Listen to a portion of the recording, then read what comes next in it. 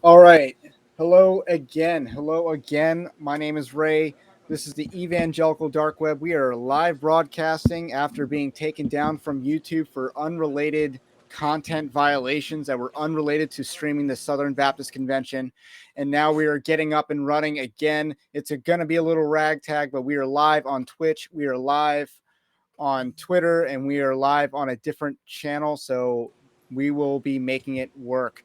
So task force recommendations. We're at the Southern Baptist Sex Abuse current Task form, Force recommendations as you have portion. them on pages 18 and 19, have been thoroughly revised and vetted both by the convention's legal counsel and by the convention's parliamentarians. We carefully looked at Article 4 and how it applies to the recommendations.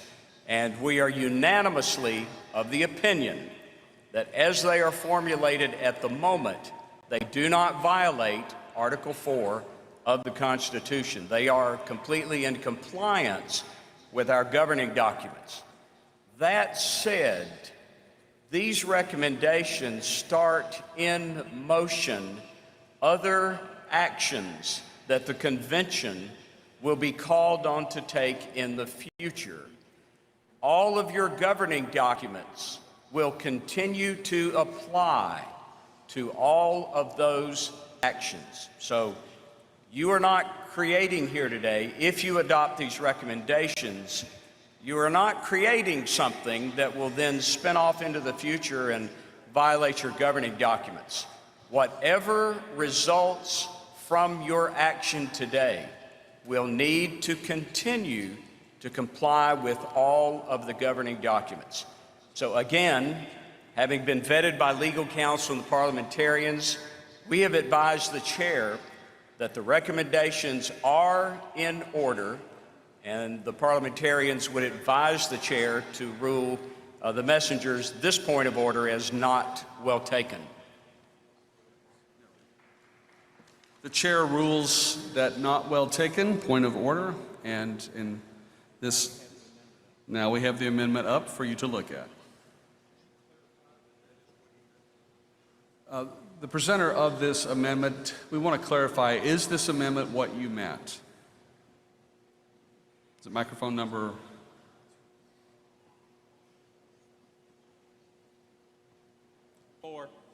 Microphone number 4. The gentleman who made the amendment, is this the amendment? Is this what you meant? Yes. Thank you. Thank you. We could view that as a friendly amendment. Okay, thank you. If there is no objection from the body, we will receive that as a friendly amendment. It is so ordered.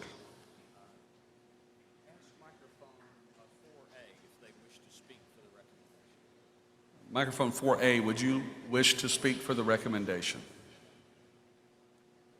Yes, Tom Buck, First Baptist Church, Lindell, Texas. I have a question, and they asked me to ask under this other.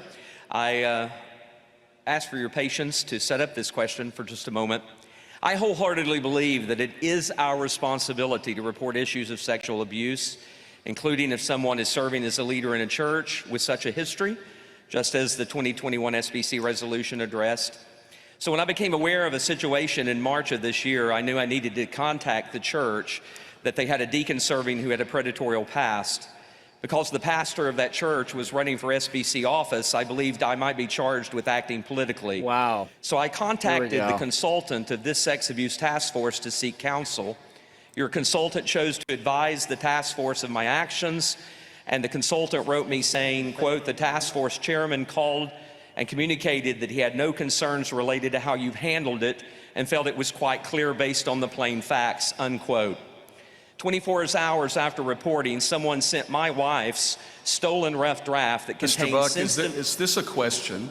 Yes, it's going to be a question, and I beg your pardon, Mr. President, to be able to set this up for the question, because these details are important for the task force for the question. All right. I promise you that. You may proceed. Thank you. This happened, there was abuse in this article, abuse that happened to my wife in her childhood. It was sent to Baptist News Global as a means of retaliation for me having reported this. Gossip began to spread that I was acting politically. Everything I feared would happen did. I contacted the task force, or at least the consultant did. Mr. Buck, excuse me, but you cannot make personal accusations on the floor of this convention. What accusation did I make? And I pardon, what specifically did I say? And we must maintain order in the room. This is not how we do our business. So let us continue with this. Mr. Buck, it appeared to me that you were making an accusation in your statement just previous to this. So if you can, let's get to your question, I said that please. was an accusation. I want to make sure I don't do that. Well, you made accusations about someone reporting this to a news organization and so forth. So if you would, move to your question, please. Well, that's not an accusation, Mr. President. That's actually reported by Baptist News Global. Okay. Could you move to your question, please? I am moving to my question. Thank you. Even if They really don't want to hear this this. current task force could not say something officially as brothers and sisters in Christ, there was nothing that was done to defend me or my wife for having reported this. So I don't come here today to seek an apology, but I come here with this question that I think is important for the messengers. Before we vote to potentially start any potential level of bureaucracy in the SBC, or set up a system of reporting, which I believe we should have in the SBC, what assurance do these messengers have that when they go to report something that involves sexual abuse, that they won't be hung out to dry the same way my wife and I have? How can any survivor trust a recommendation from this task force that they will be protected from the future system after you have watched my wife suffer and her story as a survivor be weaponized? I think the messengers of this body need to have some assurance that what happened to us will not happen to someone else who reports in the future. Thank you for your question. I appreciate it. Way to wreck I them, recognize Tom. the Way to chair wreck of them. the Sexual Abuse Task Force to respond to that question, please. Which microphone was that, Pastor Tom? Microphone 4. I'm over. It's to your left. All right. Anyway, I need glasses. But Pastor Tom, first of all, very sorry, as I mentioned in a direct message to you Really? about We're on Twitter now? my empathy and my sorrow for whatever. I don't know all the details on what happened with your wife. What I do know is that when I expressed it on a direct message, didn't receive a reply back for a while, but bottom line is we're very sorry. What I tried to explain was that it was outside, while we individually grieved with you over that. If we make something outside, there was a very narrow purview that the task force was assigned. It was about the executive committee over 2020 up for 20 years. It was not in that. And so while there is great empathy, a formal statement was not appropriate at that point. And we tried to do so individually and express the empathy even without knowing all of the details. And so deeply sorry for the journey that you've been through. I sent you another direct message in the not too distant past trying to reaffirm that. So I think the reassurance for the days ahead, number one, this task force's job has been completed, and whenever this is over, and we tried to do so individually. I'm still sorry for that. We felt that a statement made by the committee would be outside the purview and viewed as political as well. So forgive me if I made the wrong choice there, but the choice was there to try to stay within the actual purview that the folks in here asked us to do.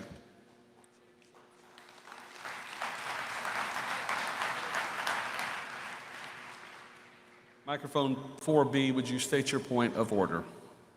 Well, I don't have a point of order. It's me again. I'm sorry. Excuse me. I didn't press point of order. That's fine. That's fine. I will make it a quick follow-up question, because I didn't ask whether the task force asked Excuse officially. me. Just hold on, Mr. Buck. Just hold on Yes. for 1 second.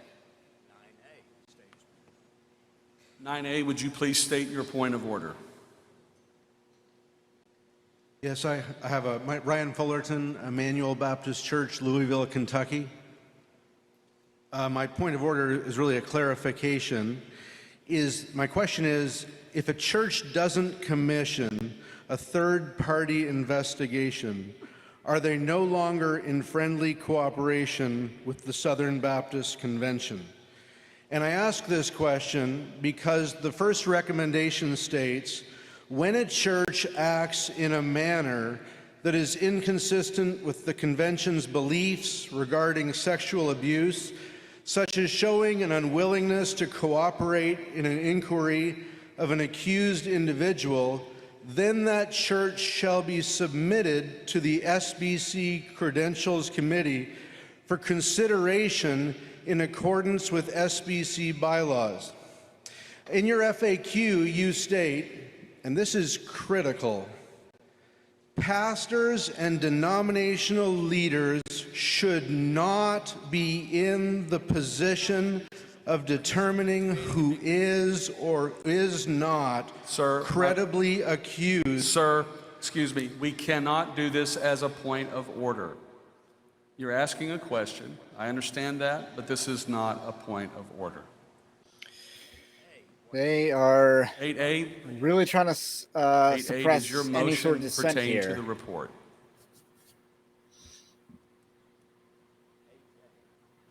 8A, does your motion pertain to the report? Yes. Yes, Ben Simpson, pastor and messenger, First Baptist Church, Collinsville, Mississippi. I move that we divide the question, given the recommendations are two, they're so different, with different ramifications. So I move that we divide the question. The motion has a second. Okay, are we going to speak in favor of the resolution of the motion, or are we going to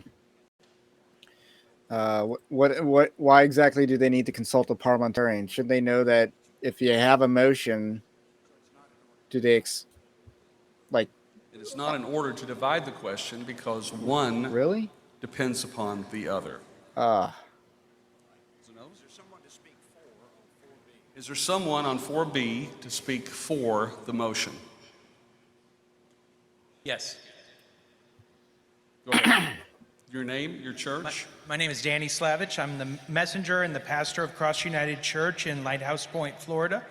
I became a Southern Baptist by choice about 15 years ago because of Southern Baptist theology, mission, and the Southern Baptist family. And because of those three, theology, mission, and family, I believe we should adopt the recommendations of the task force. Theologically, this is exactly the point of our cooperative ecclesiology, to work together for common godly goals. A mission board or a seminary aren't biblically mandated or even directly sanctioned. In fact, our Baptist forefathers debated whether such institutions were biblical or necessary, yet together we have decided that institutions like mission boards and seminaries are indeed a helpful way to accomplish what is commanded in Scripture. So also a cooperative effort to dislodge abusers, and enablers in our midst is a cooperative action that helps us accomplish what is commanded in Scripture, to protect and love those God loves and protects. Missionally, what good is the genius of the cooperative program for funding missionaries and theological education if we let harmed people go unhealed and risk harm to still more others?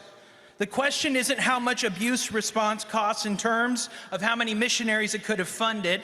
The question is the incalculable value of a single soul who bears the image of God, let alone the cost to our witness for not responding strongly to sexual abuse. Some ask if we can afford to do this when the fact is that we can't afford not to. Third, our family. Not a single one of us would respond the way some Southern Baptists have responded to someone abusing our own children. We are a family, and a family that doesn't protect its members and its children is offensive to God. These measures are just a small step toward the repentance and healing that's needed for our network. And so I encourage our brothers and sisters to adopt the recommendation from the task force. Thank you. Microphone 6A, someone to speak against the recommendation. This is Mark Coppinger from Redemption City Church in Franklin, Tennessee. None of us is approving of sexual abuse. When we passed the bylaws back in the 90s, we were opposed to churches affirming homosexuality, and it was out there clearly on the record. Nobody, no church is affirming laxity or indifference as a church body. I have the sense that this whole enterprise, which was stimulated by the Houston Chronicle, is a little bit like the 1619 Project. Oh! That our nation is stained, it's massively troubled in so many ways and the like. If you look at the numbers, and of course, we do look at numbers. We talk about the number of crossover conversions, and we talk about the number of missionaries. When you look at the numbers, over that 20-year period that they talked about, there were 28 million different Southern Baptists. If you have the number convicted or multiplied by 5 or 10, you still have a very small percentage of the Southern Baptist Convention who have been convicted or pressed in one way or the other. Now you can say, oh, well, this is just the tip of the iceberg and your mind can soar and the like. But it strikes me that the burden of proof is upon those who say that we have a dreadful problem that needs to be met. And by the way, the false dichotomy is there. If you love Jesus and you're really serious about this, then you'll vote for this.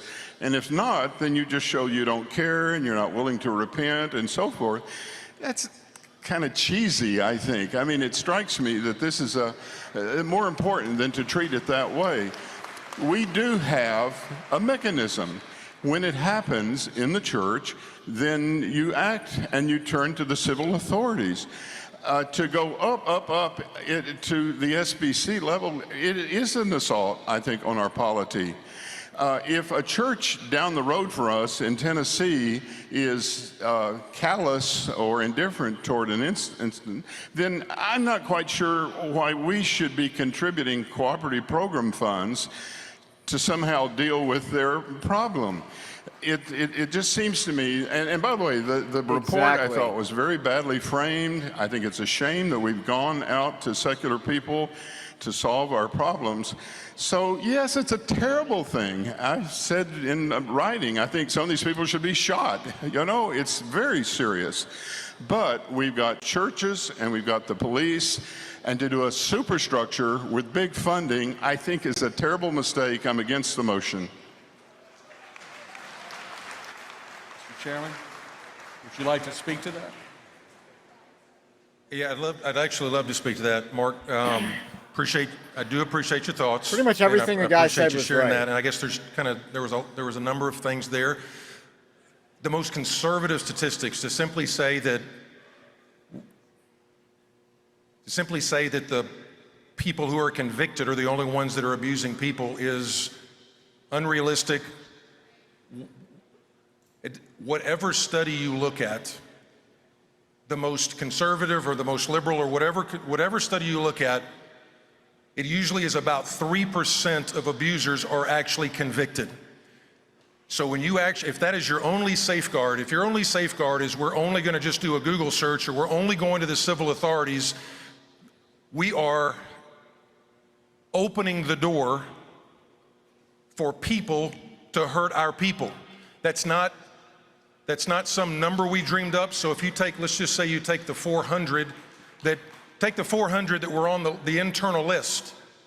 If you just take a small percentage, take 5%, take 10%. I mean, my math is not super great.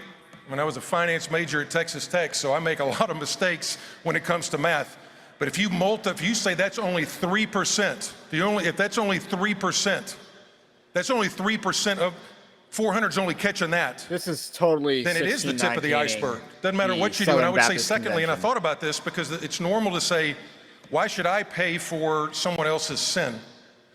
Two thoughts about that. Number one, first year, which is the predominance, you would assume, setting up a database, those things had some upfront costs.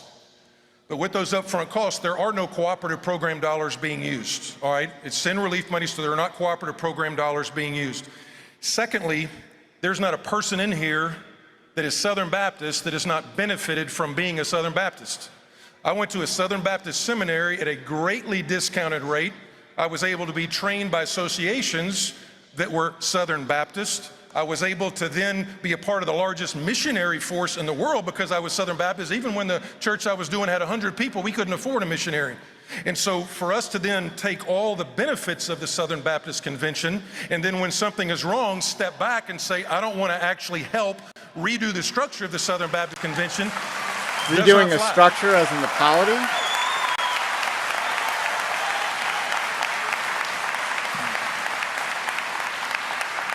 Redoing the structure. He's really saying Microphone that. 4A, do you have an amendment?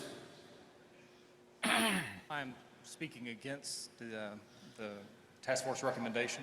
You're speaking against. Correct. Okay. My name's Tim Overton. I'm a messenger from Kingston Avenue Baptist Church. Karen in a mask As back all there. of you are aware, roughly less than a week ago, Guidepost came out celebrating gay pride. I have a big problem with their influence upon the task force recommendations. I know they can say that that doesn't affect things, but we gave them a lot of money. And my concern is 1 Corinthians chapter 6, where Paul says, why are you going before the unrighteous to settle disputes among you? And he says there also, do you not know that you will judge angels? And he says, is there not a wise man among you? We have 14 million Southern Baptists. Is there not one wise man? I believe Guidepost has polluted this report. And my advice is to vote this down, pick it up next year, and handle it biblically. We can either do it Paul's way, the Bible's way, or the platform's way. You can't do it both. I want you to read that passage. Look it up on your phone. And big picture, we have a group that celebrates sexual sin, advising us on how to handle sexual sin of abuse. That is a problem. It is a biblical problem. And again, I vote you to vote this down. Let's pick it up next year. This all came to light a week ago. We need time to digest.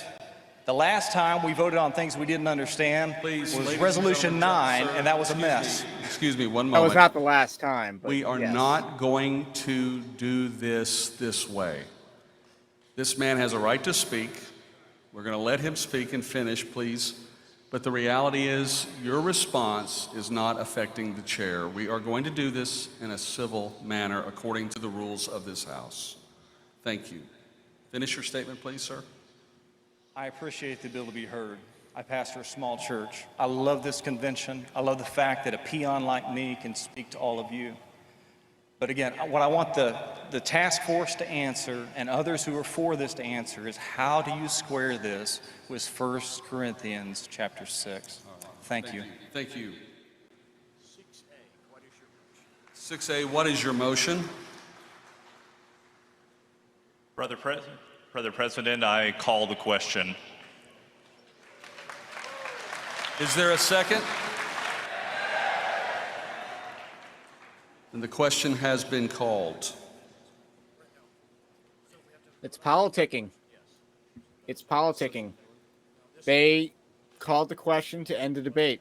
They don't want to debate this anymore. And like I said, there will be very little debate on this. And vote immediately, would you please raise your ballots? Why is it so dark in there? Or the camera just doesn't adjust because it All right, keeps you can moving. put those down, thank you. If you want to keep the debate open, would you please raise your ballots? Very few. Very Clearly few. Disappointing. 2/3. And the motion, not the motion, excuse me. Debate is closed. Debate is closed. The Task force recommendations as they appear.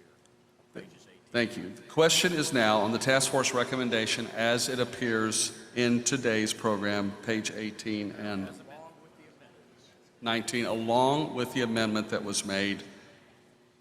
Are you ready for the question? If you would, or if you are in favor of the task force recommendation, would you please raise your ballots now and hold them up? Wow. you may put them down. If you are opposed to the task force recommendations, would you raise your ballots? The affirmative has it. The recommendations pass.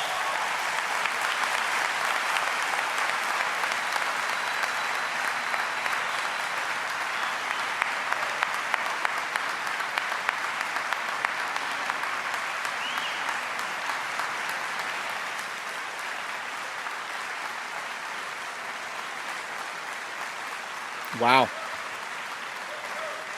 It just goes to show how easily manipulated the messengers are.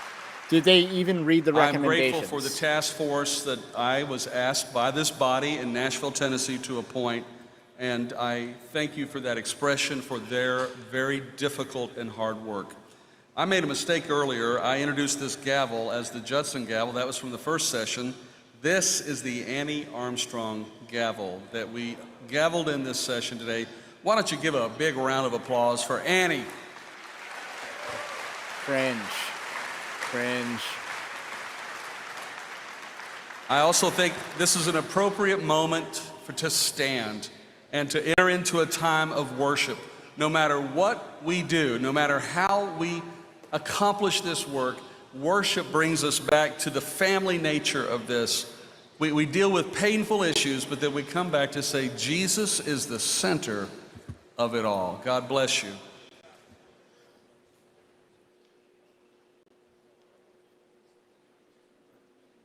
So let's see if we can get some guests on real quick.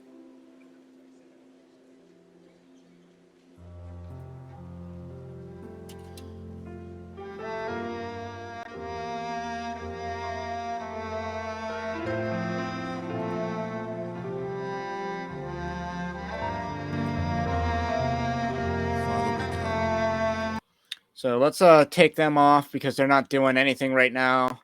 So let me muted my own background.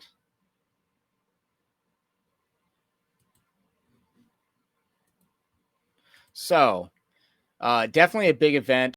I'm not, again, since I'm trying to get this live up and running, I might have missed what that amendment was on, but it doesn't seem like they didn't. It doesn't seem like they respected the church polity as it relates to these sex abuse task force report recommendations, because there are a lot of bad recommendations there, and it just doesn't seem like if that many people approved it, they probably weren't doing so under biblical pretense.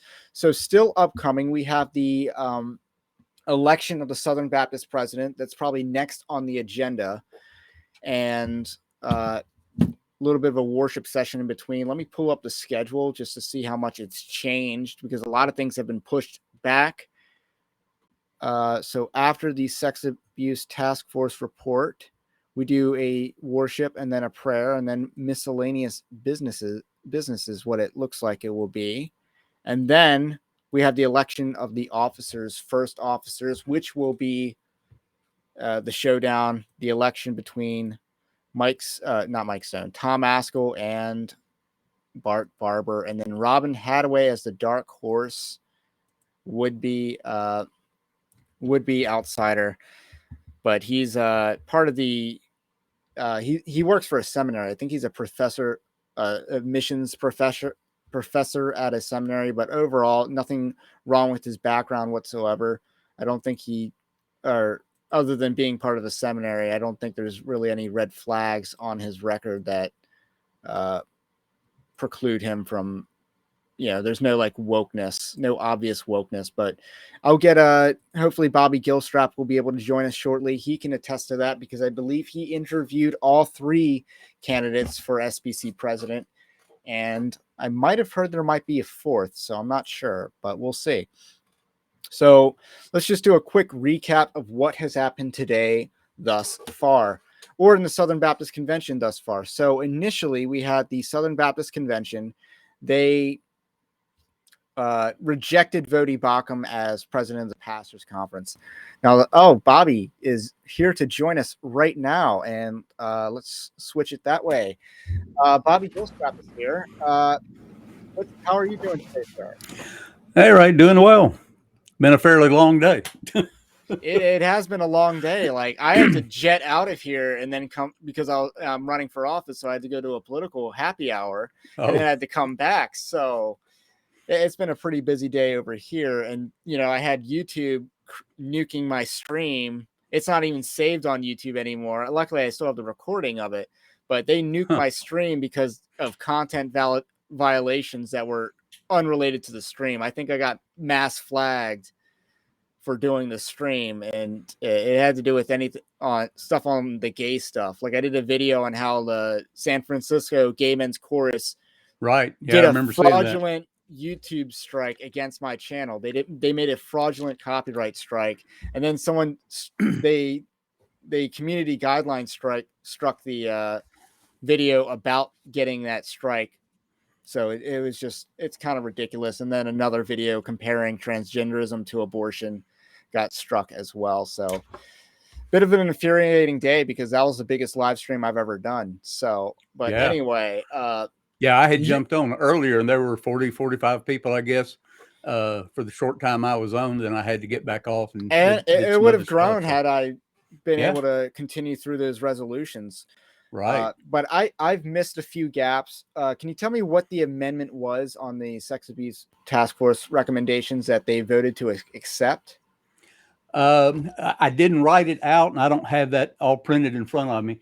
The first one that was the big thing to start with is actually in a footnote in what they published, which I don't have the actual bulletin, but they made a big deal about how due process is mentioned in a footnote. Therefore, we can't we can continue assuming guilt or whatever as it relates to the report or as it relates to us accusing people of sex abuse.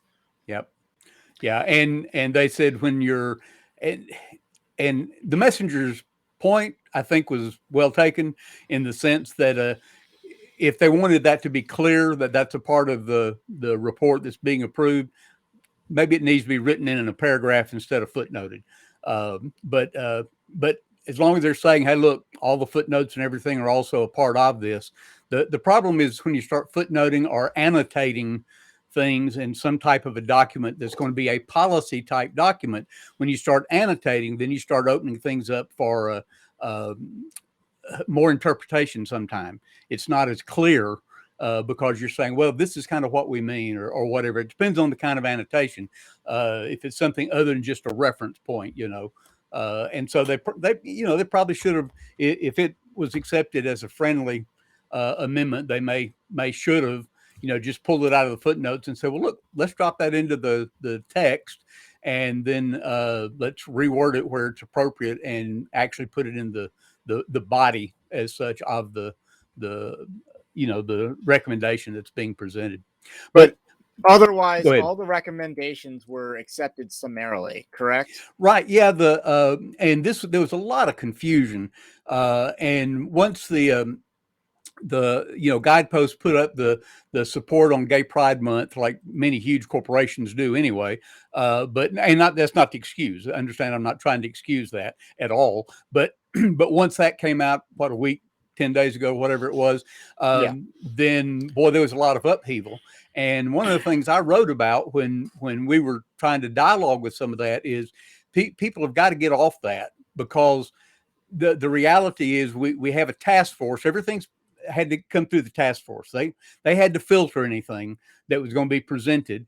And in my conversation with task force members, they basically affirmed, hey, we're just going to present 2 recommendations, which is what they did. But so many people were saying, well, look, they're going to try to push through all these recommendations from Guidepost and da, da, da, da. And that really wasn't the case at all. That wasn't what was being done. And I don't like, that, the company that they used ended up taking that kind of a stand. I don't like that at all. But the reality is, if it's a good, strong investigation, period, when you're investigating, let's just say investigating sexual abuse, since that's the topic. If you're investigating sexual abuse, there are some things that you look as criteria in any spectrum, and that's how you end up with people that are accused ending up on the national registry, that kind of thing. So when you're looking at those kind of things, there are some common things that can be identified. A lot of the other report that, I mean, there's a lot of stuff that wasn't really necessary that came in that almost 300 pages. And so what I wrote about and what I had said is there is the tremendous chance that the convention, there's going to be too many people that are up in arms over guideposts, and they're not going to take the proper amount of time to dialogue and process the two recommendations that the task force is going to present and the magnitude of those in taking a first step forward. Can you specify which two those were? Yeah, the two things that were recommended, I don't have the exact wording, but basically to approve an abuse reform implementation task force. So that was basically the first amendment. And so that's to put in place an ongoing, it can be, I mean, it's going to be renewed basically every year until further needed, Bruce Franks, the chairman, said. So that would be something that would be approved. And every year the messengers would approve. I'm assuming it would fall into the regular kind of nominating process that certain number of people rotate off, in thirds is kind of how they normally do that. But the initial task force would probably be set up, a third serving 3 years, a third serving 2, and a third serving 1, and then the rotation would begin. And every year the convention would say, hey, yeah, we still need that task force. And that would be just to start implementing the reforms that are being looked at, especially the resources. He made a big deal right at the beginning about the need and the importance of resources being available. And I think, we'll get back and talk to a little bit more in detail about some of the other stuff. But I think one of the problems and the distractions was relative to Southern Baptist polity. And too many people were saying, wait a minute, you can't start dictating to us all this stuff. You can't dictate to us what we have to do. But the most valuable thing is for them to be able to make available through all the Southern Baptist resources, through the printed literature and Sunday school literature, through media, through social media, everything else, make available the resources and make sure churches, as broad a brush as they can paint, are aware, hey, here are some good resources. One, to check background before you hire a staff member. Here's how to check for volunteers, et cetera, and then all the other pieces. So, but we can come back to that if you want to. But the second one was just to set up the Ministry Check website, which was contingent upon the first one being done. And so that would be the first step from the implementation task force. And there are some real issues relative to the Ministry Check website, in the sense of how is that going to be set up? There wasn't a whole lot of structure, presented, in the recommendation for sure. So there's going to be a good bit of latitude of how that's done. If something like that could be actually synced up to the national database, National Sex Registry database, if there was a way to sync that together where they could say, okay, you're looking, and I'm just going to use an alias, like a John Doe. Okay. So somebody's got a guy they're considering, they type in John Doe on the Ministry Check website. If John Doe's on there, it pops up, oh, he's been in a Southern Baptist church, and here's the direct link to the national registry. And so what we know, at least from some of the recent studies, is before a person is convicted of sexual abuse, the average is 17 times they've abused somebody else. There's been some kind of infraction of abuse on an average 17 times. That's according to Greg Love, the founder and the operator of Ministry Safe. And that's all they deal with is sexual abuse issues. And that has to do with that could be a continued course of conduct on one individual rather than 17 different people. Yeah. It could be. But oftentimes what he says in his workshops, is rarely is that all just one person. It may be multiple times on one person, but normally it's multiple people, particularly like somebody who's a pedophile and abusing children, boy, girl, either one. Right. Then there's a long grooming process oftentimes to that. And so, they got their next crop lined up after the one that they have. Well, and they've found a place swallowed. Yeah. They've found kind of a place to where there's a comfort zone, whether it be through a camp, whether it be through a class they're teaching, whether it be a scout leader, whether it be, wherever they have found access to children. And, one of the huge things that I've talked about for 15, 20 years when we've talked about this kind of thing is churches are one of the most susceptible to child abuse because, it's the faith community is such a trusting community. We're a trusting, so we want to look out to whoever's there. And if they come in and say, oh, man, last church I was in, I got to work with kids and boy, I love so-and-so. And they just convince people that, man, they just love kids and they want to be a teacher of that third grade class, or they want to lead that missions group or whatever, but it puts them in contact. And oftentimes churches who have this long list of blanks on their nominating list, needing people to serve, then they go, oh man, here's somebody who's willing to teach that class. All right, let's get them in there. And they don't do adequate checking, et cetera. So all of a sudden he's got a perfect place for grooming, and that kind of thing. So are you watching what's going on now too? Yeah, it looks like they're transitioning. It looks like they're transitioning. So let me figure out how important it is. That's probably the Committee on Committees report. Or I thought they were doing miscellaneous business was next on the agenda. Oh, but yeah, it was before the election of officers. Yeah, right. So it looks like they're going to do miscellaneous business. Let's pull it up on screen. I'm gonna keep it. I want to keep it muted. Yeah, there we go. Tell me when you want me to shut up. Yeah. Just tell me when you want me to shut up. Just so you know, yeah, we are keeping an eye on what's going on, but nothing's going on right at this moment. They need to put it up on their screen exactly what's going on so we can see a they caption need to have card their or overlay. something. Yeah. So. Here, let's see. Is this another prayer? Because it looks like it's going to be another prayer. Oklahoma. Yeah, that's Mike Keybone. I thought I recognized him. So otherwise, it looks like Send Relief is going to be setting up the payment fund. They've already committed to that, and but I thought it was something that they were committing to, but they would put before the messengers. Well, it wasn't put before the messengers. That's the thing.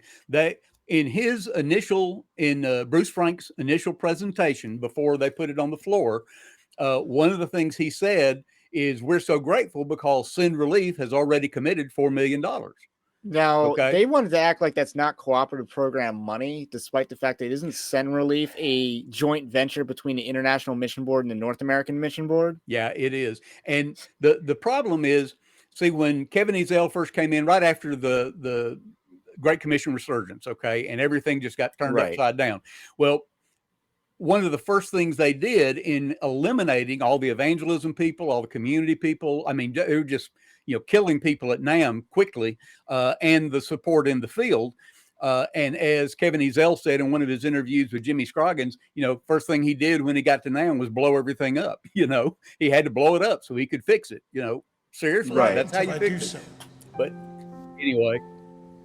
Okay, it looks like they're still doing music and prayer, which I don't like doing. I don't really like doing prayer and music at the same time, or at least prayer and a sermon to me is absolutely or music in a sermon is absolutely inappropriate because I think it's emotionally manipulative. Yeah, but it can be. Yeah, well, there's no question. It doesn't have to be, but there's no question it can be. It's just like the old thing about giving an invitation. Well, an invitation doesn't have to be manipulative. It can be just an opportunity for people to respond. But boy, you and I both have seen people that have really been manipulative. Everybody love Jesus. Raise your hand. I don't think so. According to the, it looks like at 4:20, which is going to be happening in 5 minutes, they're going to start the election of the officers. But I imagine things have been pushed back, and the Conservative Baptist Network and their push notification is trying to get people back in the room early. Now, what did you think about the motions that were filed in the first business session where they were filing motions? Yeah, this afternoon? Yes. Yeah. I give you one word that I thought was kind of the overarching theme. And I was trying to kind of jot down the motions. I didn't go back and count them, but I've got about 3.5, 4 pages, a little more than that, of the motions I was sketching down. For one reason, I was wanting to see where they were going with microphones, because oftentimes the platform has controlled the room by going back to certain microphones and not really working the room. But it appears that they were pretty fair and going all over. There weren't a lot of microphones repeated. So, I thought that was good. But the one word that came to my mind that was kind of an overarching tone was the word transparency. I agree. I thought that's what The you were going to word say transparency. Yep. Because multiple did you get, I think I forwarded to you the one I got, but did you get that NAM whistleblower email? too. I It's got it this morning. possible. Okay. But I've had a lot of basically emails this morning. yeah, I bet you did. But I got that email, and I don't know who else I don't know who got it, but anyway, it went out middle of the night, and it was alerting everybody on that list that there was and the report, it says, from Anaheim, we got a report last night that a motion is going to be attempted to put on the floor to do a audit, fiduciary, not what do you call it? Right. Forensic. Forensic audit. Yes. Started with an F. I just couldn't get it. But a forensic audit of North American Mission Board. And so I thought, okay, well, let's watch, because, obviously working the room, it's hard to know what's going on the platform. But the very first, a guy, I think it's David M or I think it's UM. He's a Korean pastor from maybe Baltimore. I know it's up north, but he was the first one recognized, and he made that motion starting off and got a lot of support. That was resoundingly supported, and I was right. shocked It was. by that. Yeah, it was, which I think kind of set the tone for some of those others that were recognized eventually as far as other motions. And interestingly enough, I had heard from some other state convention executives that this guy in Baltimore had been working on something like this. He was so upset about what's been happening with NAM. He's had some personal contact with Kevin Ezell, which has infuriated him. And he had called this particular individual and said, how do I handle this? And so I had said, well, hey, look, I know several people that put you on their channels, a YouTube channel or whatever, and do a dialogue and try to reveal some of the stuff going on. He said, no, I want to bring it to the convention floor. And so I had kind of had some suspicion that he was working on it, and lo and behold, he's the guy that presented it. But yeah, you're right. It was overwhelmingly supported. And throughout the rest of that time of motions, that first segment of motions in every convention is so critical, because it really does kind of set the tone of what's going on throughout the rest of the time. So when are these motions adopted or debated? Do they get debated on during the convention? Yeah, but not all of them. What's going to happen next? And I didn't look down and see exactly when it'll happen. It'll either happen. It probably happened first thing in the morning, sometime. Election of officers. Yeah, I don't see, just scanning real fast. I have to look. But what will happen is all those motions are taken into consideration. Your order of business committee and others look at it, compare it to the bylaws, the operating governing documents of the convention and the annual meeting.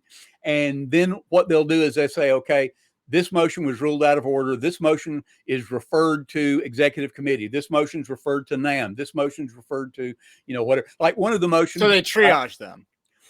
Yeah, they can. And then some of them say this is going to be presented for discussion and a vote. So they'll say that about some of them, that'll be going on. And so like do we need to stop? I'll tell you something about the rural evangelism in just a second. At the table. It looks like he's giving a order. If you got a quick comment about the rule. Let me just say, one of the motions was about rural evangelism and so much focus on the cities. That was a resolution, yes. Yep. I'm sorry, the resolution. And what actually will happen is that will be probably handled by NAM, but here's the way it'll be handled. Now they're going to say, see, initially there were 32 sin cities, major metro cities, all this huge emphasis on sin cities and all that kind of thing. Yes. You don't hear much about sin cities anymore. And here's the reason why. In fact, I wrote it down here. Hang on just a second. But here's the reason why, because they're no longer just sin cities. The North American Mission Board now has sin states. Now I have confirmation on these. And West Virginia isn't one of them, correct? Nope. West Virginia. And they have very few Southern Baptist churches comparatively. Right. But West Virginia, when their last person who was in church planting, they were looking at, and there was a big argument over their executive director by NAM. NAM put a church planting catalyst there and worked around the state convention, which is what's happened. But anyway, Oklahoma, Texas, Virginia, Florida, Missouri, Michigan, and there's probably some others that have already converted to what we call a sin state. So now it doesn't matter. Hold on, if it looks like they're getting into some business here. Yeah, let's look at it. Votes in favor, that's 44.36%. There were 1,957 votes against the amendment, 55.33%. Disallowed ballots were 0.31%, which means the amendment fails. Now, I'd like to recognize Linda Cooper, the chairperson of the It was a very Credentials fast counting of the Committee. ballots. We didn't experience that last year with the presidential vote. It got like an hour later. They came up with the. Well, they still do that by tallies. hand. Yeah, they still do it by hand. So they most likely just increase the number of tellers they had to be able to try to hand count fast or faster. It's like they should do that for everything. Yeah, no kidding. So, okay. Don't do anything. Okay. Take a moment to extend a courtesy to a pastor here at just say Southern California, court Rick indulgence. Warren, and we want to hear what a lawyer would his say. heart for this convention. So, Rick, would you come? Please tell me this is not Rick Warren. Yeah, no, I don't think he said Rick. I mean, he said a lawyer. He said Rick. Rick? Yeah, no. Rick is at microphone number 3. I recognize you to speak. Thank you. Let's get a camera on there. Oh, it is.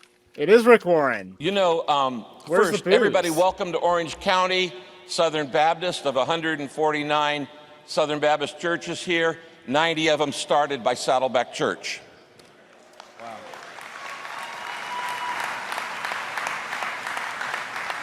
Wow. You know, it's customary for a guy who's about to be hung to let him say his dying words. I have no intention of defending myself. I have taught my kids and grandkids for years, I am most like Christ when I refuse to defend myself. Amen. The Bible says Jesus spoke not a word unto them when Pilate accused him of all kinds of things. So I have no intention. I have most of you on my mailing list anyway, and I can write you and tell you what I believe about the gift of pastoring as opposite from the office of pastoring. But I'm not here to talk about that. Lunchtime, I wrote you a love letter, and I'd like for my possibly, likely last convention to read it to you. Kay and I could have not built Saddleback Church to its size and influence in any other denomination. I love Southern Baptist. I am a 4th generation Southern Baptist pastor. My great-grandfather was led to Christ by Charles Spurgeon and sent to America as a church planter. Saddleback was sponsored by the North American Mission Board. I served on the staff of the California State Convention and the Texas State Convention as a teenager. Billy Graham picked me up when I was 18, and for the next 52 years mentored me, because I started at 16 years old, hired by the California Convention to preach youth revivals, and I had preached over 120 harvest crusades before I was 20. Billy took this long-haired, skinny Californian and mentored me for the next 52 years. Here's my love letter to you, because I really am grateful. Is this If really this is my last necessary to convention. give a floor speech to? Because of Southern Baptist polity, I was allowed to serve one church for life. That's not possible in most denominations. And grew it to become the largest church in this convention. Because Southern Baptist gave me a passion for evangelism and mission, we baptized 56,631 new believers.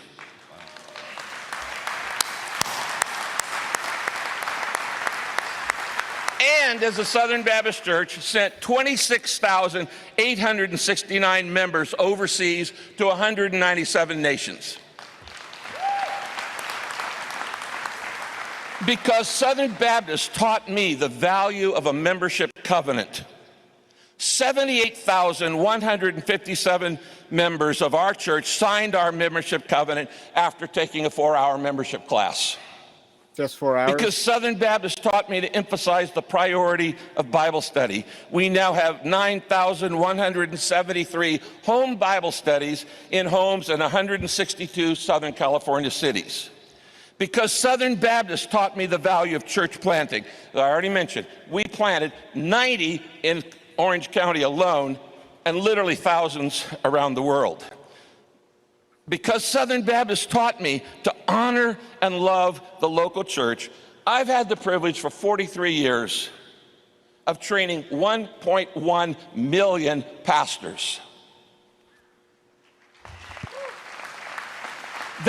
Sorry friends, that's more than all the seminaries put together. I owe you all so much. So I sincerely say, thank you, Southern Baptist, for shaping my life. And in closing, I want to ask you to consider a couple questions. You're never going to find another Baptist who agrees with you completely on everything. There are Baptist brothers here today who don't believe Jesus died for the whole world. But we somehow get along with them. So as Western culture grows more dark, more evil, more secular, we have to decide, are we going to treat each other as allies or adversaries?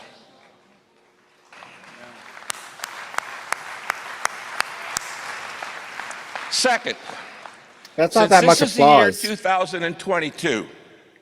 That means we are 2022 years from the birth of Christ. Now we know Christ started his ministry at 30 years of age. Luke tells us that, had a 3.5-year ministry. Christ died in AD 33. He was resurrected in AD 33. He gave the Great Commission in AD 33. He sent the Holy Spirit and started the church in AD 33. That means 2033, just 11 years from today, is the 2000th anniversary of the Great Commission. I hope one of you, because I won't be here next year, will make a resolution that Baptists take the next 10 years to finish the task of the Great Commission in our generation before the 2000th anniversary of the church. Are we going to keep bickering over secondary issues, or are we going to keep the main thing the main thing? We need to finish the task, and that will make God smile. Thank you, everybody. I love you. More applause at the end, but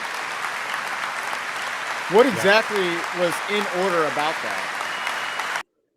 It was just a point of privilege is all it was. Yeah, I mean, especially, well, the incongruity a little bit is when throughout different people speaking, they say, wait, we're not calling names. Wait, we're not going to, acknowledge, one way or the other. We don't, then we give him a speaking role.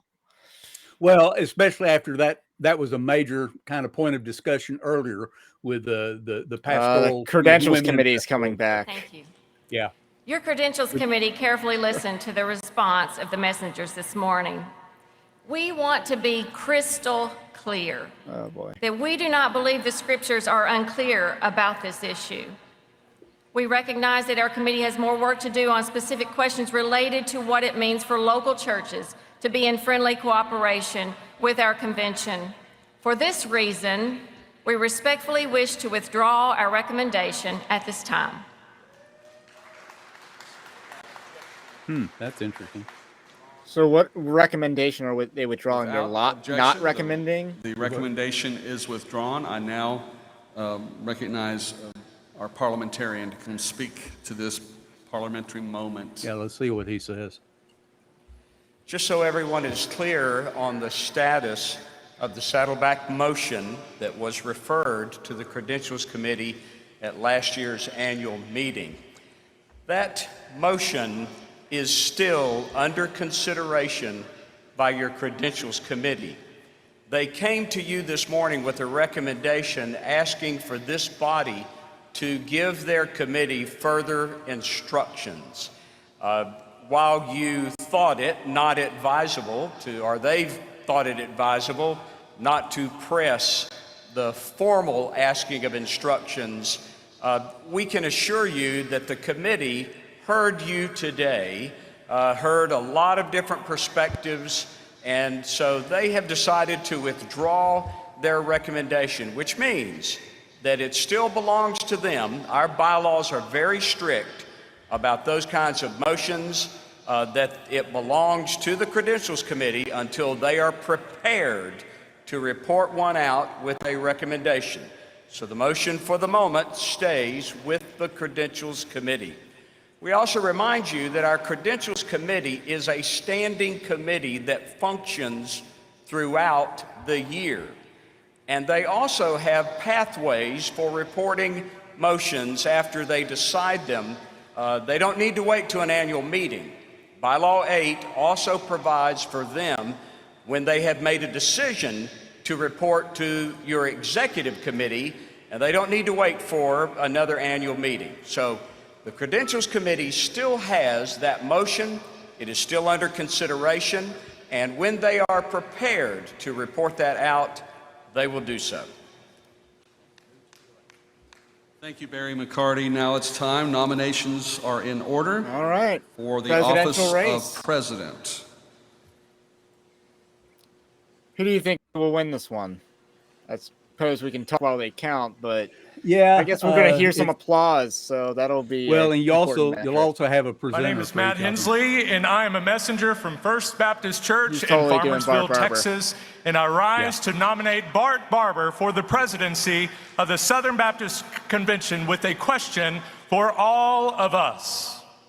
What kind of a people will we be? Will we be a people known by what we are for or what we are against? Will we be remembered for our egregious scandal or our righteous response? Will we die on the hills of preference or kneel at the hill of Calvary? Will we take arms against one another or lock arms and cooperate so that every man, woman, boy, and girl on this earth hears the good news of Jesus Christ? As a convention, we stand at a crossroads. And I humbly submit to you that Bart Barber is the man for the moment. Bart Barber embodies the best of what it means to be a Southern Baptist. He has faithfully and graciously engaged at every level as a champion for Lottie Moon and Annie Armstrong, staunch supporter of our seminaries, trusted leader in his local association and state convention, and passionate protector of religious liberty, tireless defender of the unborn, relentless personal evangelist, faithful prayer warrior, and a steadfast advocate for survivors of sexual abuse. We need a man who will unite rather than divide. We need a man who will build up rather than tear down. We need a man who can lead us through the battleground of our disagreements to the common ground of our cooperation so that we can tell the world about the even ground at the foot of the cross. Brothers and sisters, we must never be unconcerned about the direction in which the SBC we love is heading. But thank God, He has given us His authoritative, inerrant, and sufficient word, so we never have to wonder what that direction needs to be. Go ye therefore and make disciples of all nations. This is a direction that we can and we must agree on. At the end of this week, Bart Barber will return to his duties that he cherishes the most: husband to Tracy, dad to Jim and Sarah, pastor to the people of First Baptist Church of Farmersville, Texas, because Bart Barber is not a politician. Bart Barber is no mega church pastor, but he is my friend. He is my pastor. And not only is he the best man I know, he's the only man suited for the task at hand. And how will Bart Barber lead our convention? Be ye kind to one another. conduct yourselves in a manner worthy of the gospel of Christ. By this all men will know you are my disciples if you love one another. That's what the good book says. Join me in electing Bart Barber as president of the Southern Baptist Convention.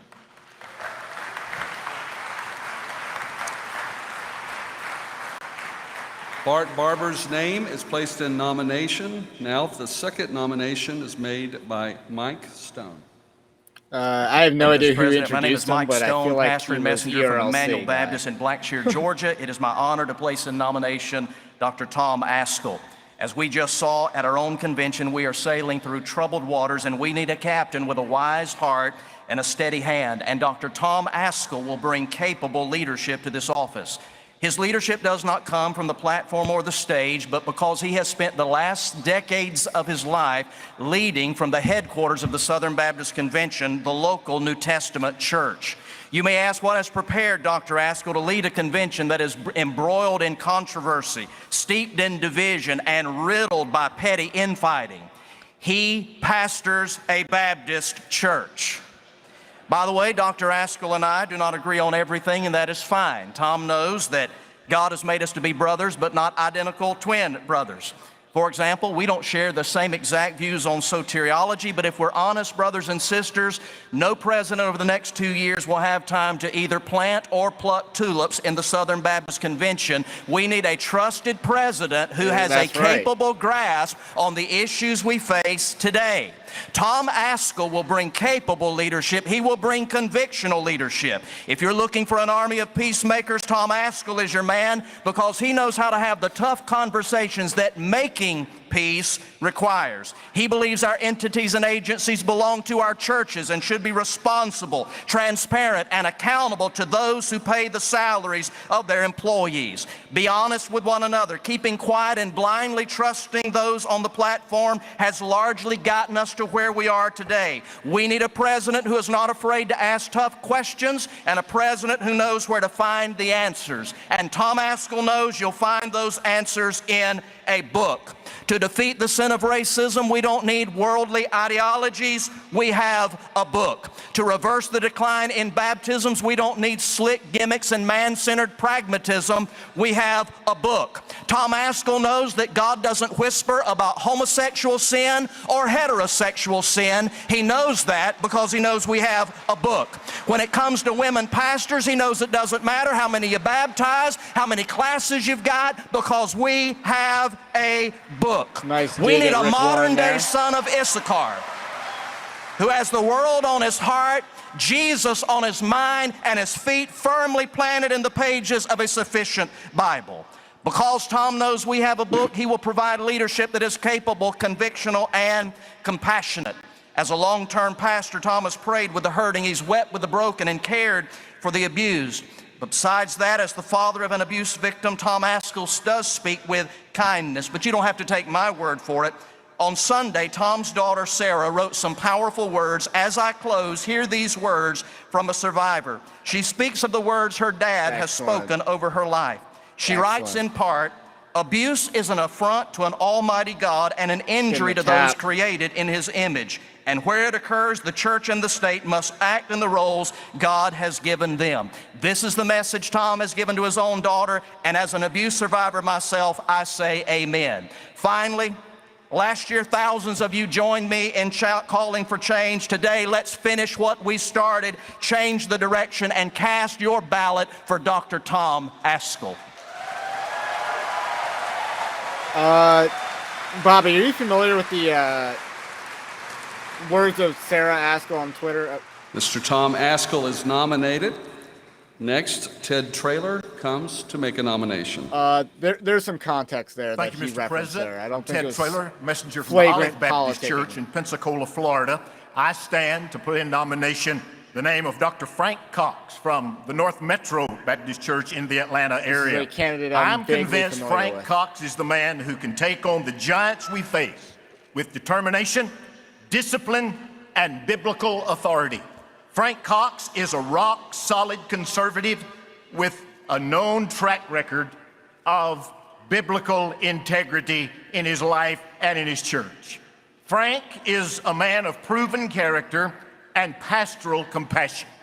He's been at North Metro 42 years. Came when he was 24 years old. He had been there a short while when his wife died. He stood by that grave with a book in his hand, convinced more than ever that Jesus was his Lord. And there he was at that little church at Pleasant Hill, a growing area. Frank has written that it was not always pleasant on the hill. They had to rename the church. They had to move the church. Frank Cox had to move a cemetery in order for that church to grow. And I'm here to tell you, Southern Baptist, any man that can move a cemetery and remain the pastor of the church can be the president of the Southern Baptist Convention. What? He is a man of proven character and pastoral compassion. Frank Cox is also a man of denominational service. If you want someone who knows how to get us from where we are to where we need to be, Frank Cox is your man. 2 times president of the Georgia Baptist Convention, Southern Baptist Convention first vice president, New Orleans Baptist Theological Seminary trustee and chairman of the search committee. 10 years on the executive committee. He knows how to move us forward and bring us together. Mission giving at $250,000 last year, 8% of the local church budget they have in those 40 plus years, reached almost $10 million in giving through the cooperative program. Frank Cox is a strong, courageous, gentle man who can bring us together and then move us forward. I've been burdened about this nomination. Frank and I talked just 24 hours ago. We believe we needed another man. And I come to you and ask you today to consider my friend from the Great North Metro Church who can lead us together, upward and onward through these days of giant challenges. Mark your ballot with me for Dr. Frank Cox. Thank you very much. Tom Askell The has name had of the Dr. most Frank applause Cox has thus been far. nominated. The chair recognizes Wade Akins for a nomination. I'm Wade Akins, messenger of Bellevue Baptist Church, Memphis, Tennessee. Remember the mission. Our fundamental purpose has always been evangelism, discipleship, and missions. And it's for this reason I'll nominate Dr. Robin Hadaway of Oceanside, California. He is well qualified for the following reasons. Number one, he is a veteran. He served as captain in the United States Air Force in both Nevada as well as Alaska. Number two, he has pastoral experience. He was a senior pastor at Monterey Park, California, near here, as well as Glendale, Arizona. And number three, he has served on the field as an IMB missionary along with his wife, Kathy. He is not a paper theorist. He's a practitioner. He knows what it's like to live in the dirt.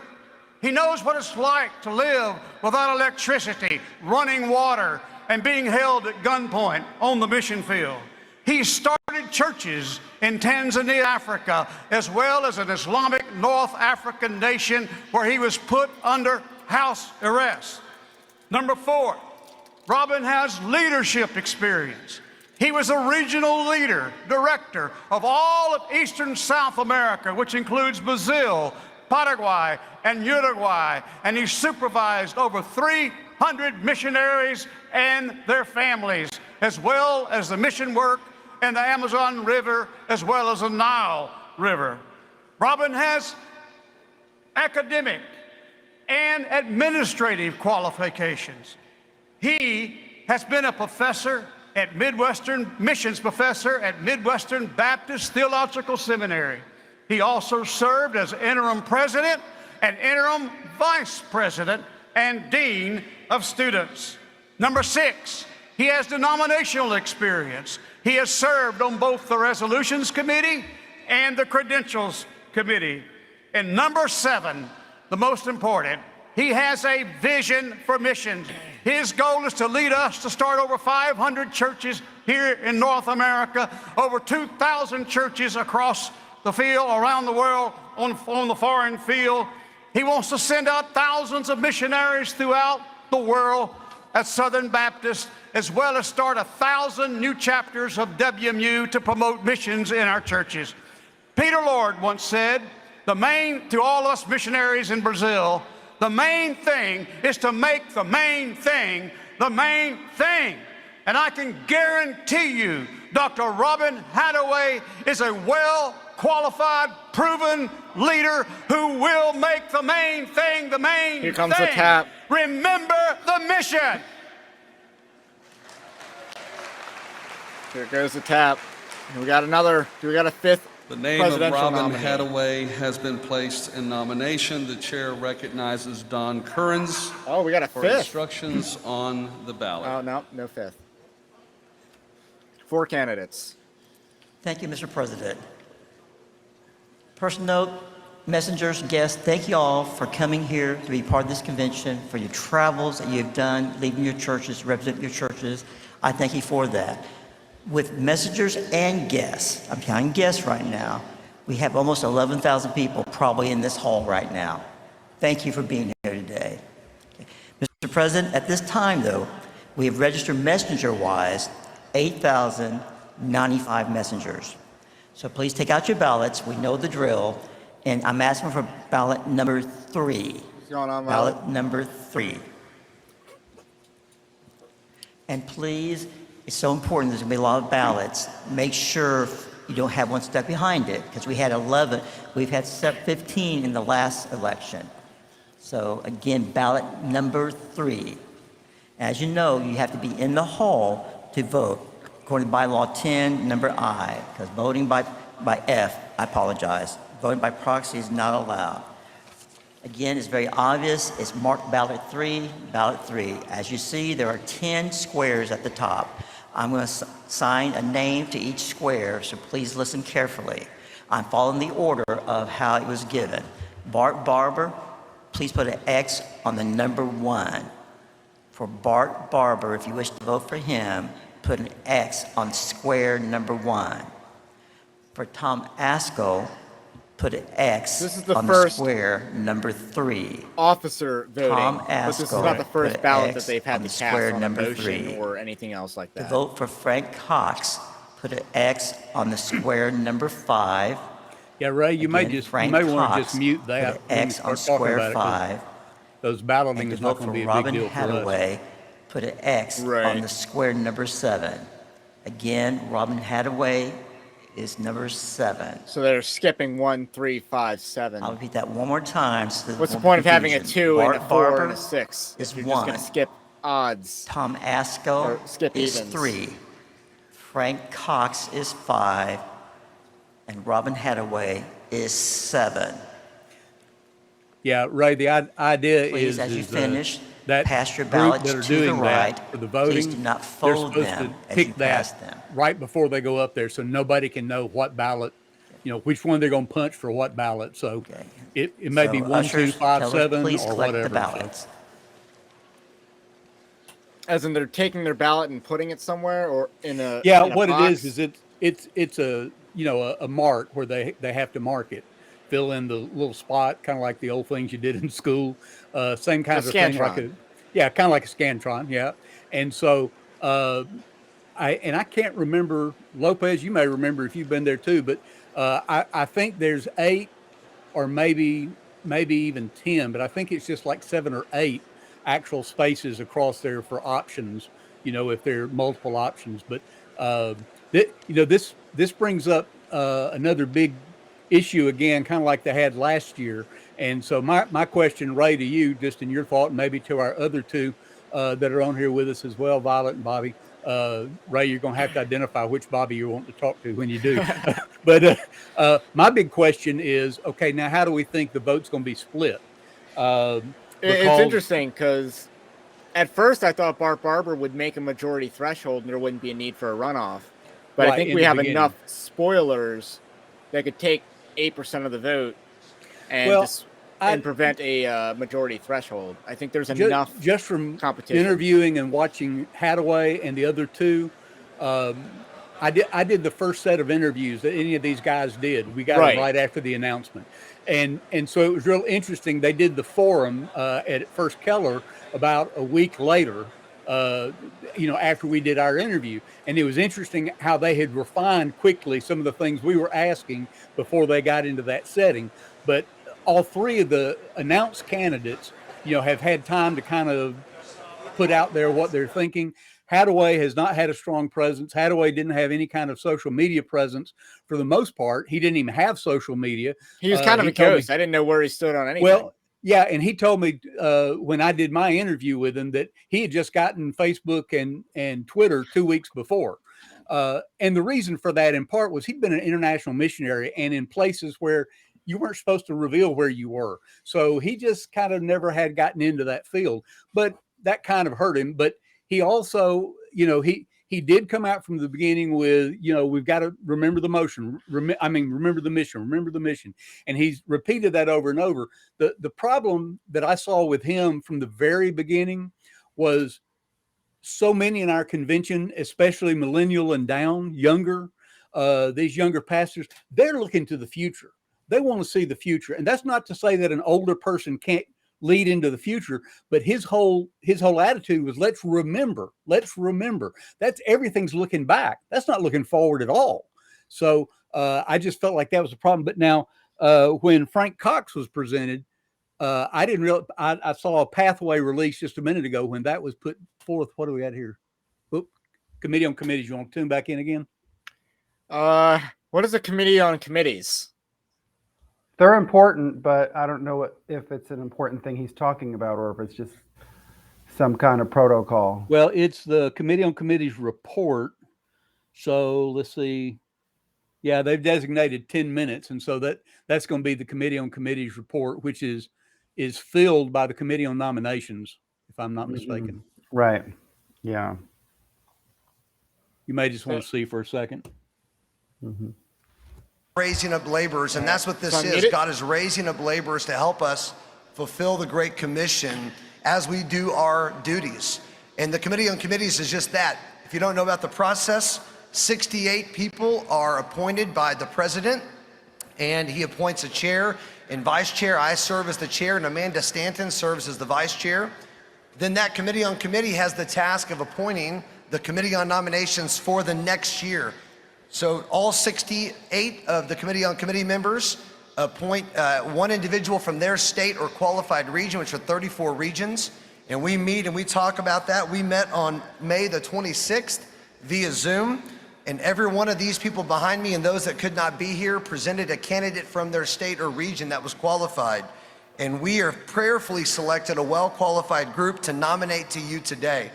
Just some things that I think you want to know that I think are fascinating. President Litton offered us 5 priorities when we were seeking nominees on this committee. We were looking for people, number one, with a Great Commission focus. People who prioritize our cooperative efforts to fulfill the Great Commission by getting the gospel to every person across the globe. Another priority was diversity. Nominees with a Revelation 5 mindset who desire us to be a convention that reflects our mission field and the coming kingdom. A third priority was church planting and missions. Nominees who are in strong support of our efforts to plant more churches and send more missionaries. Priority 4 was next generation. As always, we're looking for nominees with a vision for the future of our convention who are committed to engaging younger Baptists in the work of our convention. And then 5th and finally was Baptist Faith and Message 2000.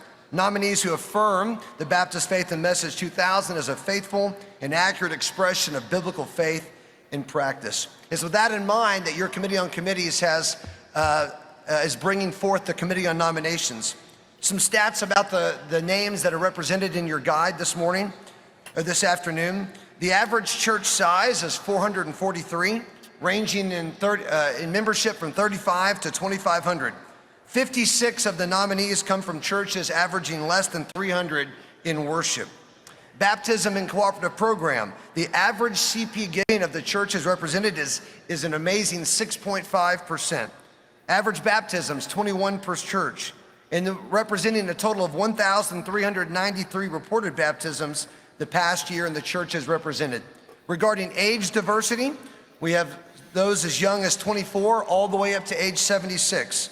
Six are 30 years of age and under. How important this is? With the largest category being 31 to 39. Thumbs up, thumbs down. Diversity regarding gender and race, 68% are men with 33% ethnic diversity, 32% women with 23% ethnic diversity.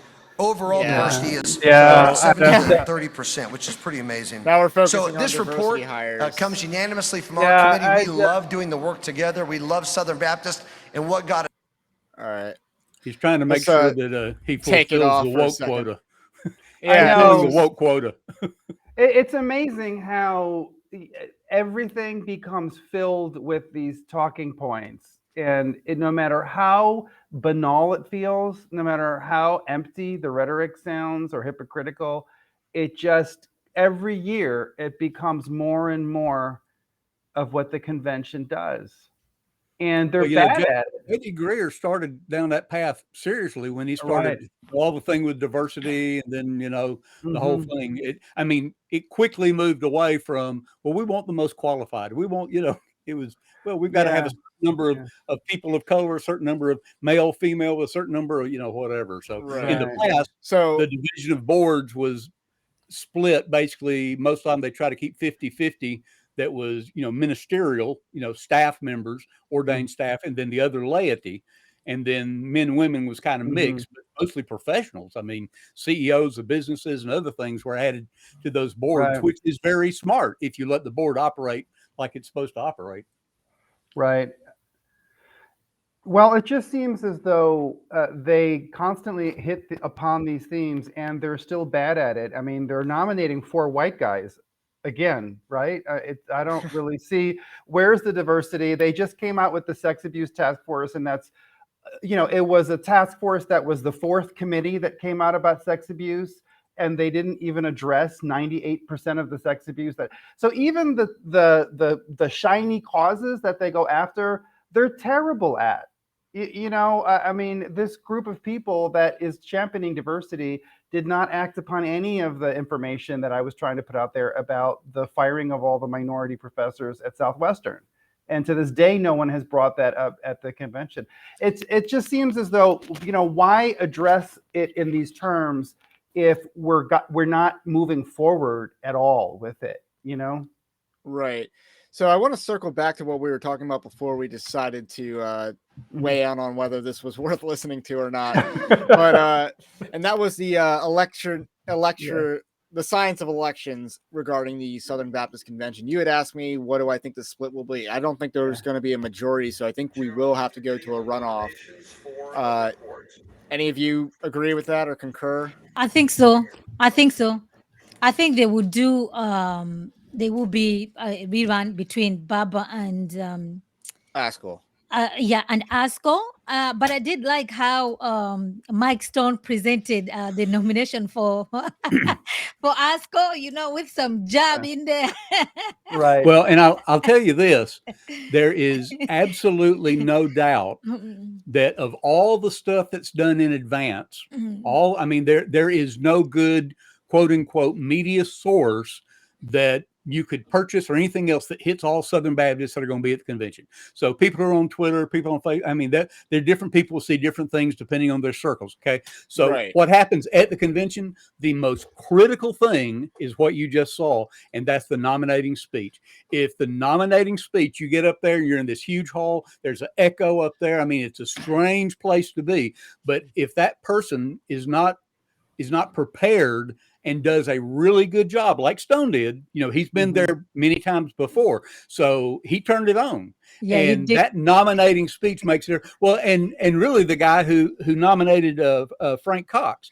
Now, a lot of people may not know Frank Cox, but he's well known in Georgia. Well known. And he's a pretty charismatic guy, right? Yeah, and the guy who nominated him, what was his name that nominated him? Wayne Atkins? No, that was Hadaway. No, it's Hadaway. I didn't write that name down. But, he gave a passionate, appeal for him. And I think his appeal those in the room, and there are a lot of Georgians there, I'm sure, and then Alabama, Tennessee, Kentucky, Carolinas, all this southern area are going to be familiar with him.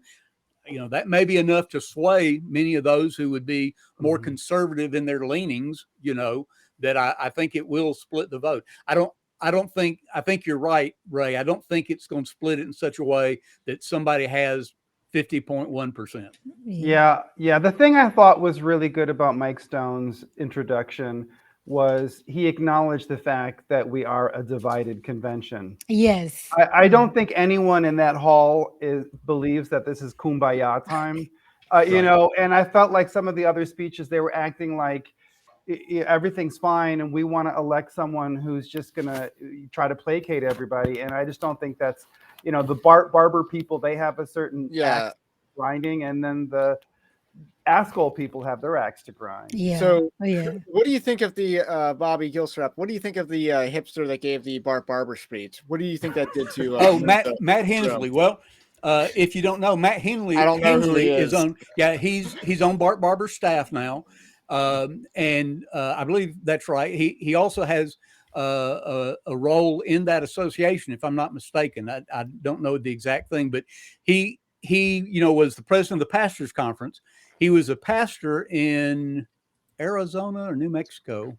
I can't remember which, but he gained, real quickly gained a lot of footholds as far as recognition, especially among a lot of the young guys. He has a real strong, social media presence, and connected a lot with you hate calling it a bureaucracy. It is a bureaucracy, but he connected a lot with those within the Southern Baptist organization, at different levels. And so he has been serving on a variety of different things that related either to national, state, or local within the convention. So, I think he was a pretty good choice, depending on who you're trying to connect with. He definitely would be a good choice for those who are in that younger, demographic, that some of them will look and say, well, he's supportive. But I don't think his nominating speech was near as dynamic as, the Frank Cox nor Mike Stone, for Tom Askell. Okay. Yeah. So you thought higher of Frank Cox's nomination speech? Say it again. I didn't hear you. You thought pretty highly of Frank Cox's nomination speech. Well, I think the fellow who did it did a good job. I think he did a good job. And that passion, comes across pretty strongly in the hall. You're talking about, and you don't know how many people are in the room, but there were 8,000 plus messengers at the time, 11,000 including guests. So the majority of them are going to be in the hall because the presidential election is the most important thing that will happen during the whole week. Right. Now, it won't get as much news, most likely, because the media won't pick up on that as much. It will be reported, but it won't get as much as maybe some of the sexual abuse stuff and some other stuff. Right. But in the room, those speeches, those nominating speeches, they energize the room. When you're sitting there, you can hear a rumble, kind of a trickle feel throughout the room as different. Well, like, let's use Mike Stone for an example. CBN, who has been pushing that whole thing. To me, they had a hard time getting their footing for a while. When everything first came out, there was kind of like, not a whole lot. And then about February, everybody started hashtagging, change the direction. And they kept building on, and Stone did it some, they kept building on this ship model. Okay. This idea of the ship, and the ship is sinking, and we got to turn the ship, and, the whole deal. Pirates. Yep. Yeah. And last year that kind of tanked them a little bit. Yeah, that was the pirates for us. Yeah, that kind of tanked them a little bit because they got on the pirate thing. And like, I don't want a pirate leading my ship. But I think, what he did is they finally came back just a few weeks ago and came up with this, we have a book. Well, what I think, and this is part of what I've written here just in the last week, what I think the reason for that is because they realize, look, we have got to harness a group that we're not really getting. We're saying we're more conservative. Everything looks very political. They've been very clear about, hey, we're going to take this over. They've been very clear about the political, reason why they're doing it.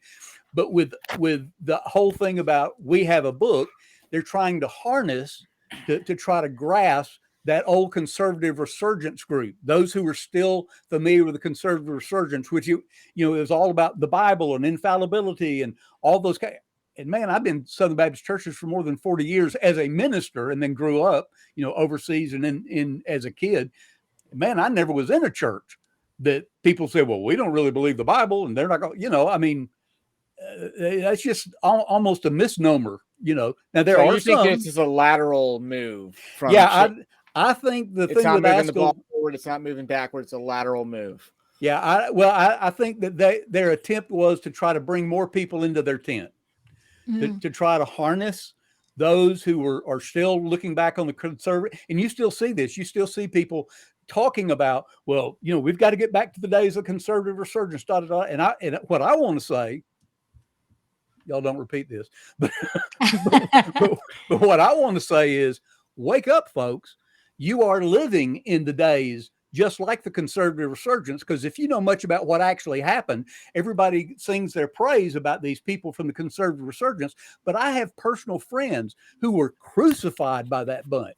I have people who were hurt and damaged and pushed aside. I mean, Paige Patterson has been public about, well, we destroyed this, and folks, that's what we're living in now. I mean, well, you know what? I did a deep dive into the history of the Southern Baptist Convention in the last couple of months. I read about like 65 different texts about it. There was a book called Exiled by a guy with the last name Kell. And it was all the people who had been their lives were destroyed by the conservative resurgence. So I agreed with you. I think that there's a historical memory that got lost because people forgot that the conservative resurgence, while it was a righteous cause, I do think that they carried it out because they pulled in a lot of people as allies who weren't necessarily conservative. They were just really good at the machine, at taking over institutions. Yeah. And that's I think what this new generation is witnessing is just the brute use of power as people are fighting over institutions. And some of them are shocked by it. Some of them are thrilled by it. Some of them really think it's exciting to watch. For me, it's just hard to watch. But. I didn't think that there were a lot of young people over there. I felt like they were, older people, middle-aged people.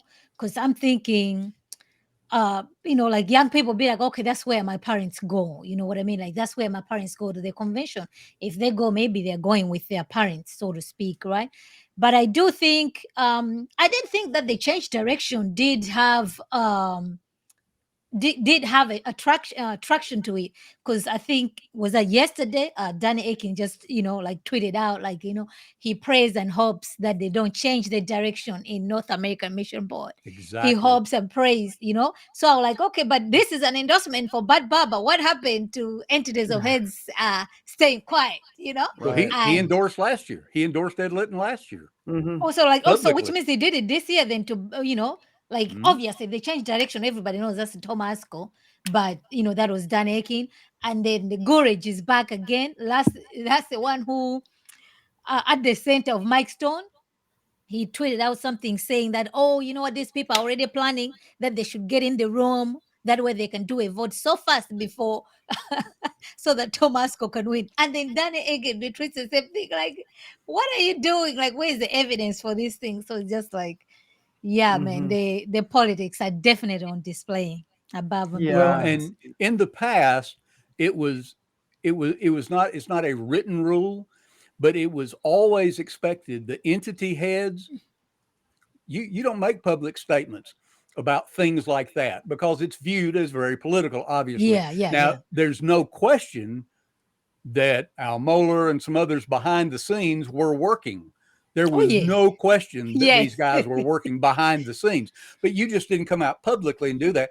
And in my interviews with all three of the announced candidates, I asked all three of them, what do you think about entity heads endorsing candidates for president? And they all said, no, we shouldn't do that. And they all agree, but of course that doesn't make any difference because the entity head's going to do what they want to. But you're right. Danny Aiken has done that the last 2 years very clearly. Yeah, I thought that the change the direction slogan was a good idea. I'm not sure whether it worked, but I think in principle it was good because it doesn't say what direction you're unhappy about. So I think people who are upset about the wokeness and people who are upset about the Trumpiness, they all might be able to connect with Change the Direction. You know what I'm saying? So I thought that was a good slogan. I just don't know, I don't know whether Bobby and Violet and Ray, whether you guys think that it worked. But I think that's what they had in mind was don't say we're fighting the libs, or they said change the direction, which, if I'm sitting here and I'm upset that Robert Jeffers invited Trump to speak at the sanctuary, that appeals to me, and it also appeals to me if I'm upset about the pro-gay stuff, Yeah, So- I do. Yeah, because to me, I think it did. Because if you ask me what was Bad Barber's slogan, I don't even know. I know about the book is Tomasco. I know about Change Direction is Tomasco. So like, I follow these people. I'm always on Twitter. I don't even know which one is Bad Barber. So I'm sure he has one, but I don't even know which one it is. I don't think he did. Yeah, I don't think he did it. Yeah. So like, somebody might hear that they changed direction. And I think like at the breakfast meeting they had, Tomasco gave a very good speech. I think I think he's very frustrated, but he did give a good speech, just appealing to people like whatever is happening right now, this is not the SBC. So right. Yeah. Well, let me just comment on the change the direction too. I'm not sure it did give some idea, but in marketing, one of the key things in marketing is you don't want people to ask questions about what you're marketing. You don't want them to ask questions about the how. You don't want to ask them where. They need to have clarity. Clarity is king in marketing. So there's an ambiguity about change the direction. So that's true. I think Bobby's right that somebody who is concerned about the wokeness, well, they're going to say, well, yeah, we need to change direction for that. And so people can assign to that kind of what they want. But as an overall platform, there's still some ambiguity to it because, okay, what do you mean by that? Right. And exactly where, but hearing Tom Askell speak and some of them on Twitter and Facebook have been hammering him about, being willing to go on any interview or podcast or anything else. He's just been busy, but he's been very passionate, in all of those things. And he's taken every question people have given him. Yes, and he has. Even if it was not a comfortable question, he tried to give an honest response to it. And so there's a lot of integrity in that, and he's well respected. There's no question, about that. But I think there was still a little bit of ambiguity with the change of direction. When they came back to we have a book. Now, see, I don't think that there's anything ambiguous about that. Okay, that one is straightforward. Yeah, I think that basically, because anybody who's a Christian, okay, we get that. Okay, we get that. And so I think that may have been part of their idea to try to bring it in, not only connect with that conservative resurgence group, but that's something people, okay, let's get around that. Because in conservative resurgence, it was all about, save the Bible. And he did bring up the specific issues about the female pastors and the whispering about homosexuality. Yes. So I do think that did, you're right, that gave it more specificity, and it was a smarter specificity than a couple of years ago when they wanted to focus on critical race theory, which it was a little bit harder to map that on back to the Bible, whereas with the female pastors and the sexual integrity, that's a lot easier to say we have a book, and you know what I mean. It speaks directly to it. So I think that was a smart move, I would say. Well, but I don't know if you've looked at that website, but if you go and look at the website, it's just a campaign website. Which website? It's a campaign website. The We Have a Book website. Okay. It's a campaign website. It's basically speeches and conferences and podcasts that Askell's done. I mean, it's a campaign website. There's not a lot of stuff, at least there hasn't been. When I looked at it a couple of days ago, there wasn't hardly anything about the Bible and the integrity of the Bible and why the Bible is authoritative and, things you would think of that you're wanting to communicate, because they put it on t-shirts and everywhere else. So people go, oh, well, let's go look at, wehaveabook.com or whatever it was. And they go to look at it. Oh, this is the executive committee's report. Convictions about Southern Baptists. The convention belongs to the churches and not the churches to the convention. Maybe this might be important. The convention's objective is to assist the churches in bringing persons to God through Jesus Christ. They got a half-hour and the convention is workable because of the reality and the power of its fellowship. Porter understood that for our convention to be effective, that our convention must be a strong network of partnering churches. And what was true 71 years ago is true today. We must strengthen our partnership in order to make progress. The church is to be a place where believers walk together in love and... What's your question, Bobby? I have a question. I was surprised that I'm still hearing a lot of rhetoric about sending more missions out and planting more churches. I feel like I was expecting more rhetoric for people answering all of the Southern Baptists who are in the dying but existing Southern Baptist churches and who are thinking of leaving. I don't understand why I don't hear more of the candidates acknowledging that problem, because I don't think we need more missionaries right now. I think we have 47,000 churches, but they're dwindling, they're emptying out, and people are leaving. I don't know what you guys think about that, but I was listening for someone to address that, and I didn't really get that, because I know a lot of people who, they don't care who's going to win this election. They're probably going to leave anyway. You know? Well, and I think that is a tune for some. I think you may hear more, and it may get pretty hot after the NAM report. Okay. Because when Kevin Ezell stands up, I don't think it'll be as much during IMB, or it wasn't, when Chitwood did the thing earlier. But I think once Kevin Ezell steps up there, and then questions start coming up, because, well, we talked about the motions in that first session of presenting motions. Transparency, man. Transparency was the thing that kept coming up in that. And so I think that's going to be hit hard, because there's so much concern about the lack of transparency. How are you spending all this money? Where do we get all this money? And why are we spending 3.5 times more per church plant, and we're getting less than half of the church plants we were doing 12, 14, 15 years ago? Right. Yeah. And, when Randy Adams brought up those issues last year, I was disappointed that people didn't connect with it, but I think people are more hooking into that now than a year ago. Well, I think he plowed some ground that really needed to be plowed. Yeah. He took some serious hits for it. I know that several talked to him this year about, well, why don't you run again? You've got momentum. He was said, not on your life. Oh, he'll go from what, 4% to 8%? No. Yeah, he was just gutted, man. No. I don't know. I don't see them being forthcoming about the situation in the churches, because the whole idea, they want to look, we have things under control, and this is this, we are successful. So they will dodge the question, because even when... no, that's the party line. No, you're right, Violet. That's the party line. Because they have to look nice and clean. Or even when Tom Bach asked the question, the guy couldn't even answer the question, like, okay, so what can you tell people, like, how you're going to take care of the abusers? They had no answer.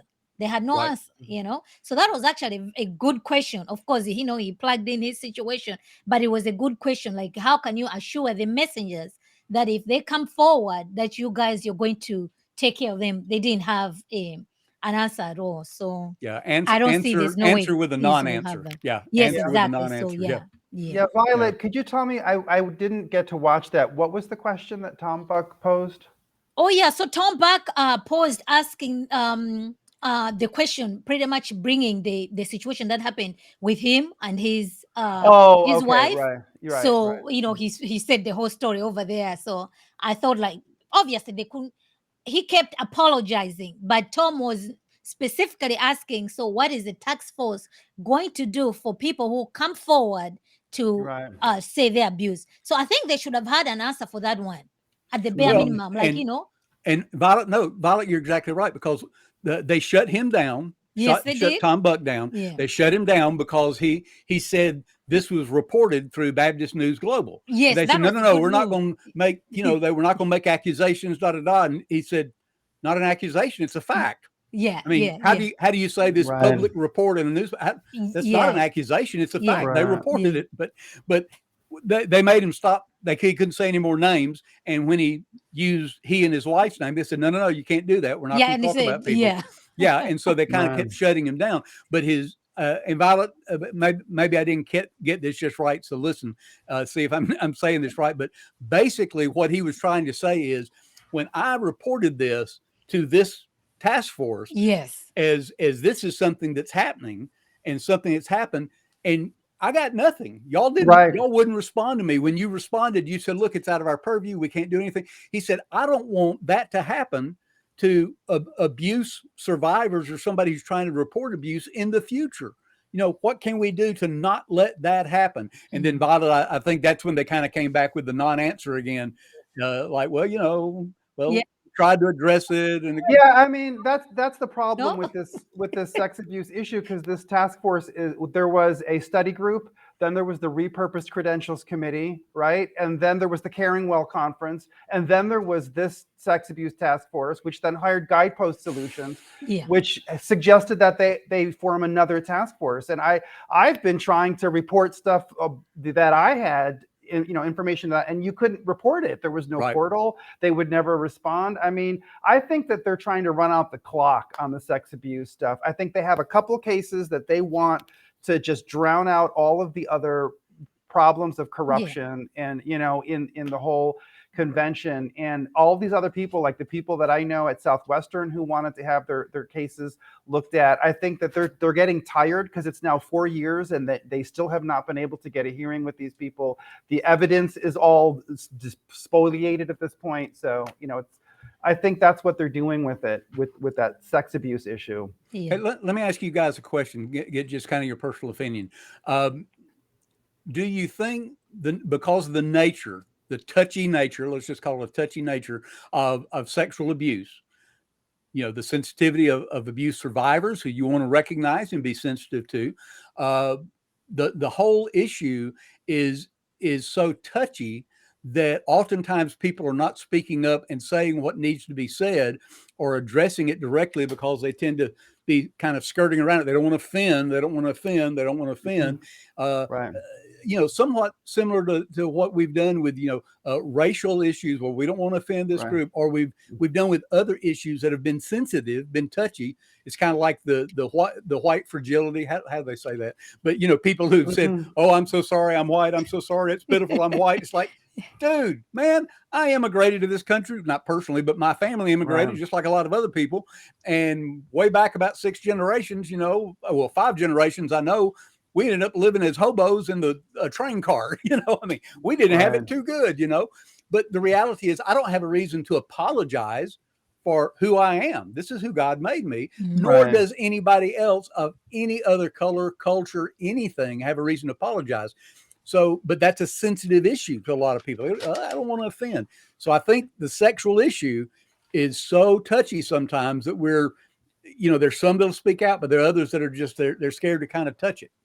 Well, I think Baptists and evangelicals, going all the way back to Nathaniel Hawthorne and what he wrote about, they've always had this weakness when it comes to sexual issues. It gets touchy and it becomes very easily weaponized.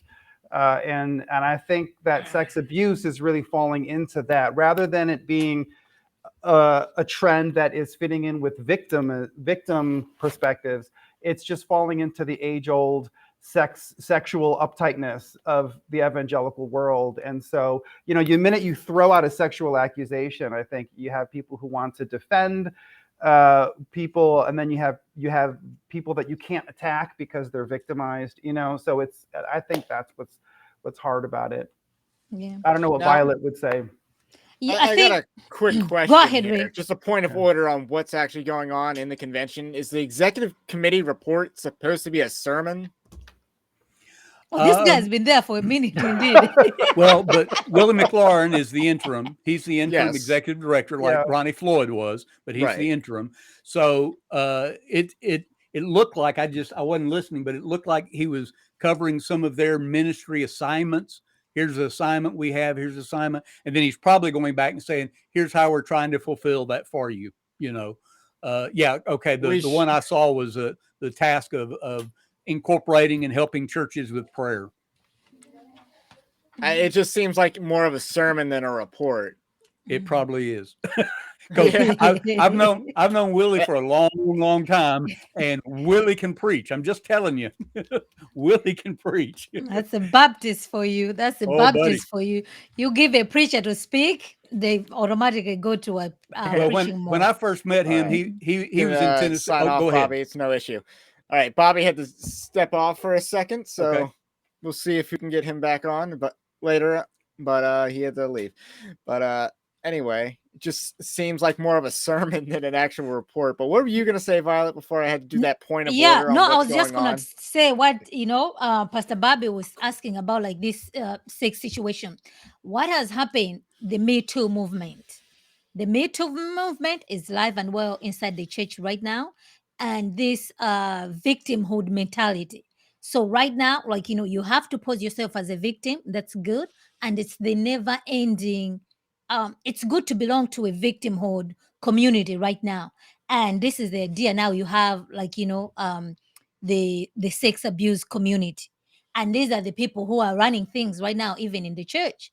So it makes it so difficult for people to question anything. So if I just say, okay, I was abused, you just have to believe. You know what I mean? Like every time you ask a question, oh, so you don't believe a survivor? Why asking questions about a survivor? Let's hop on because now he's going into some data. I think that's okay.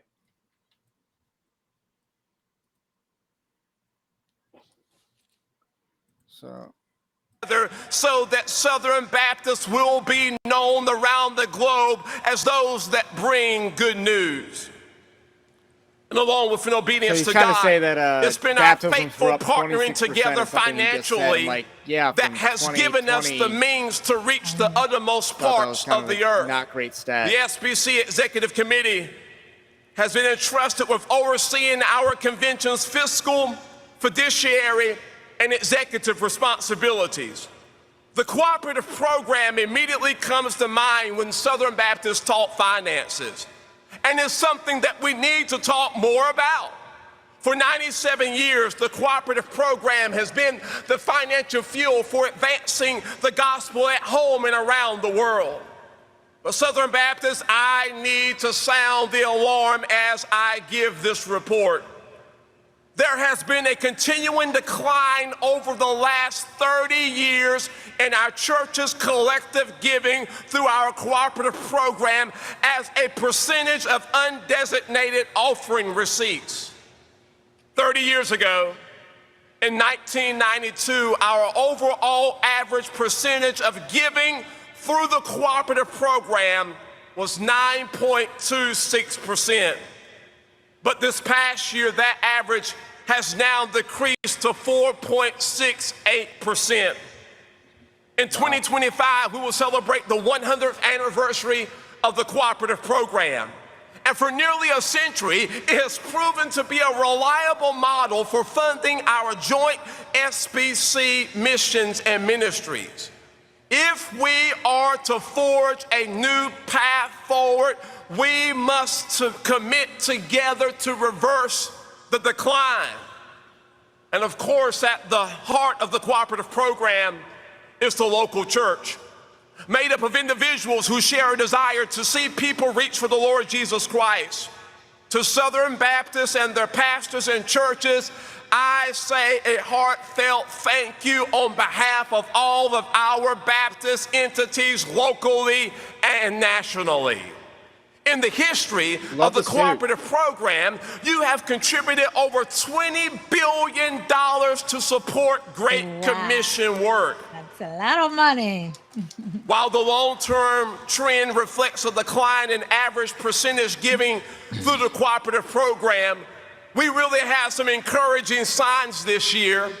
After the first 8 months of the 2021-2022 year, and by God's grace, cooperative program giving is 8.89% above budget, which represents $11,263,252 given over and above our budget. I just simply say thank you. Why? Because our God can do exceedingly abundantly above all that we can ask or think. Messengers will have the privilege to partner during this annual meeting to approve a budget that will mobilize the largest mission sending network in the world. The cooperative program is dependent upon vibrant stewardship. The cooperative program will only take us as far as Southern Baptists are able to fund it. The cooperative program begins with the person in the pew obediently giving through their local church. Local churches allocate a portion of their gifts to advance the gospel in their region and around the globe. We are called to be biblical stewards. I like the dictionary's definition of stewardship. Stewardship is the careful and responsible management of something entrusted to one's care. God grants us the resources. He gives us the opportunity to be stewards and caretakers of what He's given. We want to strengthen the depth of our stewardship across the denomination. To that end, the Southern Baptist Convention Executive Committee partners with state conventions and associations to equip the local church in biblical stewardship. We have launched Next Level Stewardship. This initiative will assist churches in developing a stewardship culture, and this free resource is available to all of our churches. Additionally, we have edited and relaunched the Pastor Stewardship Handbook. This is an easy-to-use reference for pastors and leaders in stewardship. Each year, messengers of the Southern Baptist Convention partner to elect trustees to serve our convention boards. These representatives are entrusted with the stewardships of our entities, not for management, but for missional oversight. Trustees make decisions in the best interest of the convention. It is not an easy task. We've seen that this past year as executive committee trustees have wrestled with tough choices, and their actions have spoken to the care and the concern that they have for the Southern Baptist Convention. I personally applaud them for navigating the concerns of the Southern Baptist Convention regarding sexual abuse and working with the Sexual Abuse Task Force to a productive end. We received the past task force reports on May 22nd. And I can assure you that myself and the rest of our executive committee team have worked diligently to ensure that this process was efficient and effective. I'm incredibly grateful to President Ed Litton and Chairman Bruce Franks for leading this effort on behalf of our convention. In the wake of the report, I have begun laying the groundwork to ensure the implementation of these recommendations to honor God and to fulfill our command to love one another and help Southern Baptists move forward in diligence with a watchful eye toward providing safe spaces for all people to enter in and worship our Lord and our Savior. Like, how is this now a report? I'm asking you to do me a favor today. Would you pray for our trustees? He's preaching. Yeah. Not just for the executive committee trustees, but all Maybe he just has, trustees like, serving one mode each of our entities and like, find go straight to ways to preaching. encourage them. But I think let's it just be comes honest, automatically once you begin. we have experienced a season where the wall of if your only trust tool is a hammer, within the everything's a Southern nail. Baptist But if your only Convention ability to has speak been is a sermon, damaged. everything's a sermon. It has had a detrimental effect on our partnerships. But I find hope for Nehemiah. Nehemiah was confronted with the walls that were destroyed and needed rebuilding. Through faith and hard work and with a focus on God, God used Nehemiah to restore Jerusalem. And I believe the trust within our denomination can be built. It is a partnership effort. It takes all of us working together. It takes faith and a focus on God. So how do we get there? Well, first of all, we must be concerned. Concerned with loving God with all our hearts. Concerned about how we love one another. Concerned for how we love a spiritually lost world. We must confess our sins against God and confess our sins against one another. Confess confess when we've not pursued and modeled the mind of Christ, confess our lack of evangelistic fervor. Then finally, we must commit ourselves to action. Action in focused praying, action in moving forward in faith with good works. It's been a great joy serving as your interim president and CEO for the past 133 days. He counted. I have sought to lead with a basic philosophy that every decision I make will be scripture-fed and spirit-led. Our staff team of 27 outstanding men and women have worked diligently to serve during a time of significant transition. These servant leaders have crossed every T and dotted every I. On behalf of Southern Baptists, I'm grateful for the calling and the commitment of these dedicated staff members that serve your Southern Baptist Convention Executive Committee. One of the greatest honors of my life was serving in the United States Military Intelligence Corps. So I want to do a quick pause on the Rick Warren thing. I just saw a good tweet and I just wanted to share it with the class. Rick Warren just took a shot at Calvinist at SBC22 after mentioning how his great-grandfather was called into ministry by Charles Spurgeon. Then went on to declare all of his great works in ministry. The only thing missing was Lord, Lord at the beginning of the statement. Excellent tweet by Knox Broadcast is the Twitter handle, but Henry Knox was the Twitter account. So that was just an excellent tweet. And I just think it really spoke to what was going on there. Just the irony. Coming guard, post, Nothing surprising and orders from Rick Warren. remain as directed. The oncoming guard's response is always this: orders acknowledged. Orders acknowledged. Southern Baptists, I believe Jesus Christ is telling us that our orders remain as directed. They are clear orders that define a clear mission. The mission is the Great Commission. Go therefore and make disciples of all nations, baptizing them in the name of the Father, the name of the Son, the name of the Holy Spirit, teaching them to observe everything I have commanded to you, and lo, I am with you to the ends of the age.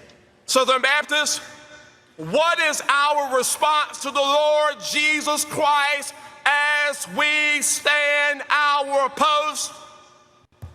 Our response is simply this: orders acknowledged. Mr. President, thank you for the privilege of sharing this report. More of a sermon? That's where you'll get discussion.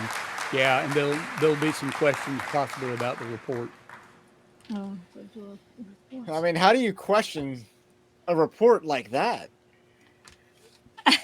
That was the message. He just preached. Yeah, they're all leaving, so I guess they're not going to take any questions. They normally do after the executive committee. Well, the executive committee actually has multiple reports, so there's at least one more time it'll be part 2 of the executive report, I think. I mean, you know, that was just a complete message there. I mean, if you ask a question, he's going to answer it in that same style of communication. Which is Ed Litton's back on. Thank you, Brother Willie.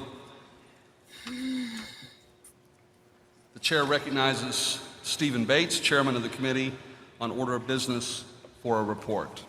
Are we skipping past that? Is that it? No, this may be a report on the race, presidential race. It may not be, but okay. Thank you, Mr. No, that's President. not the register. That's the order of business. The Committee on Order of Business brings this report regarding the disposition of some of the motions that were made during this morning's session. Okay, here's please understand that we have not had an opportunity due to time restrictions to review all the motions that were made this morning, but please be patient. There will be more motions made today, and we will actually be reviewing those tonight, and they'll be part of our report tomorrow. So if you do not hear your motion brought forth in this session, Just be patient. It's coming tomorrow. The committee determined that the following motions deal with the internal operations of ministries of convention entities. So after Under the SBC executive committee bylaw report goes to 26B, the order of business, these motions are automatically So this referred is the to the next agenda appropriate item. SBC entities for consideration Then and it's the report election. to the 2023 So we're gonna hear Southern the Baptist results. Convention meeting in New Orleans. To Southeastern Baptist Theological Seminary, Michelle Leslie of Louisiana moved that an investigation be made of sex abuse at That's a good one. Southeastern Baptist Theological Seminary. To Southern Baptist Theological Seminary, Dwight McKissick of Texas moved that the Southern Baptist Seminary study and report the removal The of any wokeness, name resolution. connected with chattel Yeah. slavery. So that was just referred Is to there the resolution any committee? question related to the automatic referrals? Just a second. Microphone 2A. My name is Mark Ballard. I'm a messenger from Capstone Baptist Church in North Bennington, Vermont.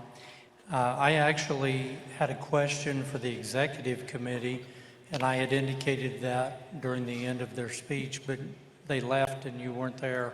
Can I ask that question now? No, we are in the midst of this report from the Committee on Order of Business. I'm sorry. Hold on, just hold 1 second.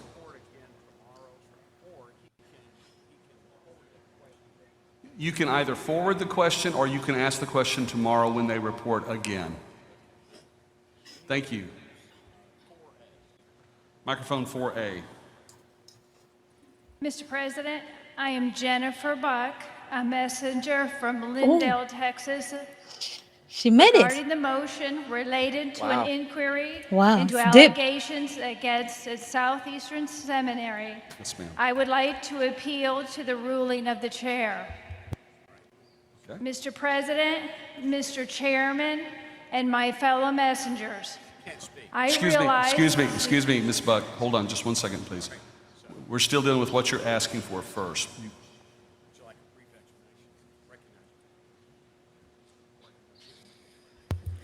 Okay, Ray, this is one of the problems when they do these referrals. This is what often happens, and why it becomes a platform control. So Yes. Messenger has made this. I'm going to recognize the Chief Parliamentarian, Barry McCarty, to explain this for you, please. They won't let her do it because they know what's coming. Motions that are referred automatically under bylaw 26B are motions that are referred under our rules because they deal with the internal operations of an entity. And so they automatically go to the trustees of that entity. However, the rule has a provision for its own suspension.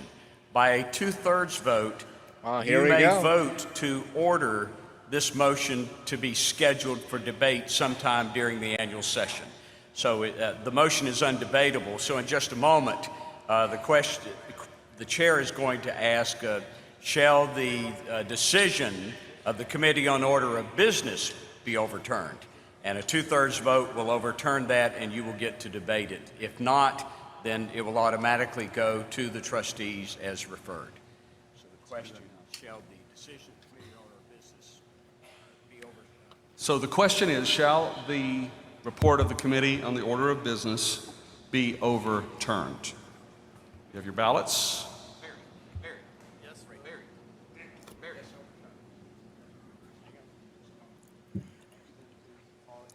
Pause for just a second, please. Or stand at ease. Stand at ease. Talk Ray, amongst real yourselves. quick. This is one of the problems. Now you have this motion that they're automatically referring All right, because got your it's ballots? internal. It's an internal issue related to Southeastern, but the motion is about the investigation of Raise your sexual ballots, abuse hold them up. at Southeastern. Yeah. So they've already said, their trustees have already said, and I happen to know the chairman of the board Confusion's at not fun. We're Southeastern. going to clear this up. They've said, we've dealt with this, we've already Right. investigated. It Yeah. wasn't external. Yeah. So now Yeah, they're they just referring said it back that, to them. If We you investigated want ourselves this and found no evidence of wrongdoing, ordered is what they out, said. vote yes. If you want this to go to the trustees, vote no.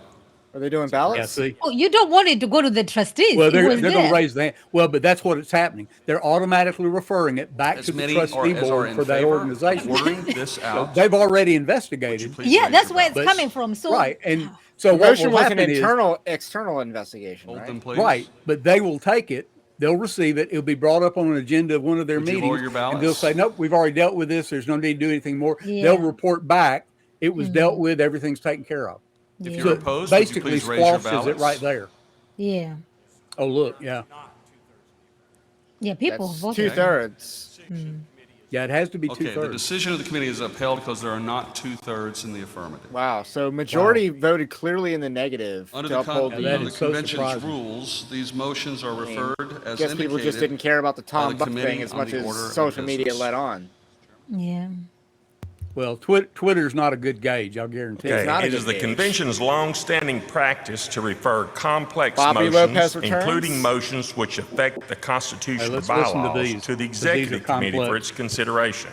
Right. On behalf of the committee on order of business, I move that the following motions be referred to the executive committee of the Southern Baptist Convention for consideration and report to the 2023 Southern Baptist Convention in New Orleans.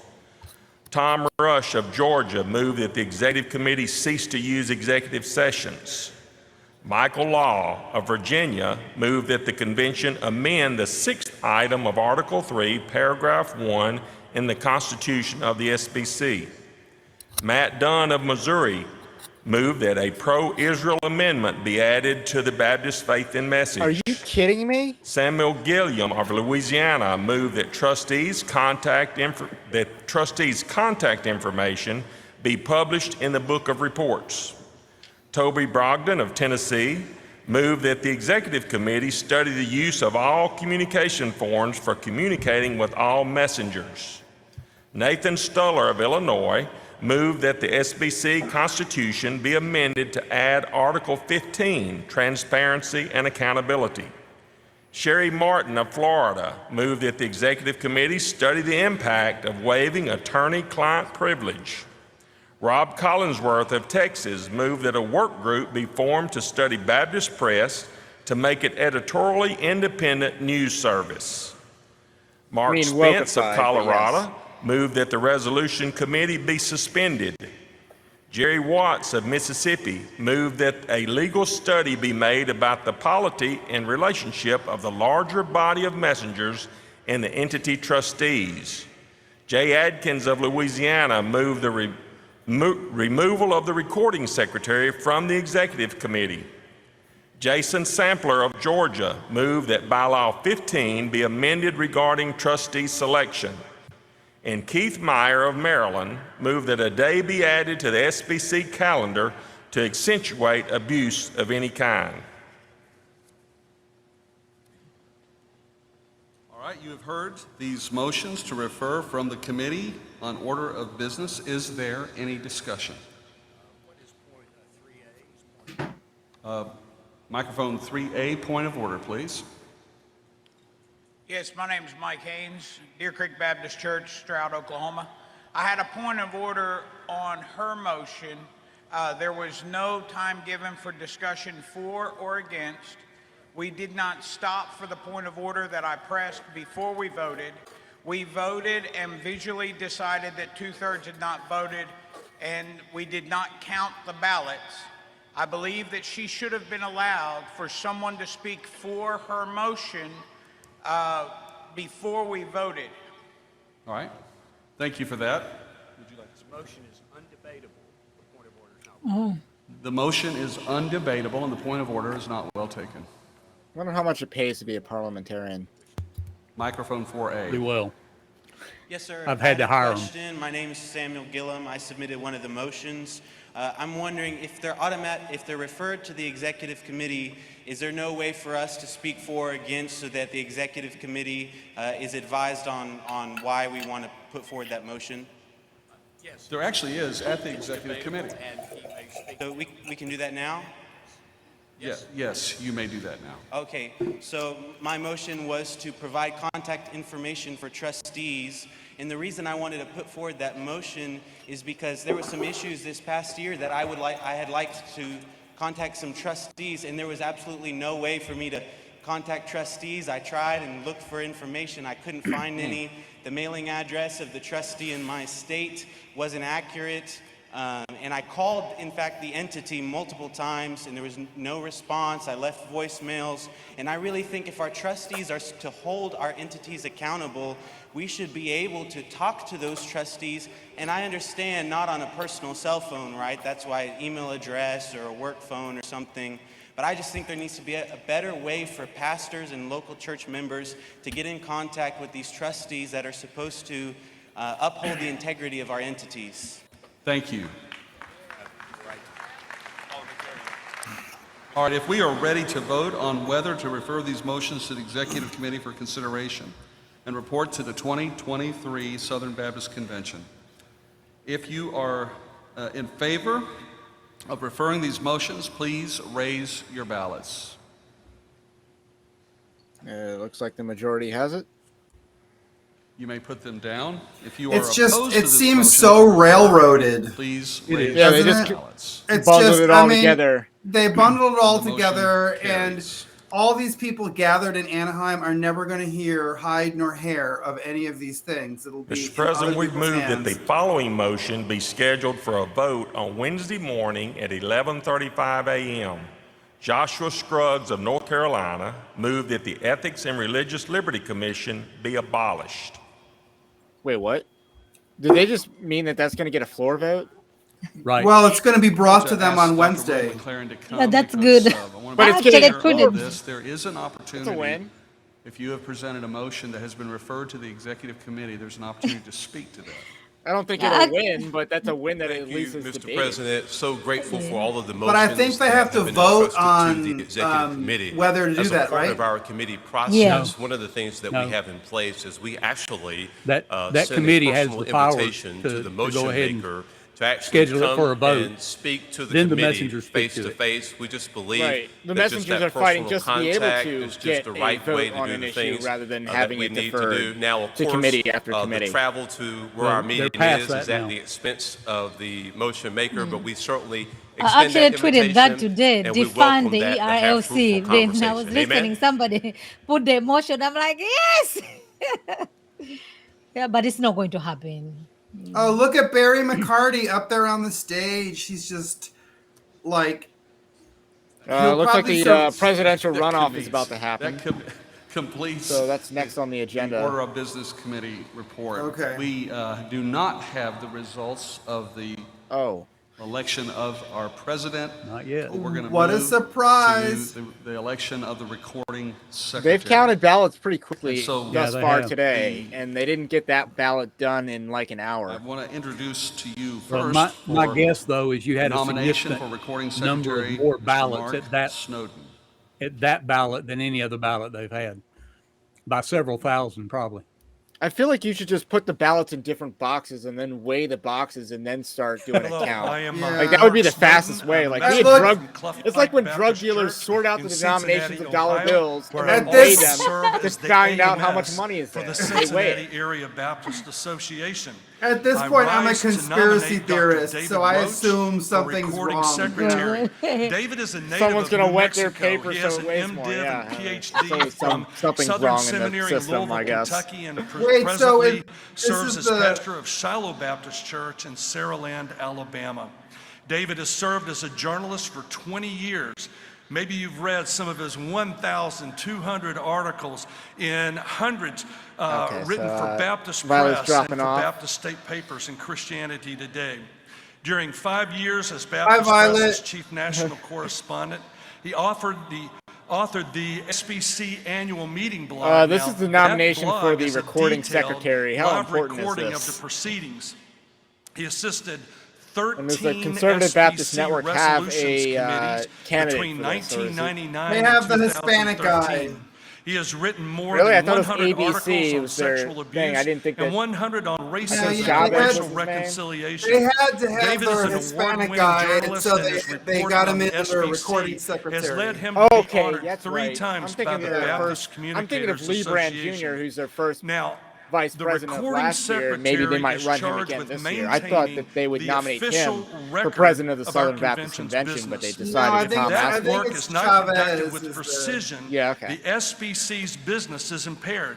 We need someone who knows our convention, possesses superior writing skills, and can report both quickly and accurately. And that's why I'm nominating David Roach. Further, you need to know that David is a faithful family man. He and his wife, Erin, have 3 children under 12. Erin has also been a Baptist journalist for 20 years, including 3 as assistant editor of Baptist Press. The one that As they just pastor made of an ocean Shiloh about. Baptist Church in Saraland, Alabama, the church averaged 180 in worship and baptized 11 last year. Shiloh gives 6.3% of undesignated receipts to SBC missions through CP. Shiloh also supports a local African-American church plant, and a Spanish-speaking church plant meets in Shiloh's facility. David is committed to the inerrancy and sufficiency of Scripture. He holds a PhD in church history and has taught at 3 seminaries, Southern, Midwestern, and New Orleans. Yeah, why don't you mute him? I don't think we need to listen to him. Yeah, I don't think. Yeah. What is an African American church plant? That I'm not clear on that. Maybe I guess it's maybe I'm just being difficult, but it just seems like I can understand a Spanish-speaking church plant because there's a language there. But what is an African American church plant? That's like like running towards every stereotype of a black church. I seriously, while also being a Southern Baptist church. I don't know. Yeah, I'm just thinking it's like how stereotypical and like offensive are those efforts? Here comes the tap. Gonna be? Is it no? like He escaped the tap. That dude was gonna give him the tap. Oh, really? Okay. All right. George Costanza tap there. I think they need to do it like the Gong Show and just hook them and pull them off. They're a little bit nicer. Oh my gosh! Oh my Well, I've gosh. seen sometimes where he's back there and he's just tapped and tapped and tapped and tapped. They only do one tap. It's like if he keeps going, he'll tap again. Yeah. Yeah. I've seen him tap 3, 4, 5 times. Somebody just won't stop. I feel like it's just overwhelming, the repetition of this diversity mantra again and again and again and again. Yeah. I mean, it's just, am I the only one, or do other people who are in Anaheim, are they just feeling like, oh my gosh, another a platitude, another pandering, you know? Right. Yeah. That's what it so we did get a like. question from the chat, and don't be afraid to send chat question. I love chat question. It's obviously not as easy as it was on YouTube before we got nuked by YouTube, and probably from some you got nuked by YouTube. Yes. When did during that the happen? stream earlier today, during the stream, it got nuked because I guess there's some sort of flagging campaign against my channel that popped 2 videos. That must have just happened. It happened during my first stream. Today? Yeah. Yes. In the afternoon. Yeah. Yes, and I appealed it, but you can't live stream. That's the SBC creeps. Maybe, and it's pretty sketchy timing. So when did Baptist Press and Christianity Today become a compliment? And well, that's a good question. I mean, Baptist Press is the official press outlet for the Southern Baptist Convention. I have to say, I was shocked when the Sex Abuse Task Force actually criticized Jonathan Howe and the Baptist Press. That was a pretty significant development because usually they're thick as thieves, and so I don't know how to interpret that. I mean, they got rid of all their journalists. I mean, you had guys that had been there, but over the last decade, they've been getting rid of the people who were actually journalists. And I've got several friends who had worked, contract work. They were journalists and stuff in all kinds of places, but they were longtime Southern Baptists, like Karen Willoughby and Johnny Hannigan and some of those people, well known among Baptist circles.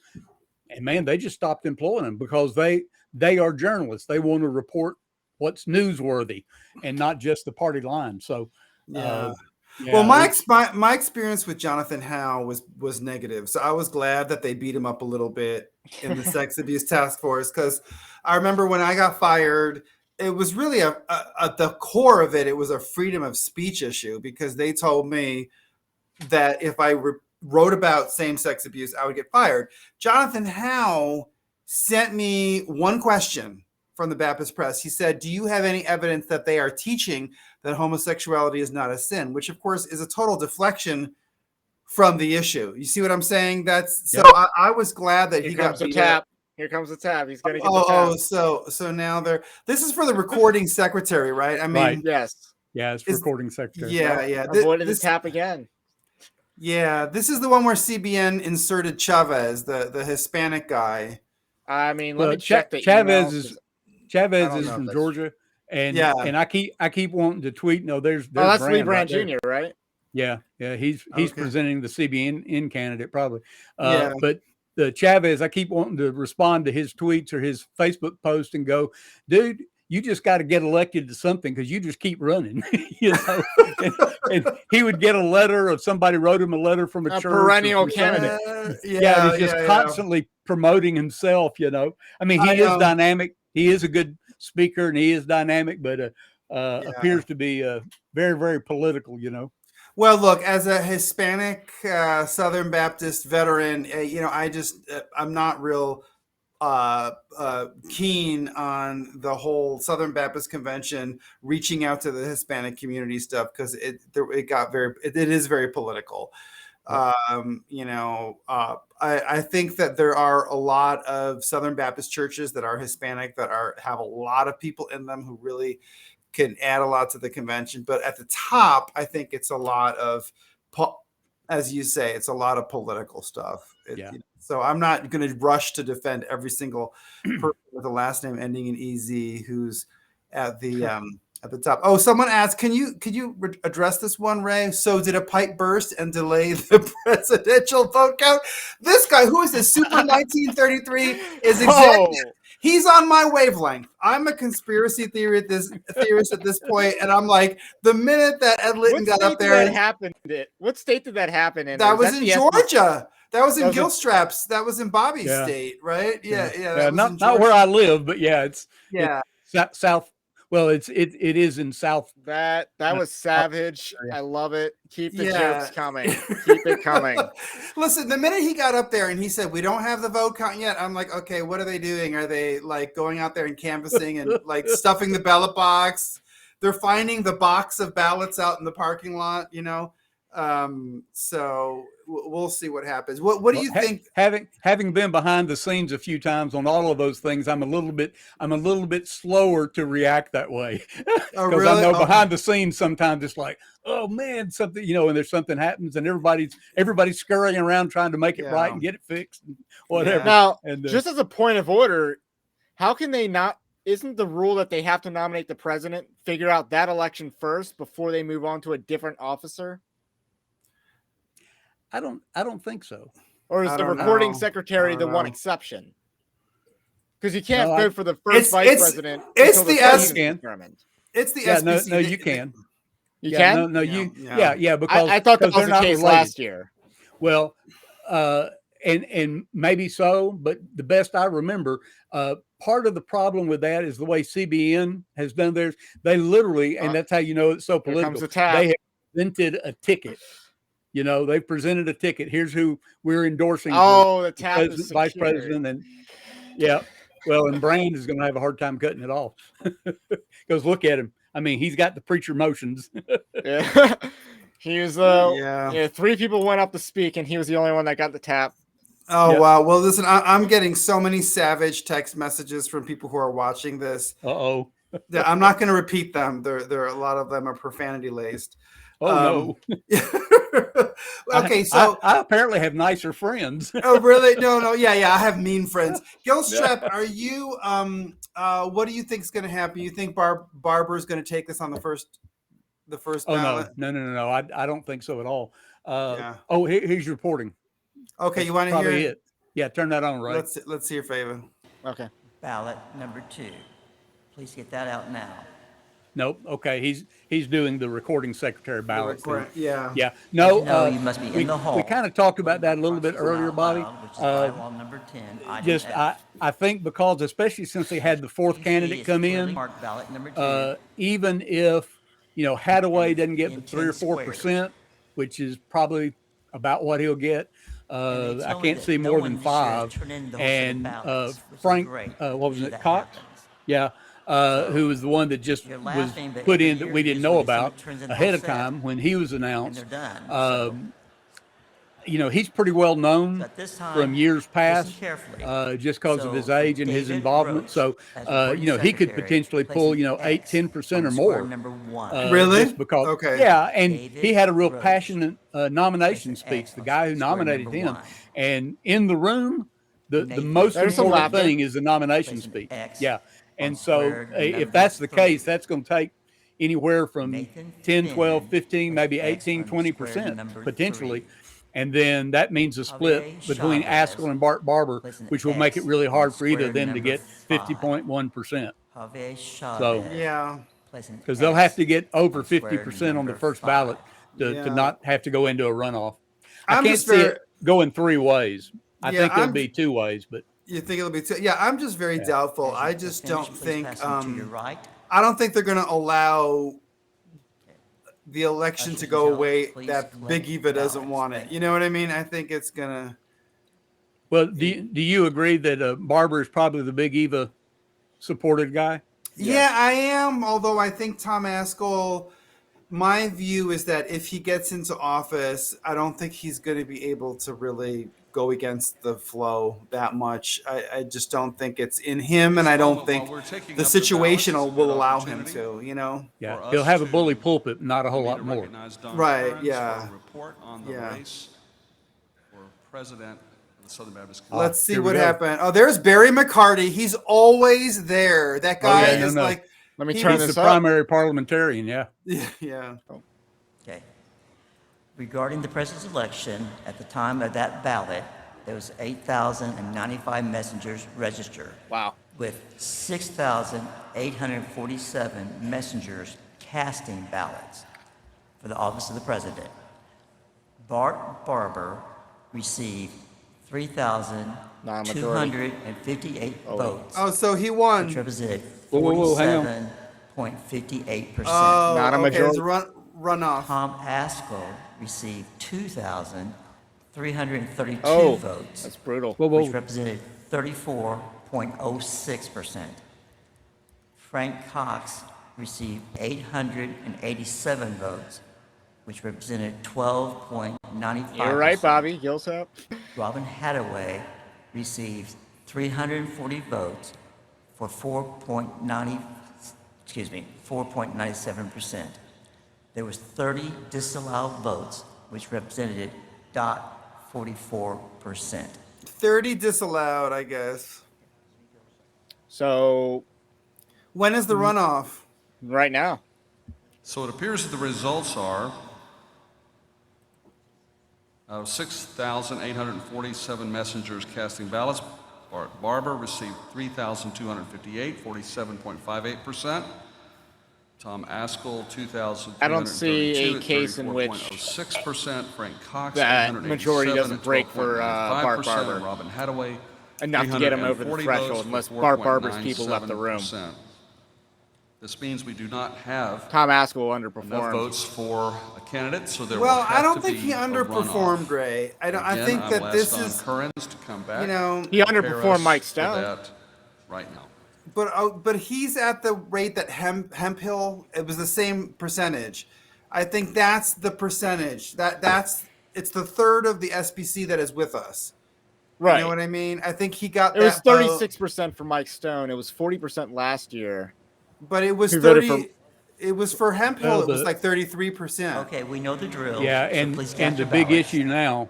I'm dealing Yeah, with ballot the number big issue 4. now is going to definitely be This is for exactly how runoff those Cox between and Hathaway Bart votes. Barber and Tom You know, Askell. Do you see a what was their situation? second Number choice? 4. You see a situation in which Now, I need to ask a question. Bart Barber doesn't get a Ushers, majority. have you collected all the ballots from this last election? Well, let's see what they say now. I don't know. Clarifications I do not want to mix up. I'm biased.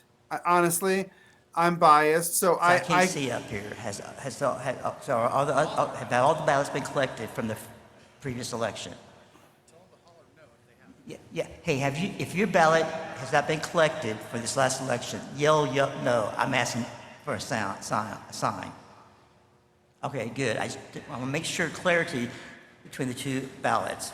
Okay. Therefore, for the office of the presidency runoff, okay, to vote for Bart Barber, mark number 1 on your ballot number 4. Ballot number 4 for Bart Barber for the office of presidency, number 1. For Tom Askell, mark number 5. Tom Askell. They intentionally made it like so crazy. So of course, Barber, you know. Ballot number 4, mark 1. For Tom Askell, mark number 5. So of course, there's going to be a certain number of people who are going to mark 2 because they're just not paying attention, and then they're going to count as like rejected ballots. Why doesn't it A, B, C, or D? Because it's all rigged. Because okay, like my thing is, it's all BS. I mean, my thing. Yeah, Mike loves me. He says, "Okay, thank you." Okay, I'm pausing because they're not ready yet, guys. That's why I'm pausing. They're getting set up because we just had one back to back. Wait, did they seriously get the other one counted in time? To the right, please. Well, what's happening is they've got to get their tellers back in place. They just collected those other ballots, at this so time, now they're please doing collect the ballots. now they're doing another ballot. So those ushers have all got to get those buckets emptied, get back to their assigned location so they can collect new ballots. That's why he was asking: has everybody turned in your ballot? He's got to make sure all the ballots from the previous thing were collected. They've got to get those empty and then get back to their spot so they can do it again. Yeah, like that's pretty quick turnaround. Yeah. I'll pray for Don and his tellers. They're probably going to be here all night. And so why don't you give them a get good more they're doing a tellers. fantastic job. All right, listen. Maybe they should just take a break, call it a night, come back This the is a next day, personal and note. start. I want to tell you, I love Don Kearns. Just remember, it's not night for them. Maybe take a week. And we Can are we- blessed to take a week have to now count that votes. kind of a Is there servant's any heart way serving we can Southern silence Ed Litton? thank Is the there Lord any for way, him and all of those who just serve for a with couple him. seconds? Well, we're coming up on the time Ray can do that. to. I mean, look. This Oh, will wait, be they're the doing new last motions. opportunity to do that. Here's what I would All right. very politely and respectfully ask of you. Oh, if this you are is important, presenting yeah. a motion, please keep it short so that other people will have opportunities to get it Maybe done. more All time right? should be allotted So for if important you can things avoid in the the speech, Southern this is what Baptist it's about. Convention. Quick, let you us know. do that, and we'll all be happy campers. Amen? 5A. We fought for that for a long Your time. name, your church, and I was and a your state motion, exec. please. Every year. It's like, Wait, can what we are the have motions? Jason Sampler, messenger from Mercy Hill Oh, Church, Sampler. Marietta, Georgia. What I is he- move that this convention request each of our entities to initiate a comprehensive review of their respective governing documents to determine whether their entities' current governance structures are sufficient as currently ordered to fulfill their ministry assignments. I further move that the result of these entities' self-evaluations be reported back to the 2023 annual meeting, including any necessary amendments to their governing documents, and with special attention paid to the size of their governing boards of trustees and the frequency of their board meetings. Where necessary, each entity should work in concert with the executive committee to bring recommendation efficiently to the messengers at next year's annual meeting. Thank you. And would you please give that to the page? Excuse me. Hold on. You Is got- there a second? If you guys have seen him online, he's vicious. I mean, Who, vicious. who? That Jason Sampler just made that Thank motion. you for that. Sir, you've already made a motion. Can only and make it'd be one best motion? if other people have the opportunity, and then you can come at the end if there's that a time rule? left to make us another motion. Thank you. Yes, sir. Sorry, Thank bud. you. You've talked one time. You're done. The motion is not made. Thank you. The motion. 6A. What? Oh gosh. You know, I mean, My name is watching Ed Matthew Litton in the Boyle, middle of all this is pastor just like, and messenger He doesn't have the of Old charm that Lexington J.D. Baptist Greer Church had in Leesville, South on that Carolina. stage. yeah. Okay. What is I his- move what's that his- the executive committee create a mental health commission. This commission will be comprised of leaders with an overtly biblical worldview and those with a sufficiently professional background directly related to the task. Okay, Ray, why The are they commission doing will this have in a the middle of the distinct presidential function election? to support It's their pastors agenda and item. lay leaders on the one hand, and training for pastors to support those within our congregations. Yeah, and introduction of communities new living motions. Okay, with all right. mental So do you illnesses on the other do hand. you think it's basically The Bart commission will also Barber, provide personal like counseling it's a resources cakewalk to right, pastors from this point, right? and their wives I and do. families, and will be supported Yeah. by There's no a way he cooperative can't get at program. least 3%. As with the right spirit of transparency, Yeah. All right. So this commission would, from the outset, have an annual task force for the purpose of financial accountability, which will be reported to each annual Southern Baptist Convention. Yeah, that's it. Thank you. Is there a second? There is a second. If you would give that to the page, sir, we appreciate it. 1A, do you have a motion? Yes, sir. Thank you. I would like to introduce a motion, and I have just introduced it in email form to the secretary, so he has that. I move, this is with regard to a good governance task force. I move that the newly elected president of the Southern Baptist Convention appoint a task force consisting of Southern Baptist members that do not currently work for any affiliated entity to study the convention structure and determine the effectiveness of the convention. The task force should specifically review and evaluate the governing documents of the convention and each entity that receives money through the cooperative program, and report back recommendations to the 2023 annual meeting. The recommendation should include, but not be limited to, methods of holding entities accountable for the decisions of the messengers acting in our annual meeting, the effectiveness of each entity, whether trustees are receiving adequate legal, fiduciary, and parliamentary training to meet the needs of their responsibilities, and recommendations for the potential changes to compositions and structure of any SBC affiliated entity. This task force can, once and for all, put to bed many of the issues about the effectiveness, motives, and intent of our entities. And I so move, Mr. hey, President. Bobby Thank you very Gilstrap, much. Is there a second?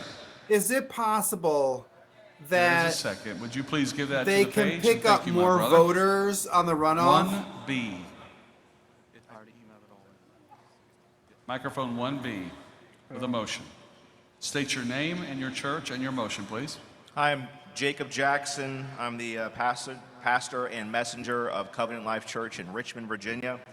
I know we're all hungry, but if you'll just give me a moment. I stand up to speak on behalf of the preconceived, unborn, and the never will be born Oh, here we people, go. as they have no voice that can be heard except by our Father who is in heaven. On the precipice of such an historic time as this, where the Dobbs case will likely be overturned and the issue of infant murder, more comfortably referred to as abortion, will be turned over to the states, I have a resolution to propose for consideration. I am proud of the men, women, and children that have expended so much My brother, tireless... I'm sorry. Could you get to the words that say, I move that? Yes, I'm getting there. Could you get there now? Sure. Thank you. Thank you for your patience. That's fine. My motion, without honoring those who are doing the work, as I've been asked to move forward, is that I move that the SBC, let me find where I'm at here, sorry. Sorry. It's okay. Let's see. Should have just let him talk. Here it is. I'm thankful for the outspokenness of the SBC against abortion, but I now ask the messengers of the SBC to request that the SBC would take the necessary steps to equip, fund, and support Sidewalk Missionaries as a recognized, sanctioned, and supported ministry of the Southern Baptist Church. Amen. Ministries such as Love Life have done a valiant job doing this, but without the funds and cooperative power that the SBC wields, we truly are better together. Can we please be better together as it pertains to caring for infants and adults that have been victimized by abortion? Thank you. Is there a second to this brother's motion? I think it's worthy of a If you second. would please give that to the page, we thank you for that. 7A. Microphone 7A. My name is Scott Smith, messenger from Southside Baptist Church in South Bend, Indiana. I would like to make a motion requesting that the trustees of the Executive Committee of the Southern Baptist Convention study and examine the internal measures of accountability of all paid Executive Committee staff to said trustees for their day-to-day actions relating to the convention.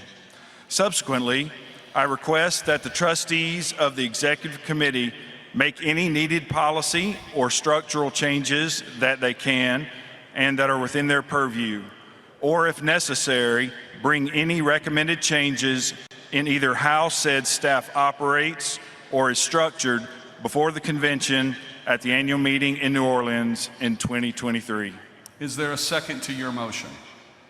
There is a second. My brother, would you please give that to the page to submit it? Thank you so much. Microphone 2A. Thank you, Mr. President. My name is Parker Roberts. It's me again. Hi.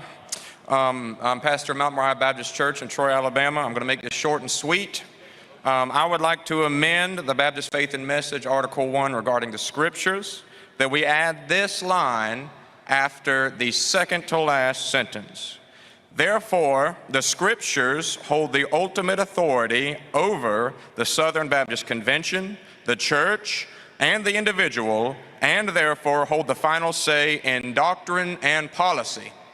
This is in regards to previous speakers' remarks, and contrary to his goodbye remarks, the sufficiency of Scripture is not a secondary issue. Brother, thank you. Thank you. You've made your motion. Is there a second?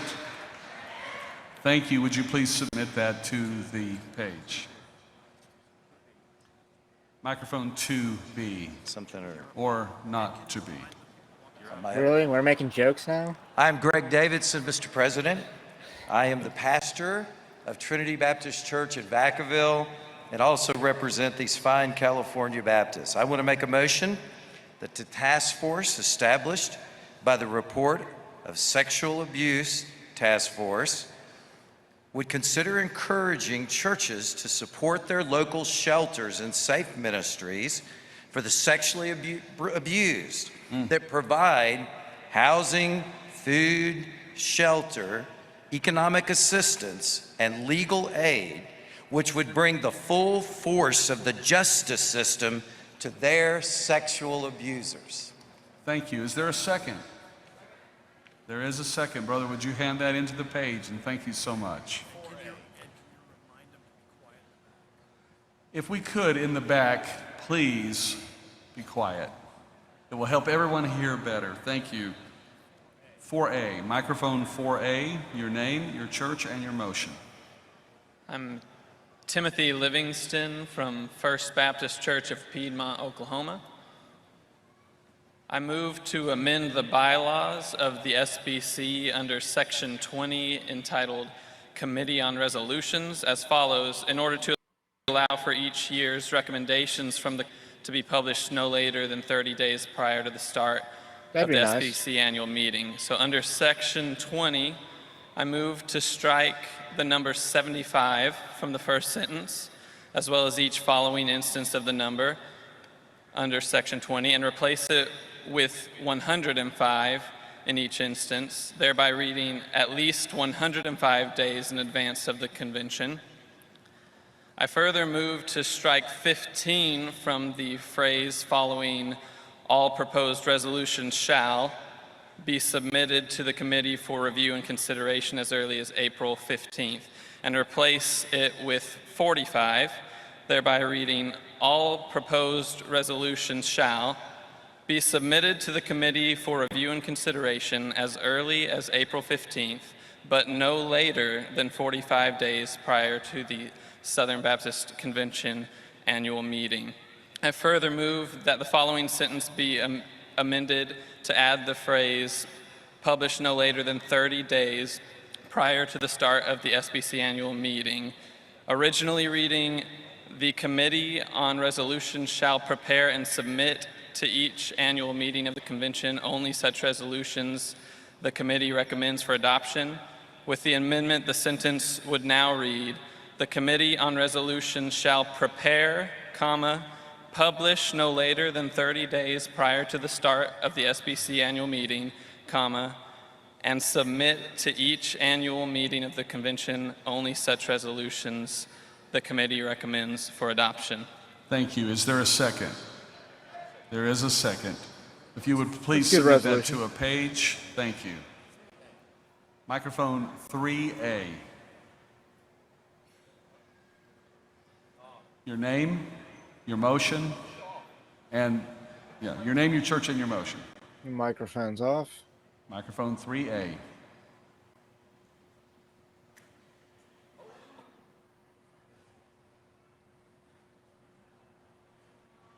Microphone's not on at 3A.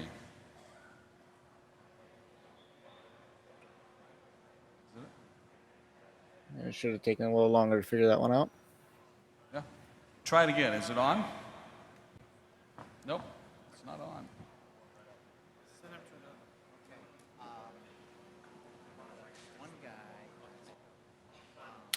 This is where if you have someone with a mobile mic, you get them over. Brother, could you go right behind yourself where you're at now to microphone 6? If you would go do that and then punch the motion button there. There you go.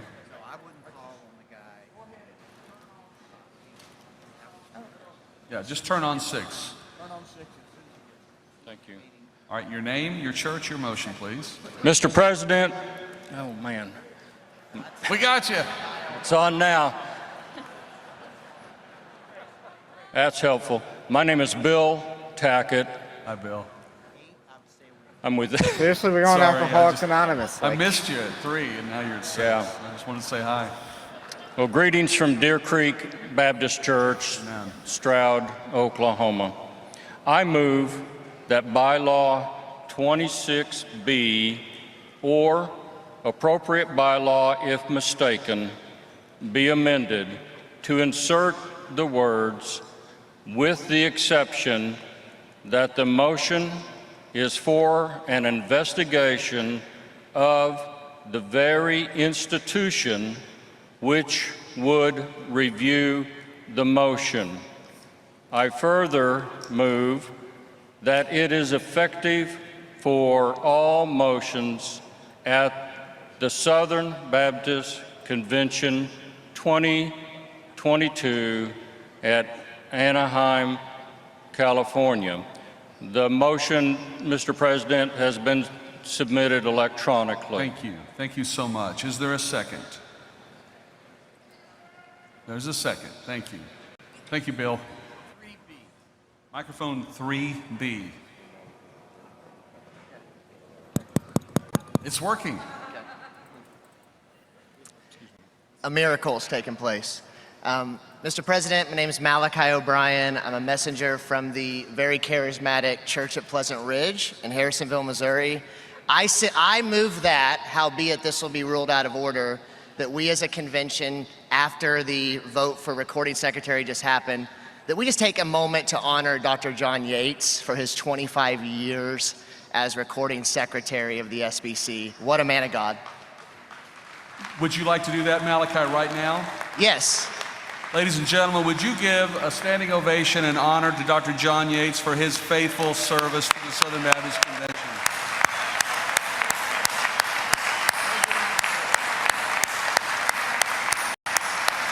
Never mind the fact that there's such limited time for motions like this. There's like very little time in the Southern Baptist Convention to do actual business. They didn't have like that done elsewhere. 2C, microphone 2C, your name, your church, and your motion, please. Yes, my name is Chris Whitney. I am the pastor at Foothills Southern Baptist Church of Yuma, Arizona. I have 2 motions. I'll be very quick. No, sir, excuse me, you can only do one at a time, please. One at a time, okay.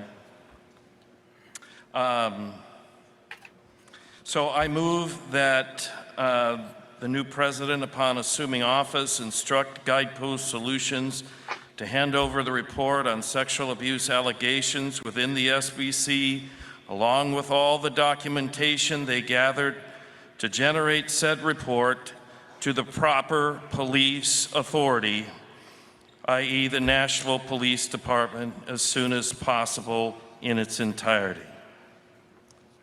Is there a second?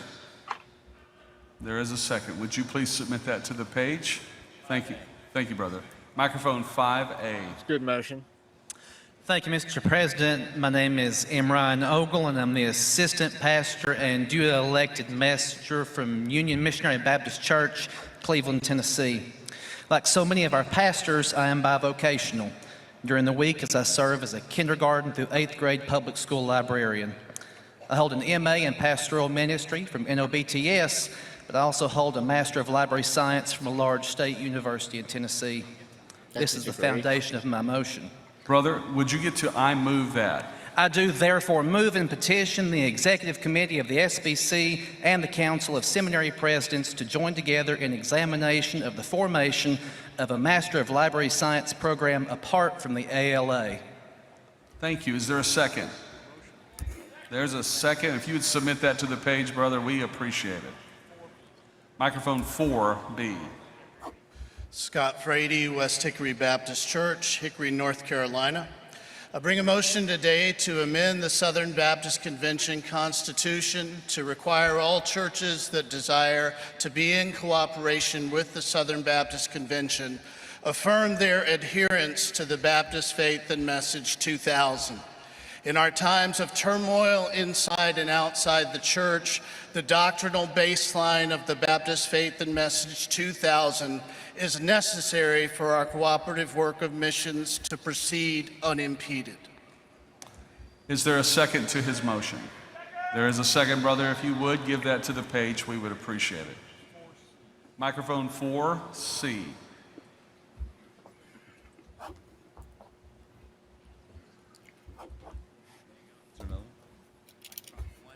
Microphone 1A. Yes, sir. My name is Nathan Stuller, messenger from Sojourn Church in Belleville, Illinois. I first have a point of order. Bylaw 1D only forbids a second motion from a messenger during the same business session. No one yet has made a second motion during this business session, so my second motion should be in order. Oh. I move to amend the bylaws of the Stop just for a second, please. He just came back hard on them for that earlier shutdown. Yeah, which basically means the earlier guy should be Parliamentarian tells courtesy me that of the rule accepting is it. that no one can make a second motion until all others have made their motions who want to make their motions. Yeah, I think I have heard that. The point of order is not well taken. Thank you. 1B, please.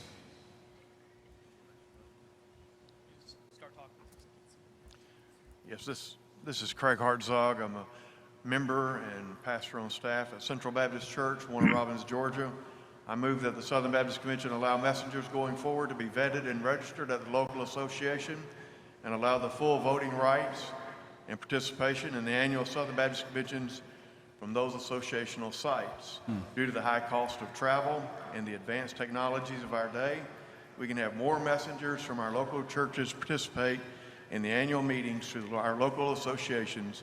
The Executive Committee and the Credentials Committee would be responsible for carrying this action out. This was previously submitted online through the app. Thank you so much, my brother. Is there a second to that motion? I think that's pretty clear. There's a second. And so if you would submit that, and you already have electronic. They're never going to allow that. We have time for one more motion. 6B. Hard to control, but it can be done. Mr. President, my name is Andrew Abbott. I'm a messenger from Calvary Baptist Church in Leavenworth, Kansas. I move that Saddleback Church be disfellowshipped from the SBC due to their blatant violation of the Baptist faith and message. Stop. We cannot disparage another church. We cannot disparage another person. That was a motion But there's last another year. reason, and that is that we But have it's a already motion being like handled. that's already under Right, that's a consideration. legitimate point of order to So rule it out the of chair does order, not but receive your motion. the naming thing wasn't. Time has expired. How convenient. So now we enter into our time of the North American Mission Board report. The chair recognizes Kevin Ezell, President of the North American Mission Board, for a church planting report?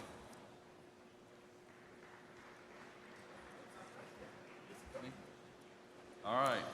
Turns out I'm the one that begins the report. 1 in 9 Americans live in California.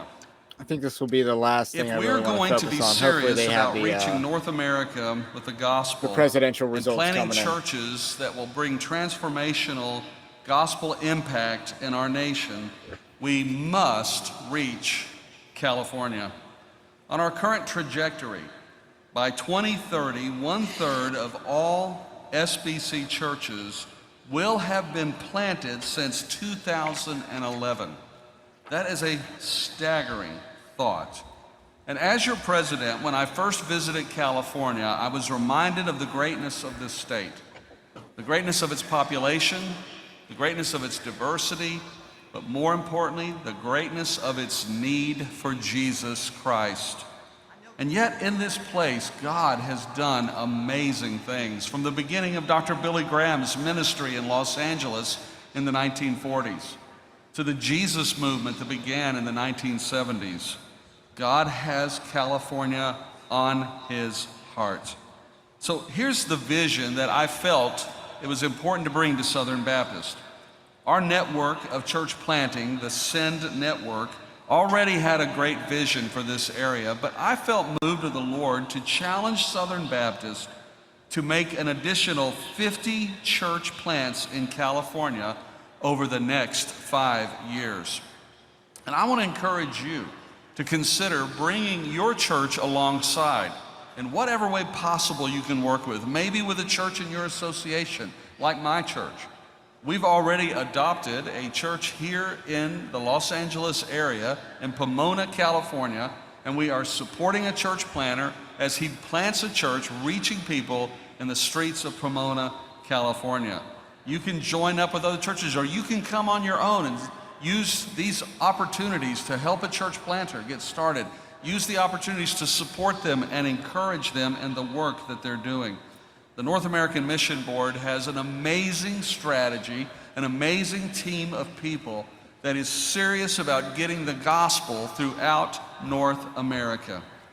So now is the time for us to get our hearts focused on planting churches and supporting church planters in California. We have a 2-minute video that we'd like for you to watch, and then we'll be back in just a second. In our town right here, it's kind of sad, and it looks nice, but it's a little rough.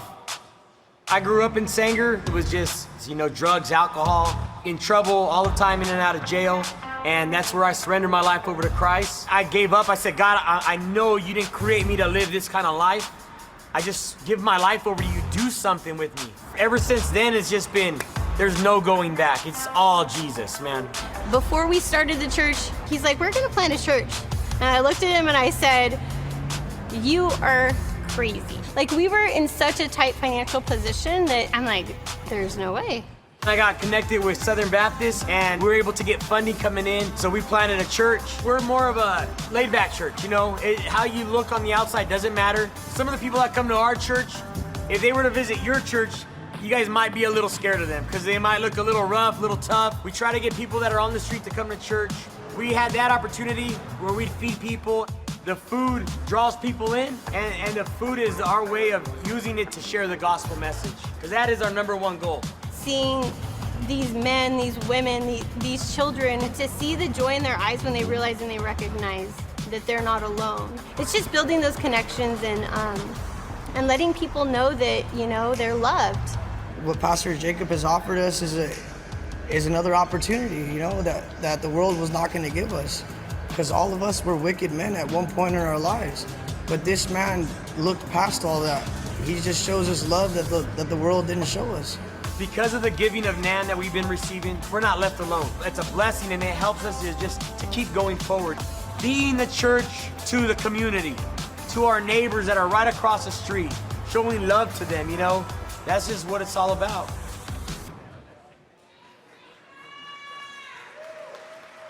Hey, give it up for church planters in California standing on this stage.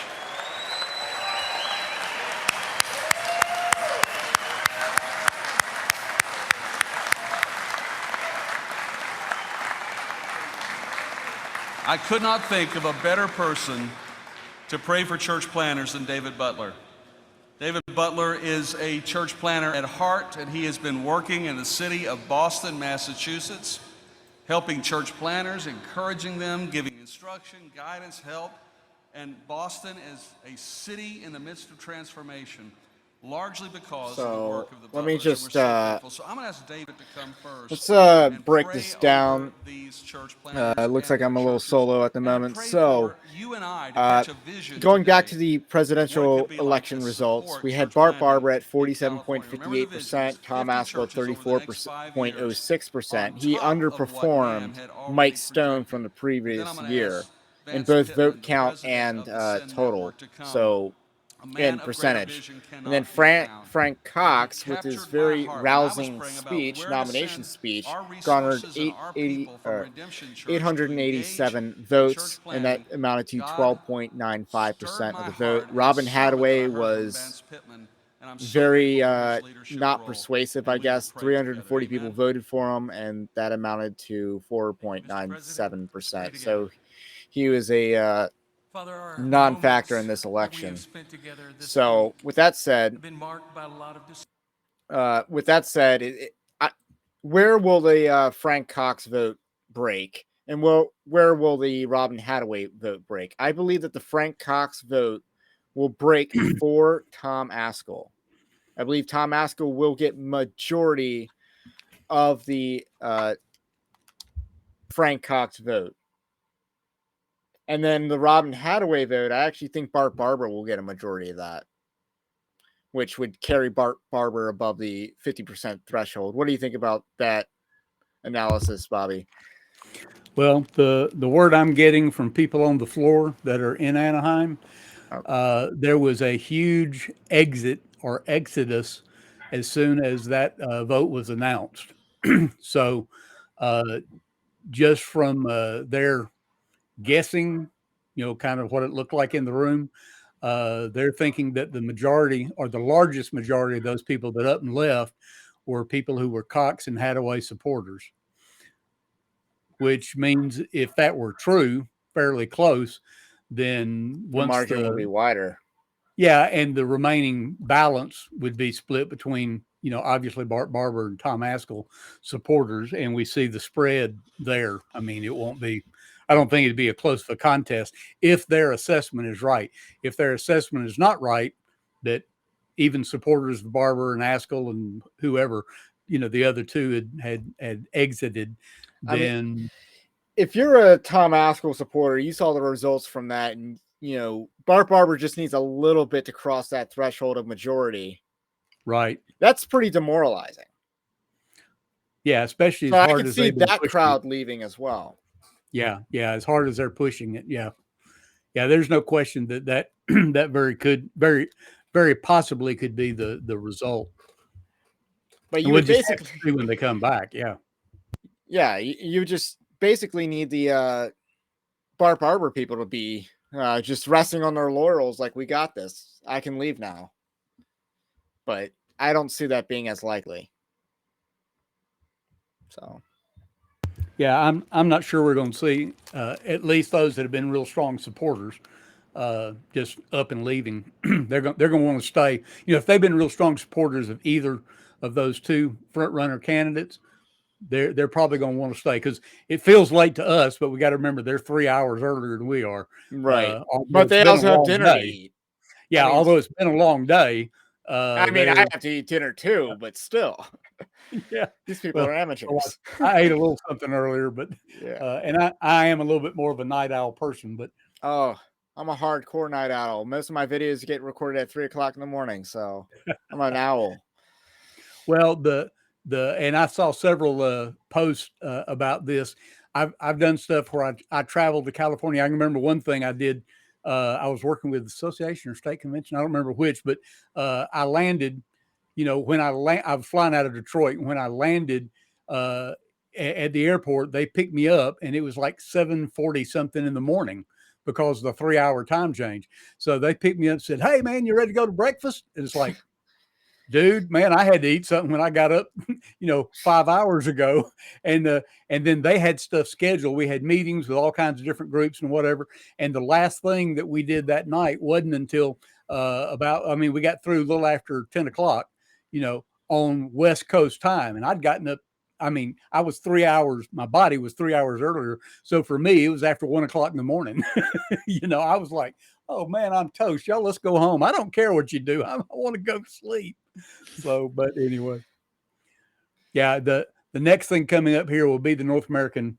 Yeah, they're just doing their like filler segment ahead of that, and then it's a church planting kind of a deal. But yeah, that's probably where we're going to see a good number of questions. I did get a text from a guy a little while ago who is on the floor as well, and he said that. Hang on a second. He had gotten a text back from Pastor M, who had made the motion about forensic audits with NAM, and he said he had not gotten a good report, but that he had texted him and said, "Hey, I want to talk to you." That it seemed like there was some kind of good news on the side of that motion. So, but again, back to that one guy in this last session of motions, he was trying to say, and it'll be referred, but he was trying to say, look, it should not automatically be referred to the entity for which the investigation is about. That's just ludicrous. And in the case with both Southern that they've already hit on, and then the case with ERLC, and then the case with Southeastern with the abuse situation, their trustees have already said, look, we've dealt with it. We've looked at it. There's nothing to see here, nothing to see here. And now you're referring it right back to the same trustees. I mean, it's idiotic. It makes no sense at all. Yeah. That is the way the bylaws work. Bylaws and everything are set up, that if it acknowledges and deals with this particular entity, you need to refer it. So.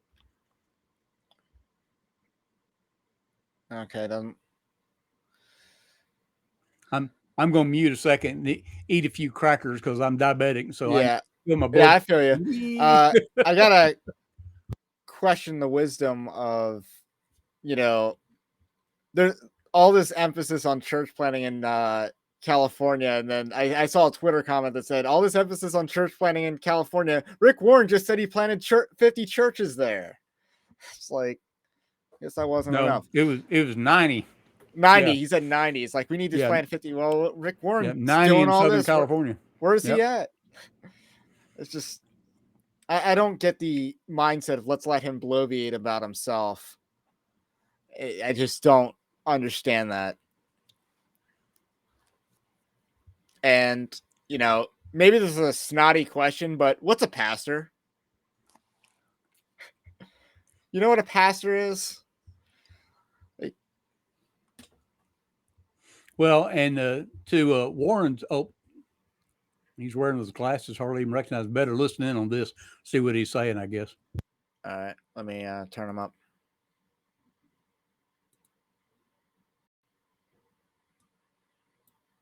Oh.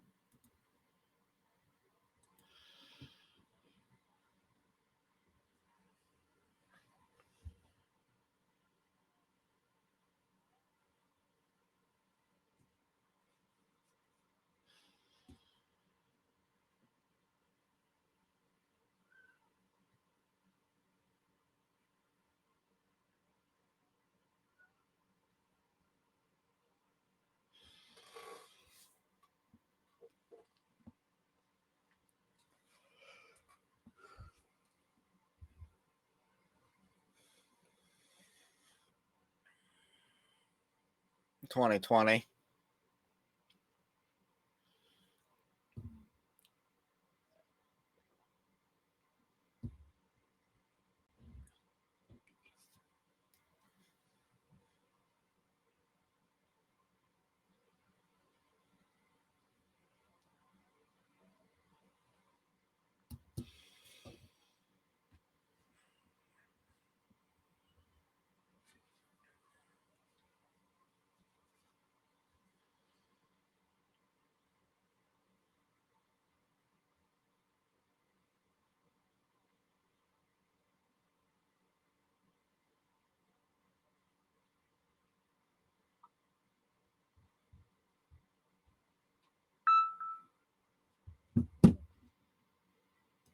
We are dealing swiftly and thoroughly with the unfortunate news of a staff transition we had in evangelism recently, and it will remain a top priority at NAM. But in the meantime, our mission to serve and equip pastors and churches with evangelism resources will continue as our urgent focus. I'm grateful that Tim Dowdy, a longtime local church pastor in the Atlanta area, has agreed to lead our evangelism team as our executive director. Over his tenure at Eagles Landing First Baptist, his church baptized an average of 132 people each year. His passion, he will bring that same passion to this office, and I'd like for you to meet him and for him to bring just a few brief words, because I know you're hungry. We're trying to make this fast, but Tim, if you'd share. Hey, listen, I really appreciate the opportunity to serve in the area of evangelism. It's a full circle for me. When I was 11 years old, went to a RA camp at Panama City Beach, Florida, and a teenager that had been equipped by a Southern Baptist church to share his faith sat down with me on the beach, opened his Bible, shared with me Jesus, and I came to know Christ, forever changing my life. And now to get to be a part of that team, working with you to reach people with the gospel is a phenomenal opportunity, and I'm greatly honored and privileged to be a part of it. I would just say to you, listen, it's gonna take all of us working together diligently, day in and day out, faithfully sharing the good news of the gospel to change the world. I mean, our aim is really to help our family of churches share the gospel everywhere with everyone until the whole world hears. So thank you for allowing me to be a part. Thank you, Tim. Because you give, we have established 19 Sin Relief Ministry Centers across North America. The newest 3 are noted in orange on this slide. These are places to meet local needs over the long term. We invite you to send your mission teams and bring your volunteers. You can serve through ministry centers and learn from experts and replicate that work back home. Because you give, we can help you plant churches everywhere for everyone. I say that all the time because NAM does not plant churches. Churches plant churches. And Southern Baptist, I'm happy to say that you are taking that task seriously. Take a look at the gospel difference that you are making in major American cities where the majority of our lostness lives. These maps show where we were with church plants back in 2010 and where we are today. First of all, look at New York back in 2010. Now, because of your faithful giving and your faithful sending, look what it looks like in 2021. Because you give and because you send, Washington, D.C. looked like this in 2010. But because of your faithfulness, it looks like this in 2021.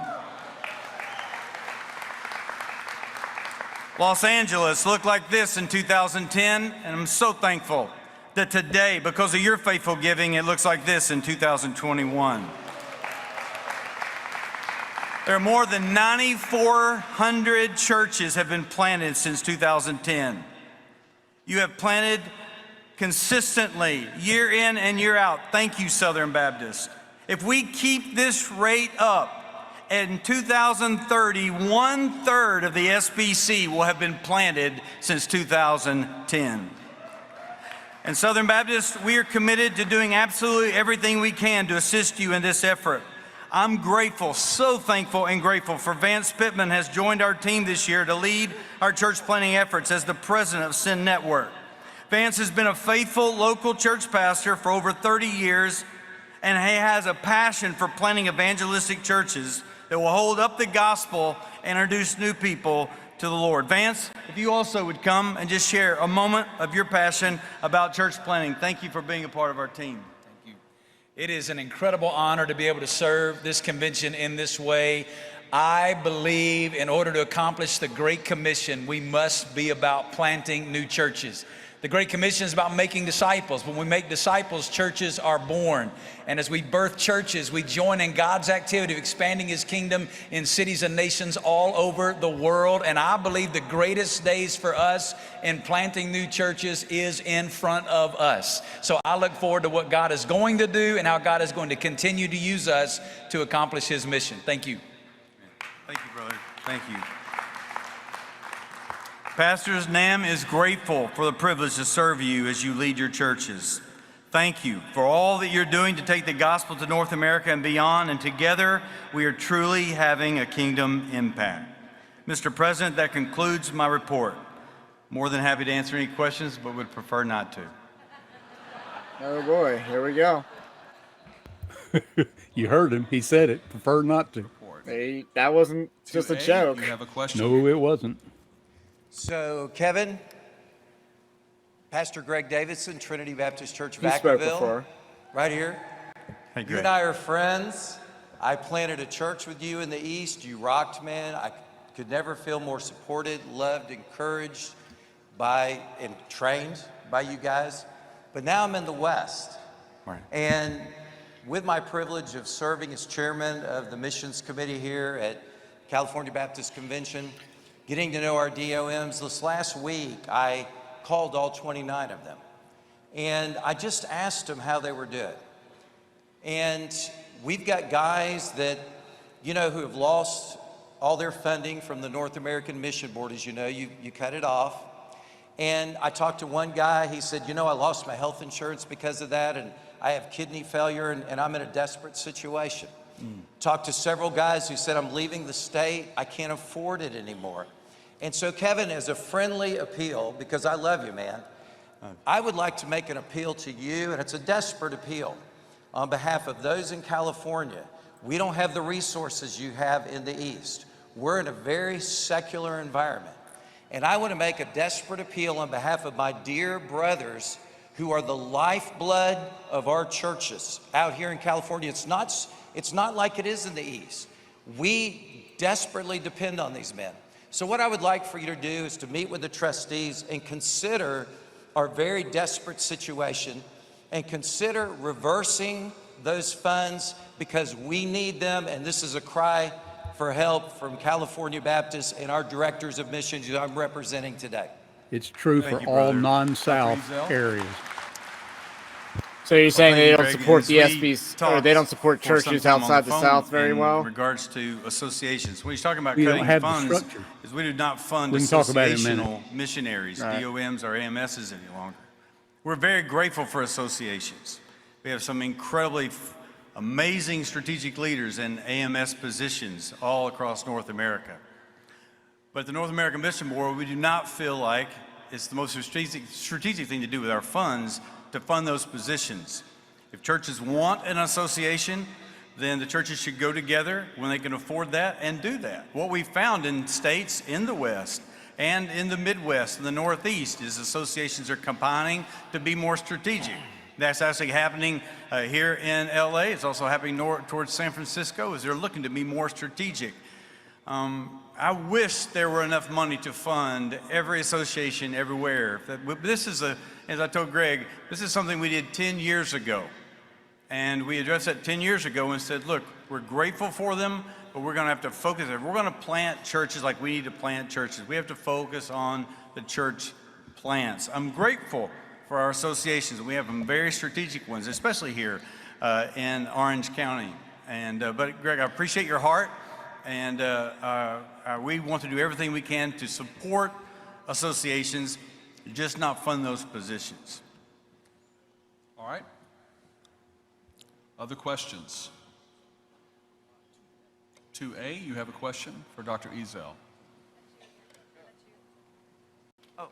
Yes, Kevin, I just wanted to say, you and I had a conversation, and look, I know your heart. Him again. And you and I have spoken together in conferences and had personal conversations. Brother, I think one question is, I'm sorry, I think I made a mistake. 7A, you have a question? Yes. Thank you. Ethan Hardy from Peninsula Baptist Church in Portland, Oregon. Camera's not focused on This year, our convention has been, I think, shocked and somewhat scandalized by the, it seems, more pervasive sin of plagiarism in our pulpits. Cut him off. Listen, sir, a question for Dr. Ezel. Is there a question? We have just 33 seconds left. Anyone with a question? There I'm are sure no that question questions. would have Dr. Ezell, thank you. come Hey, around thank to you. Zell Greg, eventually, you got my cell right? phone. Call me for that second question, all right? So Sorry thank you about so that. much. Thank you. Wow, is that disappointing that no one really Chair asked recognizes a whole lot of questions? Sandra Wisdom Martin, the Executive Director of the Women's Missionary Union, for a Well, report. I am not really interested in this part, so let's go ahead and cut off the. Sandy. Thank you, Mr. President. I'm going to introduce Connie Dixon. So let's Yeah. just focus on the germane. So you pointed out in the private chat, 9,400 planted, but not all funded. So you're to what degree Yeah, no, is there NAM are taking huge. credit for? We don't know. We don't know. See, that's the deal. Well, let me give you a comparison. Okay, when I first went to Michigan, we went assigned to associational missions and church planting. Okay, that was in January of 2001. In my association, every month I got an email. Okay, and that email told me how many planters and I had two associations actually. I split offices, but had two associations, covered about 2,000 square miles, which was the smallest association in Michigan. Right. So I had the tiniest geographical area.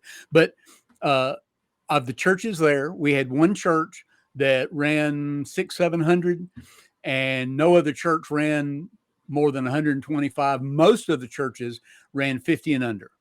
Okay. So, the kind of things he's saying, well, churches ought to all come together and fund their association, whatever. I mean, the whole thing is they don't understand or they won't accept. They understand it. They won't accept the context. Same thing. You go to Nevada. I have a friend that was one of the associational missionaries. All of Nevada, look at the geographical area of Nevada. They had 3 associational missionaries. 3 covering all of Nevada. It's a big state. Is that absurd or what? And one day he and I this friend and I were talking. He has Reno, Nevada as part of his area. Okay. And which is a huge city by itself. Right. And I said, I just can't imagine, the kind of miles you put on a car. I said, I've got a little over 2,000 square miles and I average, between 2,500 and 3,000 miles a month. Easy, to do that. And he said, are you kidding? He said, I have over 35,000 square miles in my associational area. So take that one association, all these churches spread out and this particular guy I'm talking about, when NAM went through that process, they cut the rug out from under them because it was all small churches scattered all about, and they don't have the ability to financially afford. Now, some of them, and I saw it happen in Michigan, we had one association, the guy literally started telling churches, stop sending as much to the cooperative program, start funding us because NAM is cutting our funding. And so they started pouring more of their money into the association so they could keep him as an associational missionary. Well, that's not cooperative ministry. That's not the way it ought to work. But it's competitive. Well, absolutely. And the whole thing about the way NAM has operated since the Great Commission resurgence has been a model of competitiveness, not cooperative. So I want to ask you a question, about the Great Commission resurgence. Yeah. Because I watched your stream with John Harris last week, and that really struck me was when you talked about that, because you look at a lot of the stats for the Southern Baptist Convention, it seems like sometime between 2004 and 2010 was their height, right? Well, yeah, that and a little before, yeah. And the Great Commission resurgence happened, and then you see a precipitous decline. Would you say that this marked the beginning of the end? Well, I don't know about the end, but there was already some decline, and there's let's just call it a cabal of leaders behind the scene that they felt like we've got to do something, and we think this is the answer. Okay, so that's where the Great Commission resurgence came in. Johnny Hunt, of course, helped push that, and they went ahead and started down that process. It's going to be really interesting. I wish they would do it right now, and that is open up the records from the Great Commission Resurgence Task Force. They sealed them, and actually the task force seal them for 10 years. And then after a few days after that convention in 2010, they announced that they were going to seal them for 15 years.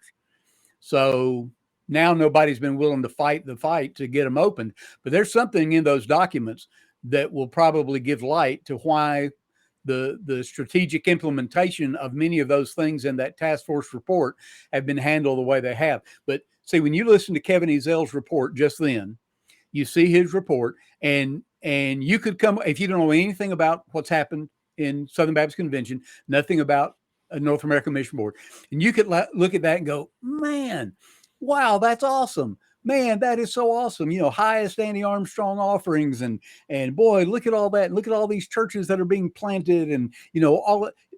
But you don't know behind the scenes. You know why that Annie Armstrong has grown so much? Because inflation is one reason. Well, that's part of it, but even it's not adjusted. Even if you justify it, even if you justify it and make it all equal, here's what's really happened. What really happened is in 2010, when they passed the Great Commission Resurgence, part of that was they introduced what they call Great Commission giving. Okay, and this was a new category. So what happened is we had these mega churches, mostly mega churches, that were not interested in giving much to the cooperative program. I mean, it's one of the reasons why Frank Page won the SBC presidency in the year he won, because they said, look, he pastors a pretty good sized church and his church gives 10% of the cooperative program. And I don't remember who he's running against now, but Page was not anticipated to win. But when they announced that who he was running against, is Ronnie Floyd. It was Ronnie Floyd. So they announced Ronnie Floyd's church was not giving, but a little less than 1% to the cooperative program. It overwhelmingly shifted, and Frank Page won by a hair because there were enough people who said, look, if he's not even supporting, well, that was the model for large mega churches. Johnny Hunt, when he got elected, he had a big platform, but their church didn't give but 1 or 2%. Many of these churches didn't. What they did is they gave a little bit to continue to be a part. They would come in and say, look, we gave $724,000. Can you say you gave that much? Dude, you're working off a multi-million-dollar budget, right? Okay, so their 1% was a lot more dollars, but I pastored a church where we gave 32.5% or 32.25% to the cooperative program, another 7.5% to the associational missions, and usually 2 or 3, 4% to some other type of mission endeavor. Plus, we did our own mission trips, all that kind of thing. What's happened in the big mega churches is they would give this small percentage that brag about the dollar amount, which makes it sound great. And any guy pastoring a small church that's got a $50,000 budget for the year, he hears, wow, they gave $250,000, $800,000. It's like, wow, that's cool. Until you realize they're pouring all of extra money. It's going into staff. It's going into buildings. It's going into their own mission endeavors that they can control, they can touch, and just a little bit percentage-wise is going out. So what happened was when they created this Great Commission giving, now they created this kind of a pot where anything that you consider missions, you can report as Great Commission giving. Okay. So what happened then is many of those churches who Ezel, what I saw, I'll just say what I saw, but what I saw was many of those churches were receiving extra attention, and there is a list of about 7,000 churches, that he identifies with and says, those are the main churches that support us. 90% of our support comes from 11% of the churches. So they cater to those churches. They assign a person specifically to work with those churches. And, each of those people are called ambassadors. They're NAM ambassadors, and they get paid anywhere from $1,000, $2,000 a month. And they'll have whatever the number is in the area they're in of 25, 30, 40 churches, maybe, that they cater to, and they try to make sure they're happy, and they get gifts and special packets and all kinds of other stuff. And so they have this sense of loyalty. And what they started doing way back then is they would take a special mission offering or other mission offerings. Instead of giving more through the cooperative program, be cooperative, they would designate it and give it straight to NAM or give it straight to IMB in a designated way, but they'd count it as Great Commission giving. You'll notice now you virtually never hear anything about Great Commission giving. I mean, They've done it to themselves is what's happened. They're They've done not it big to on themselves. undesignated or designated giving either, from what I Right. hear. Yeah, no. I mean, and it's near impossible to track what it really is. I mean, it could be all kinds of things, but I mean, it's just kind of a big pot. But now go back to your statement that we were talking about the 9,400 churches planted. We don't know how many hold churches. on. Let me get the volume on. On behalf of Kathy and myself, and I think the whole Southern Baptist Convention, thank you for your leadership of the WMU. Okay. Thank you that you're a woman of prayer. Gonna go into the Thank you that IMB you have the report. heart of the gospel in everything you do. Yeah. God bless you. Would you express your appreciation for Sandy and the WMU? So Yeah, that'll come what's on in a happened- bit. Yeah, it will. They're finishing up. I thought it was. Yeah, moving on to something else. Yeah, but they basically have shot themselves in the foot, is what's happened, because they created this Great Commission giving, and now more and more churches, especially those large churches, are designating, not giving to the cooperative program. When you hear all of the stats they're giving, oh my soul, if you only knew behind the scenes, they keep talking about our cooperative program giving is running, I didn't write down the exact number, but it's so much above budget, right? Right. Okay, well, stop just a second and look at the budget number. Don't even calculate inflation. Look at the budget number difference between what the budget is for a cooperative program now and what it was a decade ago, what it was 15 years ago. And then you start looking, you talk about the number of planted churches. We can't find out how many planted churches are in any given area. When I was associational missionary, I got an email that told me how many planters in my area were receiving support from the North American Mission Board. And that was usually joint funded by our state convention. Okay. Then when I got to the state convention, I was a associational missionary for a decade, but then I got to the state convention. Initially, we still got that same report. I could look at the entire state, and I knew up there in the thumb, of Michigan, or up in the Panhandle or somewhere else of Michigan, I knew how many church planters were getting funded cooperatively with the state and North American Mission Board, and we could pinpoint every association, how many people were getting funds, how much they were getting every month, what was their plan, were they on a 3-year tear down plan, whatever. Okay. And what year did this change? Well, it started changing in 2011. So around not Kevin Ezel's significantly. time? Oh yeah, no. It's definitely after the Great Resurgence Commission, our task force put forth the GCR, and Ezel was there, because one of the first things he did, he came in and almost immediately fired 110, 12 people. I mean, just boom, got them off the staff. Anybody who basically wouldn't pay homage to the new regime. See, And I've called him, in my analysis of the Southern Baptist Convention, I've called him the Phantom Menace, because he is the one manipulating the scenes. He's basically the kingpin. He's the banker. No, yeah, he's because he controls the money. Yeah, he's not as much in control of some of the other some of the other cogs in the wheel, but you'll notice that in most cases, well, like, let me ask you this: do you think our church planting money that we give to NAM should be funding staff members at the executive committee?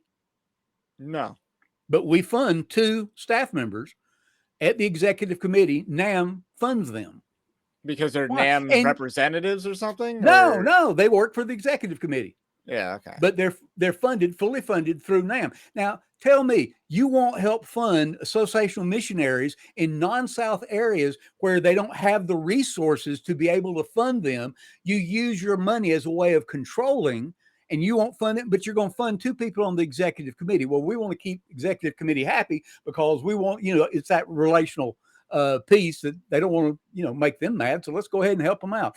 I don't know how it all came about, but it's actually happened. Why would you do that? So back to the 9,400 churches, we don't know how many churches NAM is actually funding.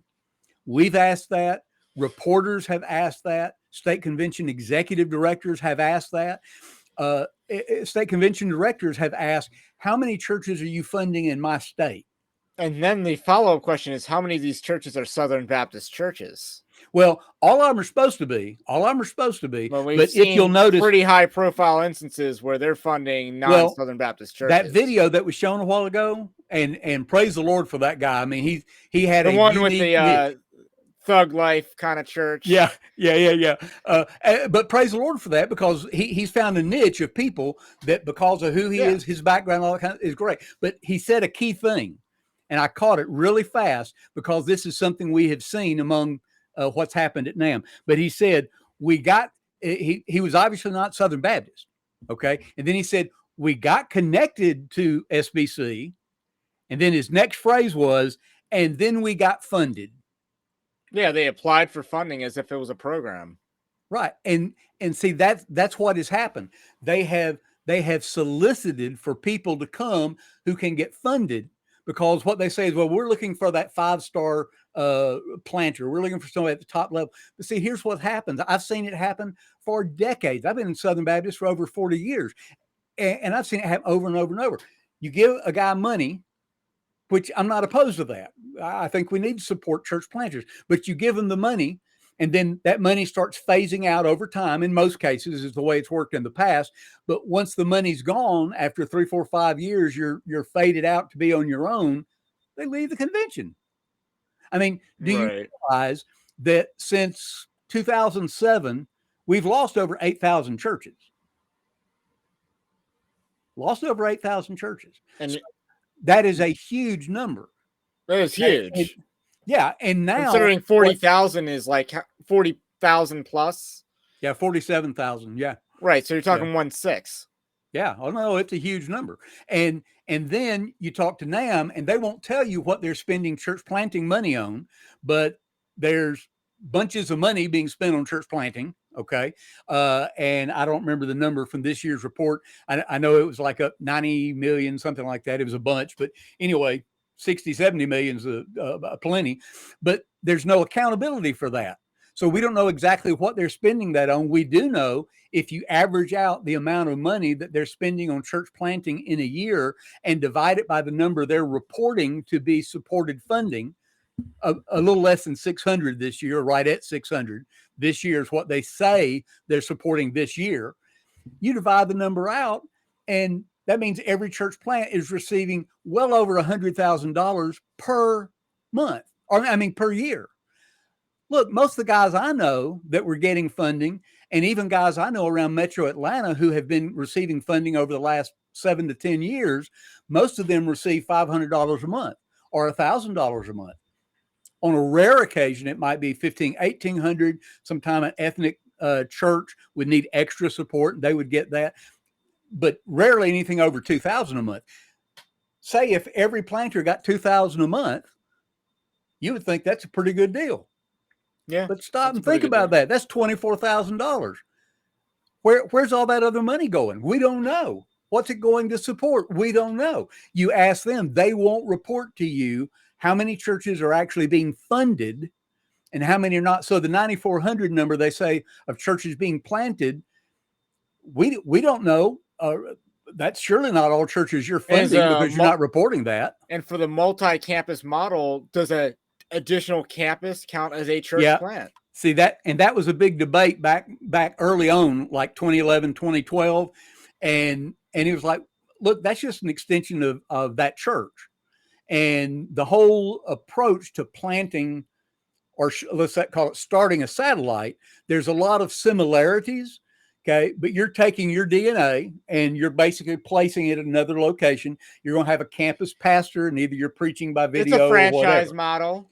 No, that's exactly right. It's like and I don't remember who wrote it now, professor at Southwestern Seminary, but he called it, the book was something about McChurch, the McChurch model. Yeah. The whole idea is it's a franchise model. He was very opposed to satellites, obviously, but there was a big argument, a big controversy among, key leaders at the state and national convention level. And it was like, are those really new churches? Well, the assessment for many was, it's not really a new church. We shouldn't be calling those new churches in new church numbers. Well, finally, they decided, I think about 2013, that, well, I think we will call, those a new church plant. So every one of those satellite churches, they're counting as a church plant, and of course, the churches doing satellite model are primarily, larger churches. They're probably mostly mega churches as far as that goes. with the passage of Resolution 2, which condemned the prosperity gospel, does that mean that we can start seeing motions to disfellowship churches like Elevation Church in North Carolina that was funded by NAM way back in the day? Well, or are you not allowed to name names all of a sudden? Right. Yeah. Well, and all of a sudden, I mean, you've got a number of churches that have leaned toward kind of the elevation model and, that kind of thing. Yeah, see, that would be a huge deal. But or Rick Warren's church, for instance. Well, yeah. Although Rick Warren, for the most part, and I've known Rick for years. I met him when I was in seminary in 1987, something like that. That's when I first met him. He hadn't graduated but a few years earlier, but he had just planted Saddleback. And so I've known him over the years, and he's a kind-hearted guy, a loving guy, very helpful. I mean, my soul, he's been so helpful. And, that he's proven himself to be helpful and want to be helpful to pastors with all the things he's done. But they've also had that mindset of reproduction. So they've really wanted to be reproducing, and that's why they've planted so many churches. But see, here's another thing. Stop and think about it for a second. NAM affiliated themselves with what's his name, Lowry out west. Dave Lowry? No, Greg Lowry. Yep. With him, because he was a part of planting a number of churches. Really? Right. Then they affiliated. And he's Calvary Chapel, correct? Yep, I believe so. And then they connected with James McDonald, Harvest Bible Church. Well, go to Harvest Bible Church and look at all the corruption that's there. And then they connect with McLean Bible Church in Washington, D.C. Well, McLean's not a Southern Baptist church, even though some of their leaders had been pushing them that way. So now the word is that NAM has actually funded to the tune of hundreds and hundreds and hundreds of thousands of dollars, actually around 6 million is what I heard last week. But they funded all these churches that was connected to McLean through that connection. Wow. And McLean has said, but we're not a Southern Baptist church. And they're not opposed to church planting. Yeah, they're not. But what NAM has done, and this is what many have seen their emphasis to, let's find churches that are already planting. And then let's get connected. Let's affiliate. Oh, here we've got these are probably questions for IMB. Board. And my question rests upon that. I could have brought this as some sort of motion, but understand that I believe you to be a man of integrity. Like us, missionaries, and I'm sure this is not news to you, missionaries are facing difficult times, financially speaking. Benefits, I'm sure, have been restructured because of the changing times. I know that there are various restrictions that are necessary. I'd love to hear a for question on our the vaccine missionaries mandate. as they serve overseas.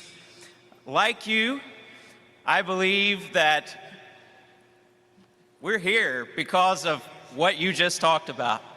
We're here because of missions. We're here because of Jesus' command to us. I'll get to the question. Brother, yes, could sir. you get to Sorry. the question, please? Thank you. Sir, I'm sorry. That's all right. My question is simply, will you make your trustees aware of any potential need for pay raises to take into account the inflation and other difficulties that all of us are facing? Because, of course, the Lord has commanded that those who proclaim the gospel should get their living thereby. Thank you. Dr. Chip. Thank you for that question, and the answer is yes. In fact, we are just now going into the budget planning phase for our next fiscal year. Our leadership team is already discussing what we can do to help our staffs, stateside staff personnel, as well as our overseas missionaries, deal with the incredible challenges that each family and individual is facing because of inflation. So you have my assurance that these conversations have already begun and they will continue. And because of the growing generosity of Southern Baptists, frankly, we are better positioned to address this problem this year than we have been in a very long time. Thank you. Microphone 4A, you have a question for Dr. Chitwood. Yes. I'm Lindsay Holland. messenger from Dunkirk Baptist Church, Dunkirk, Maryland. And Oh, I was curious if you have a final total for, or a current total for Abby's challenge that was offered a few years ago. Thank you. Oh, I wish I did. I do know that the giving through Abby's Challenge, by the way, for those of you who aren't familiar with Abby's Challenge, this was one of our missionary kids serving with one of our families in East Asia.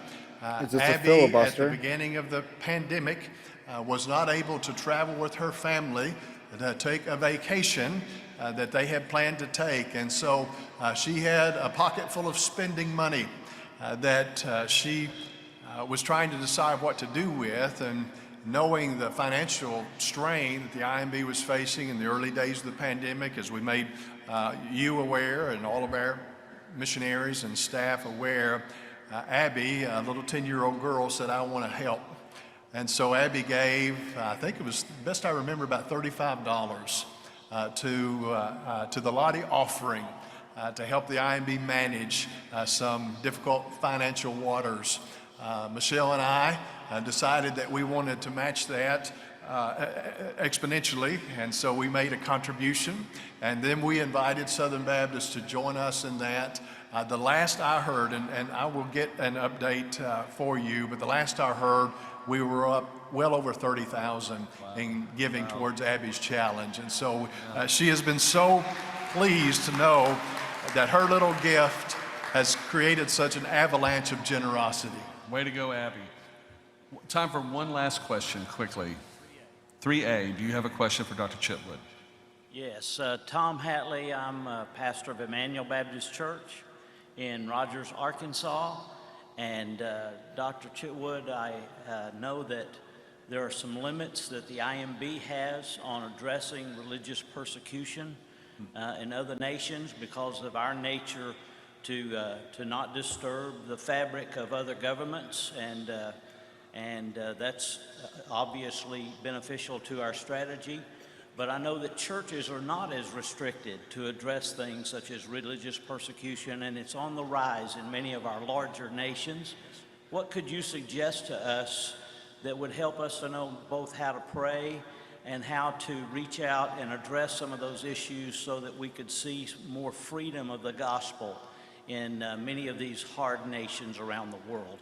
Thank you, Pastor Tom, for that question. Thank you for serving in the past as IMB trustee, Thanking someone chairing for a our question board, is a good and stalling having a heart tactic, for the by the nations way. and for our missionaries.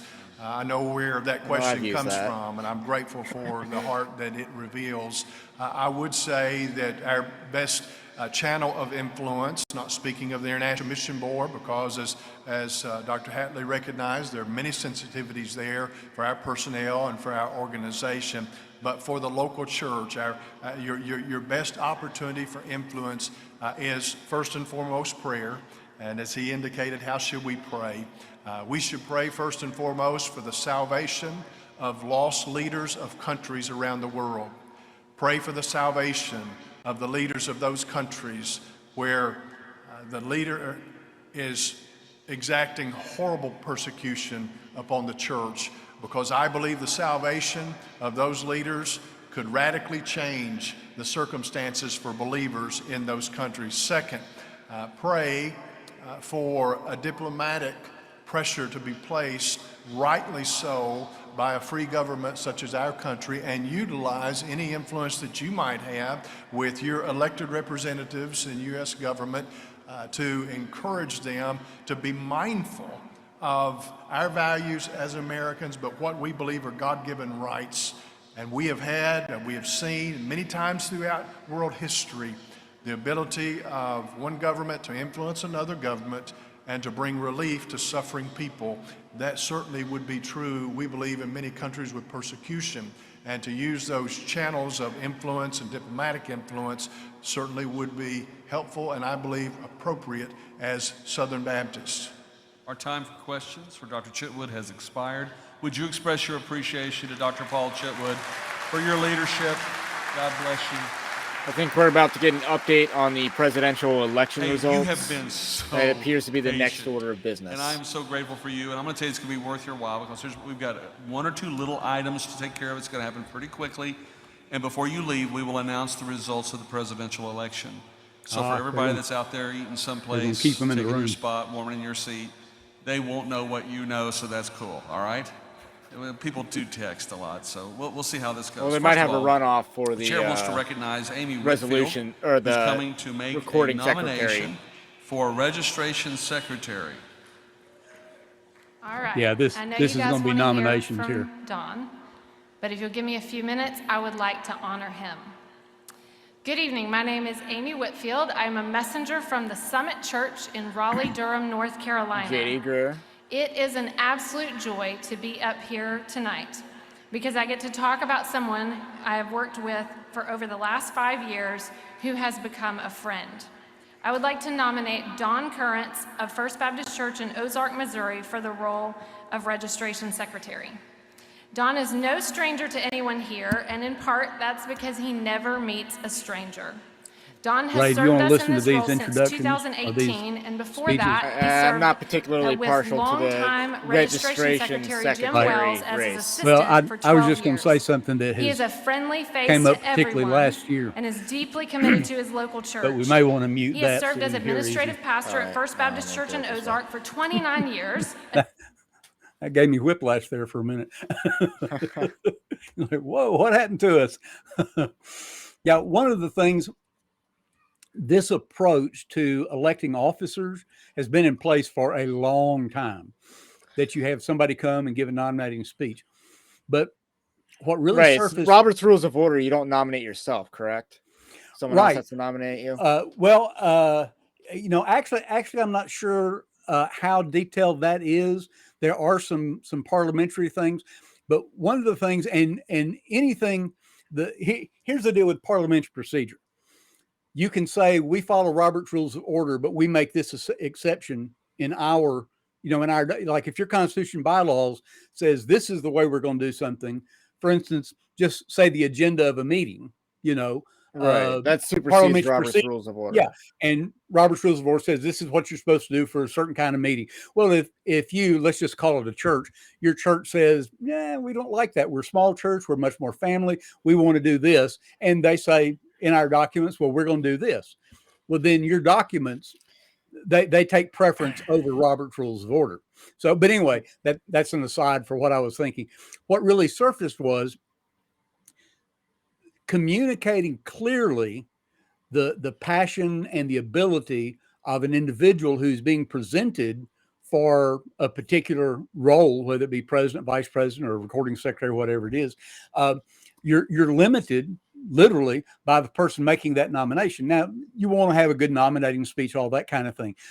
But it would be much more helpful to most messengers if they were hearing from the person that was actually being nominated.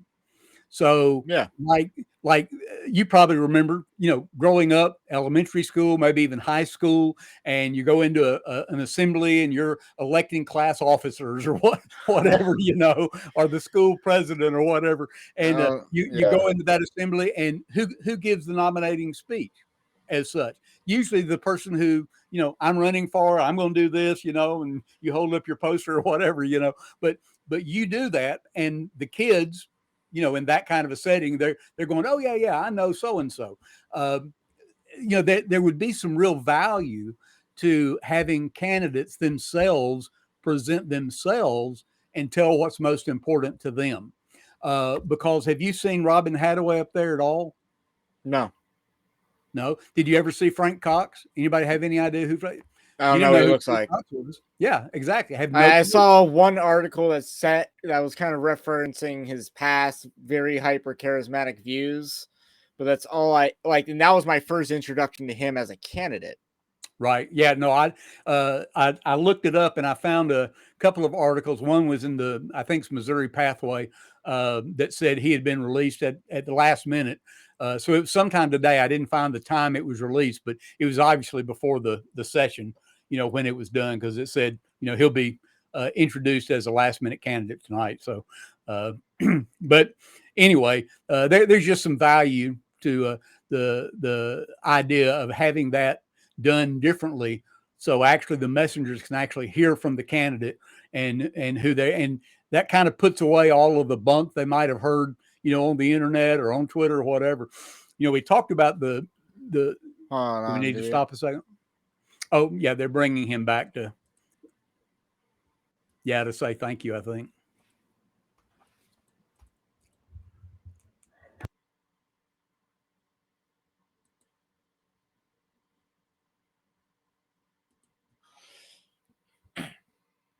Okay.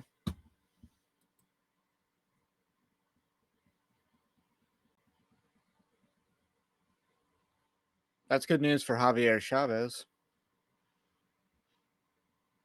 Oh, that's a lot. Wow. Well, remember, there weren't but 5,000 something left in the room. 51.31%. Javier Chavez received 1,836 votes, representing 34.54%. Another Conservative Baptist Network L. Which represents 21%. Thank you, Don. And for the record, 5,315 messengers cast ballots for Secretary.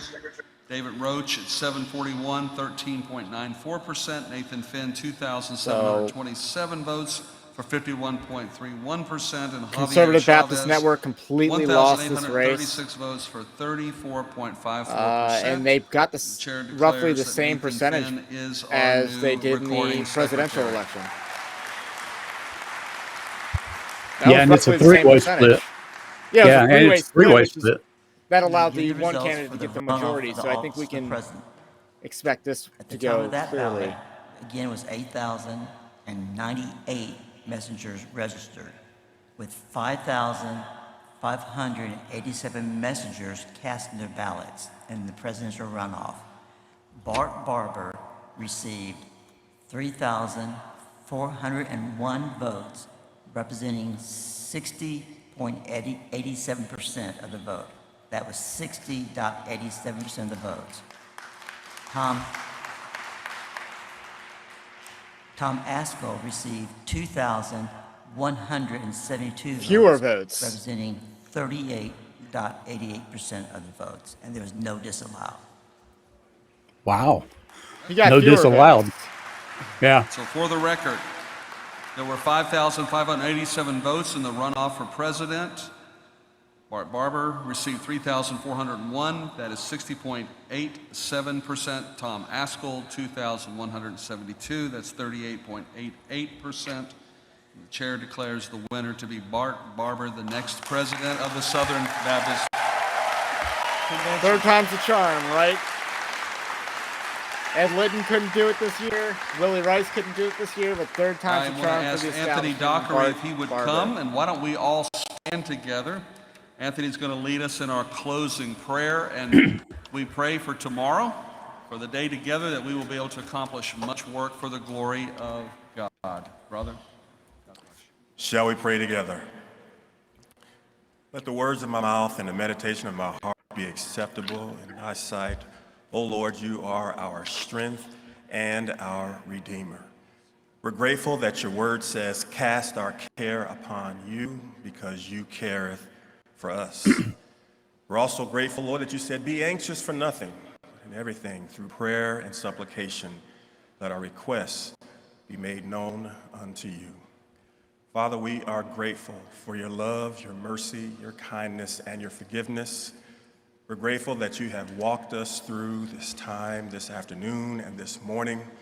So much had to be accomplished, and we're grateful, Lord, that your Spirit has presided. So Bart Barber increased by almost 200 votes. Our Vice President, our Tom CEO. Askell decreased Father, we pray by in the almost name of your Son, 200 Jesus Christ, votes. that you would indeed be a God of comfort, peace, and strength. What does that tell you? For all those that have participated. They felt like there wasn't a way. Insights. They felt like it was a lost cause after the first vote. Father, we do understand that the most serious issue we have is lostness. And we pray for those that don't know you, that they would come to know you as Lord and Savior. And Father, we also know it is the churches that will make that happen. And so we do pray for the pastors. We pray for their brides. We pray for their children. We pray, Lord, for everything that's going on in their churches that would indeed put a smile on your face. Yes. We pray, Father, as we move forward, that we move in oneness and harmony, one accord. There are many differences, but Lord, we have more in common and we have dissimilar. So help us, Father, in the name of your Son, Jesus Christ, to do all we can for the cause of Christ. We had a demoralized Now unto him that is able to conservative keep you from turnout falling, for and present you faultless that before the presence runoff. of his glory with exceeding joy. To And only then wise God, the, glory, again, majesty, dominion, it doesn't power, seem like and the, all of God's people said, Amen. Conservative Hallelujah. Baptist Network can Praise get the above Lord. the 34% threshold, or at least 35%. They Session can't get is above over. 35% in this, except for Vodi Bakum in the pastors' conference. So, but that was a two-way race, wasn't it? Yes. Yeah, yeah. As far as I know. So, what's your take on the pastors' conference? Is there a rule that only pastors can vote, or are there no bylaws governing the document, which is what the Conservative Baptist Network alleged? So, which is actually the truth of the matter? Right. The best I understand is they don't operate by Constitution bylaws like a lot of other organizations, because it is I don't think you'd call it an auxiliary, but it's not officially a part of the SBC program, which a lot of people don't realize. They think it's part of the annual meeting. But what has happened, started happening years ago, what happened was the SBC agreed to extend their contract for a longer period of time to allow the pastors' conference to have the same, meeting room, that kind of thing. And what happens all over that facility and in other, hotels close by are all kinds of other meetings. There's, WMU, they'll have a bunch of people there for that. Associational missionaries have a meeting. They meet. State convention leaders, mission leaders, they meet. I mean, there's just all kinds of different meetings that happen on typically that Sunday, and then the Monday morning through maybe noon on Monday. And so they kind of go side by side with the pastors' conference for part of it, but then the last part of the pastors' conference is open. So by the time they get around to voting for the president, at least the way it was structured this year, potentially there were a lot of people in the room that weren't pastors. I was dialoguing with a guy who is a director of missions, been a director of missions for 15 years, and he's there in Anaheim. And the whole question was about, non-pastors voting. And he said, I never vote. He said, I always enjoy going. He said, but I wouldn't vote if I wasn't also a pastor. Right now, he's actually pastoring a church and was sent as a messenger of that church. He said, so I voted because I am a pastor. He said, but in the meeting, they made it real clear. Only pastors, only pastors, only pastors vote. And then he said it was actually printed on the ballot. Right. When they passed it I out, heard that it it was was printed on the ballot. Yeah. But the question is, what bylaws do they have to justify that? Yeah, I don't think they do. I think it's been kind of like a small church that has bylaws that came out of the 1950s. Right. It's just whatever the last person remembers, And I can understand how that's understandable, how that would lead to a dispute on such a controversial issue. That was the best performance that the Conservative Baptist Network has thus far had in this convention. As far as percentage wise. But I kind of think, and again, I'm not on the inside at Conservative Baptist Network. They didn't ask me to be on their steering council of 742 people, or however many people ended up on that. Man, you really got left out. I know. I could have been friends with Mike Huckabee, but anyway, that and Carol Swain. But anyway, but what it appears, they have been so bold about just kind of like the political aspect of it. We're going to win it back over. And so they have actually put together, like, here's our ticket, the president, vice president, recording, here's our ticket, go to Anaheim and vote for our ticket, and that is so political. I mean, go to any state and, governor and other people will all run on kind of the same ticket. They're running together. They share advertising costs and all kinds of stuff A sometimes. slate is what it's called for Yeah. informal politics. It's called a Exactly. slate. Exactly. You file a Yeah. slate so you can have unlimited funds to support a multitude of candidates. Yep. And the whole idea is you get everybody there to support your slate of candidates, and they're all going to be on quote unquote your ticket. Well, that even looks and smells very political. So I think there's probably a portion of people, even if they're thinking, hey, we need, that they buy into the idea of we're shifting liberal, and we need to return more to conservative. They're turned off a little bit by the outward politics of it all, where the reality is we've had these kind of politics behind the scenes for a long time. Yeah. And So- but they've been very outward about, hey, we're trying to take over the convention. So what part of this how much of this is pearl clutching versus how much of this is, they're just on the other side? Unpack that a little bit. So pearl clutching would be, they are aghast at the political, the fact that this is politics. This is ecclesiastical politics. At the end of the day, it's smash mouth politics. I've heard it called the art of civil war. So, at some point, this is politics.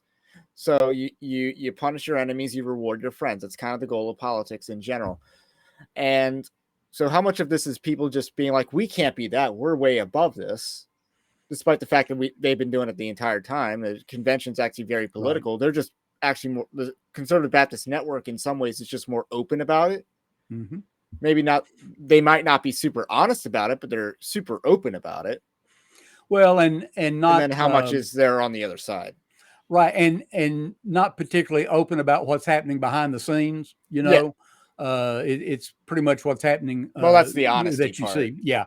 And, I would say, my background has been working primarily when I have been working mostly consulting type stuff since 2001.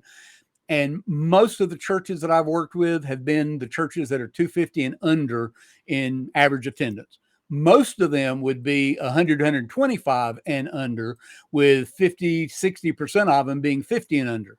And some of those being in the teens, So churches like that, and many of their pastors are bivocational, that kind of thing. And they're just not keeping up with it. They're just not keeping up with it. And they would be, and have been, many of them have been really shocked to find out what's going on behind the scenes and to see how aggressive, particularly online. I think the Southern Baptists who are sitting in the annual meeting room tonight, there was probably less than 10%, maybe 15, but I'm guessing less than 10% that had anything to do with Twitter. I agree. But if you get on Twitter, man, there's wild battles. You would think, oh my soul, the convention's really blowing up. Well, people get pretty vicious on Twitter. It's kind of a wasteland. It's a sniping platform. Yeah, it's terrible. Facebook's not quite so bad, but it is. But here's what you have to remember about Facebook. What's the demographic of Facebook now? See, Facebook used to be for young people, but now the strongest demographic of Facebook is 45 and up. Okay. It's old people and a lot of liberals at that. And the bottom line is your younger folks, they aren't as active on Facebook and interacting on Facebook. I mean, I deal with local politics and local campaigns. The people, all these people who are over 45 just care way too much about what trolls say on Facebook. I don't care whatsoever. In fact, the only reason to really care about trolls is if they want to do a mass flagging campaign against you, like what happened to my YouTube channel earlier today. But who knows who did that? So that's the only reason to care about trolls. Like, I don't care if someone, I guess, gave a threat of violence on my campaign's Facebook page. I don't care. Like they're a coward. That's why they're saying that online. So that's how I view it. But yeah, keyboard warriors. Certain generations take it very seriously. Well, and the reality is younger generations have a lot of other platforms. Yeah, and that's the other factor. They're using WhatsApp. They're using, TikTok would be the TikTok. TikTok. Yep. Twitter's kind of like all ages. Gab is young Christians might be more interested in Gab. Right. And then obviously Instagram. It's just, or just maybe just disconnecting in general. But YouTube is the common denominator as far as growth goes, because everyone gets on YouTube. So everyone gets on YouTube. So which is why YouTube, I operate on YouTube until recently. I was going to say, I think YouTube's still the second largest search engine, after Google. After Google, and it's owned by Google. Yeah, absolutely. Yeah. And then, well, let me ask you a question. And there's a lot we could say about the Ezel's blow it up comment to Scroggins that we might go back after his report and some of the things that we might want to identify. But let me ask you a question first. In looking back over the day, you've been able to be engaged in most of the day. What would be kind of your assessment of day one? How would you assess kind of what you saw, not just tone, but maybe even content? How did the platform perform? That kind of thing. I mean, I just thought it was kind of a depressing day if you were interested in saving the Southern Baptist Convention. Now, the resolutions weren't as bad as I thought they would be. And how much of the resolutions got passed? I know up through 4 did. Any of them beyond that get addressed? No, they're going to have to bring them back. I moved my sheet, but yeah, I had him. I think the first 4, and so they're going to have to present the rest of them to be passed. I wasn't big on all of the resolutions. I wasn't big on a resolution calling for Ukrainian refugees to be resettled in the United States, and that resolution wasn't really read out loud.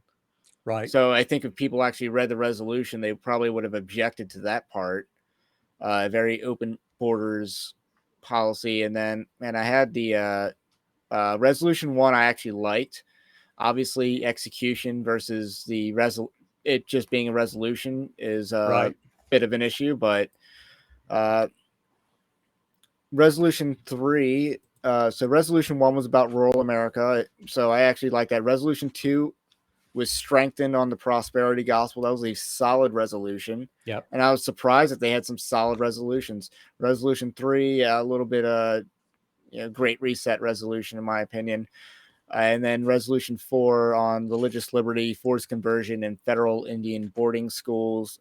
I wasn't sure what exactly the context was for that. That one's a little confusing. Yeah. And what I have found just over the years, and I've been going to Southern Baptist conventions. Up until we moved to Atlanta, I haven't been able to go since we moved here. But since 1985 was the first year I went to a Southern Baptist convention, and didn't miss but maybe 2, all the way up until a few years ago. So I've been in a lot of them, and typically resolutions, unless it's something really, really controversial, oftentimes it's just like it's presented, and it's rubber stamped, maybe. Yeah, and then it's pushed on. I want to talk about resolution. It's the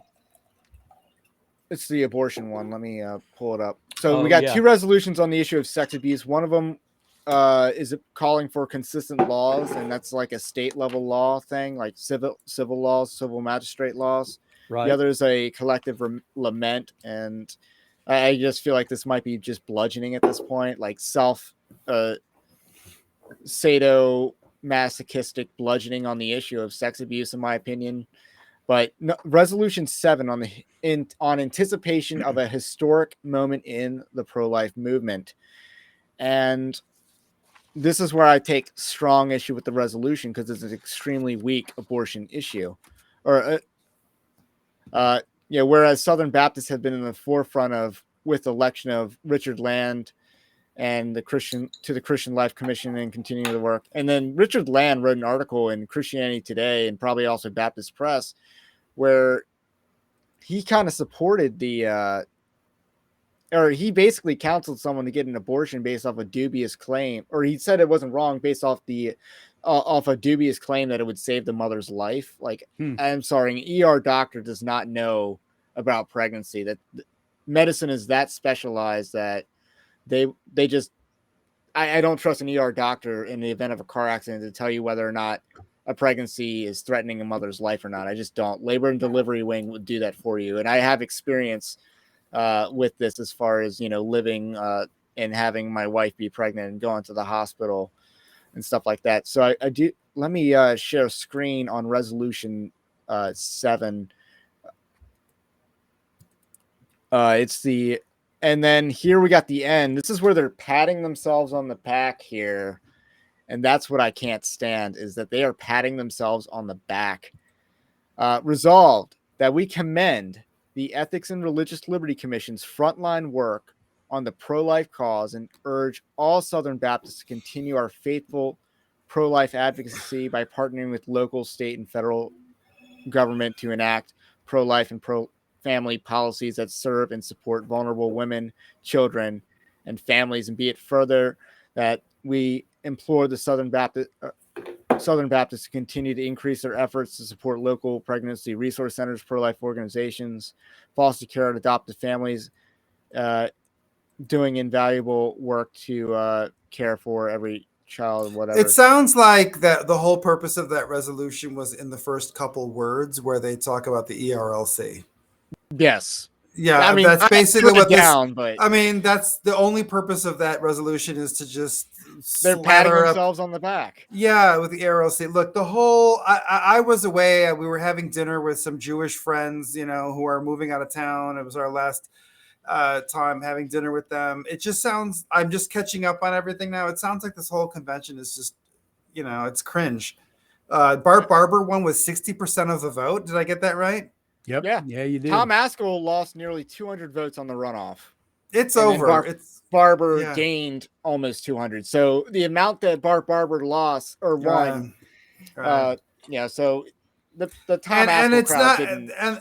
And unfortunately, the conservatives behind Tom Askell are not gonna push for election integrity, because it's the same thing as in the national, secular political world. They're not gonna even question. If you have a fraudulent vote, they're getting 34% consistently in multiple races.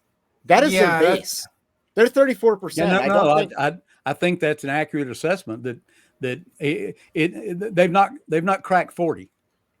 Right. So I think they've got a consistent base that are voting on that. There is if there's fraud, and this is why I don't think there's fraud, they wouldn't have accidentally got 34% right both times or on every vote thus far. Like, they wouldn't have gotten that accidentally right.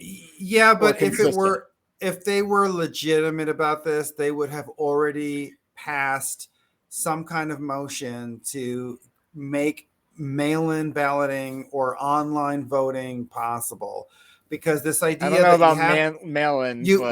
But listen, no, listen to me. Me either. If they were all against Donald Trump and they were all in favor of saying that Joe Biden's election victory was legitimate, so there was a resolution on that tabled last year. Yeah, I mean, if they were going to be consistent on that, it just seems crazy that they do not believe in those kinds of remote voting when it comes to the Southern Baptist Convention. The idea that you have to be there at the convention and then you put it in Anaheim, which is in California, and it's in the middle of a spike in gas prices. No one can get there. This is after the COVID. Well, but do remember the locations for conventions are determined years and years in advance. That's not a last minute thing. The Olympics. It's been way. Oh yeah. They do that 5, 6, 7 years. But I think the whole thing is, it's like these elections to me are. They're not capturing the Southern Baptist Convention. 8,000 people were here at this, for a convention that has 14 million people, 3.6 million people who attend every Sunday. It's just, none of this is real. It's almost like, why would we even give any legitimacy to it? This is just a little fantasy gathering of people that Kevin Ezell gathered by busing his little select people to this convention. So and the reality is the technology exists to be able to do it. There are some things that have to be put in place, and it would be an investment. That'd be an investment of money to make it happen. But remote locations, like the one guy tonight was talking about, make a center location every association. He said every association can be. Well, that's not going to work. I mean, it's just like the illustration I was telling you about Nevada. 3 associations for all of Nevada. Holy cow! It's 30,000 square miles for one association. That's not going to work in a lot of non-South areas. It's just not going to work. But Right. you could find even in the area where I was serving in Michigan, we didn't have any big, huge churches, but you could take a church that had good internet. No problem. Had good internet, had a sanctuary that would seat several hundred, this big enough seat several hundred, be able to throw everything up on the screen. Everybody is registered. Everybody has to be ID'd, either with, scan QR codes are out there now. I mean, there's all kinds of things you could do to credential people.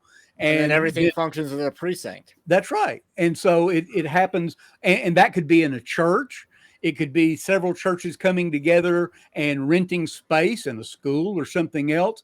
And you would just have to, just like in a political campaign, when you go to vote, wherever it is you're voting, right? You go in to vote, there's somebody there who's watching over that. They're making sure that people are taken care of. Did they have proper ID or whatever, all the stuff they do. And then if there's a machine problem with the voting or whatever, it's all taken care of. Well, you would have to train these people who are all over the country to be able to do those kind of things, but it's doable. It's especially doable because look at this, if you own any stock, you might get an occasional notice to vote on an issue. Now, if you're just a retail stock buyer like myself, that voting's largely symbolic because the votes are, the board will get what the board wants. But if any stock can just have a voting by proxy or whatever, or not voting by proxy. Proxying is when you have someone else vote somebody for else you. do it. Yeah. You don't want that, but that shouldn't be allowed in the Southern Baptist Convention. But remote voting, which you can do in virtually any stock, corporate America seems to do it pretty well. I mean, it's obviously kind of a sham of a process, because, when I vote to not allow Susan Rice to be on the board of Netflix, that's a joke vote. Yeah. Well, you know what? I think the results of the presidential election, at least, I'm going to celebrate because it removes any ambiguity for me. I think if Tom Askell had won, I would feel kind of a conflict of interest because part of me would just want to be rallying behind Tom Askell because he's part of my team. But then I know that in that office, he would have to make so many compromises. Now it's like, it's Bart Barber. I know what kind of an operator he is. I've seen his handiwork all over the place. Let him deal with all the lawsuits, all the blowback, all the backfiring, everything. Let him be in this palace as it collapses and burns. So I want to talk about, I believe it's resolution 8, but first I just want to say, I want to pose a question because, I'm on a political campaign. Bobby Gilstrap, you vaguely heard me reference that, but not necessarily in detail. But basically I was talking to someone on the campaign trail yesterday and then today and then Saturday. He was basically saying, I don't want to lose because I don't want to take a shot at my opponent, who has had only 2 DUIs and wouldn't pass a background check, but he's considered in a power ratings, number 2 out of 3 people, out of 3 slots. He's getting the second slot. Basically, did Tom Askell lose because he wasn't willing to take a shot at Bart Barber, but they wanted to go nicer than God with Bart Barber? I do think that, I know this is inside baseball, so I don't want to get too deep into it, but there were a lot of people that I know that I'm close to who avoided stories that would have brought out the serious problems with Bart Barber because they were taking advice from, I don't know, manipulative people. I don't want to get too deep into it. I do think that there was a lot that they could have brought to the forefront about Bart Barber. I don't know if it was Tom Askell's decision or just all of the people in that CBN network, but they didn't go after him the way that they could have. And, maybe that was a good decision because ultimately, if it couldn't have changed the outcome of the election, they avoided a toxic discussion that would have gone nowhere. But I do think that they did pass on a lot of the negative information about Bart Barber. Remember that Bart Barber was the trustee. He was a very influential trustee when Patterson was at Southwestern. Right. So everything they criticized Patterson for, he was an enabler of it. He was also part of the group that got rid of Patterson and brought in Greenway at Southwestern. And they, for some reason, across the SBC, nobody wants to criticize the Greenway administration. I don't know why that is. I have lots of theories about why that is. But, Greenway, even he brought in a provost who was a drug addict, who admitted he was a drug addict and had to resign after having fired half the faculty. And that was all Bart Barber's, his hand was in that because he was a trustee overseeing all this. None of that came to light. It didn't run on Protestia. It didn't run on Capstone Report. I mean, I could hypothesize about why that is, but I think at this point we just got to accept the election for how it turned out and just say this is the future of the SBC. I think it's heading towards dissolution. I don't see, I mean, Bobby Gilstrap, I don't know what you think, but I don't see with Bart Barber as the president, I don't see a way forward for the SBC. It's going to split. There's going to be a huge split. What do you think? Well, we've already assessed and agreed that it's highly political, right? People don't really like the idea of and accepting. So I think your assessment is point on, that people chose to quote unquote take the high road and not attack. But we know from non-church politics, well, it happens in church politics too, but we know from non-church politics that when they go negative with advertising, they win. Yeah, the evidence is that works, and it always works. And most candidates who say, I'm taking the high road, we're going to be positive, we're going, we're not going to do that, we're going to talk about how good our vision is, da, da, da, da, da. The bottom line is they typically don't win, because that negative push really makes a difference and changes minds. What it does is it hits on the emotion. Okay. So when you start bringing out things like that, emotional things stick with you. If you're just talking intellectual things, those don't stick.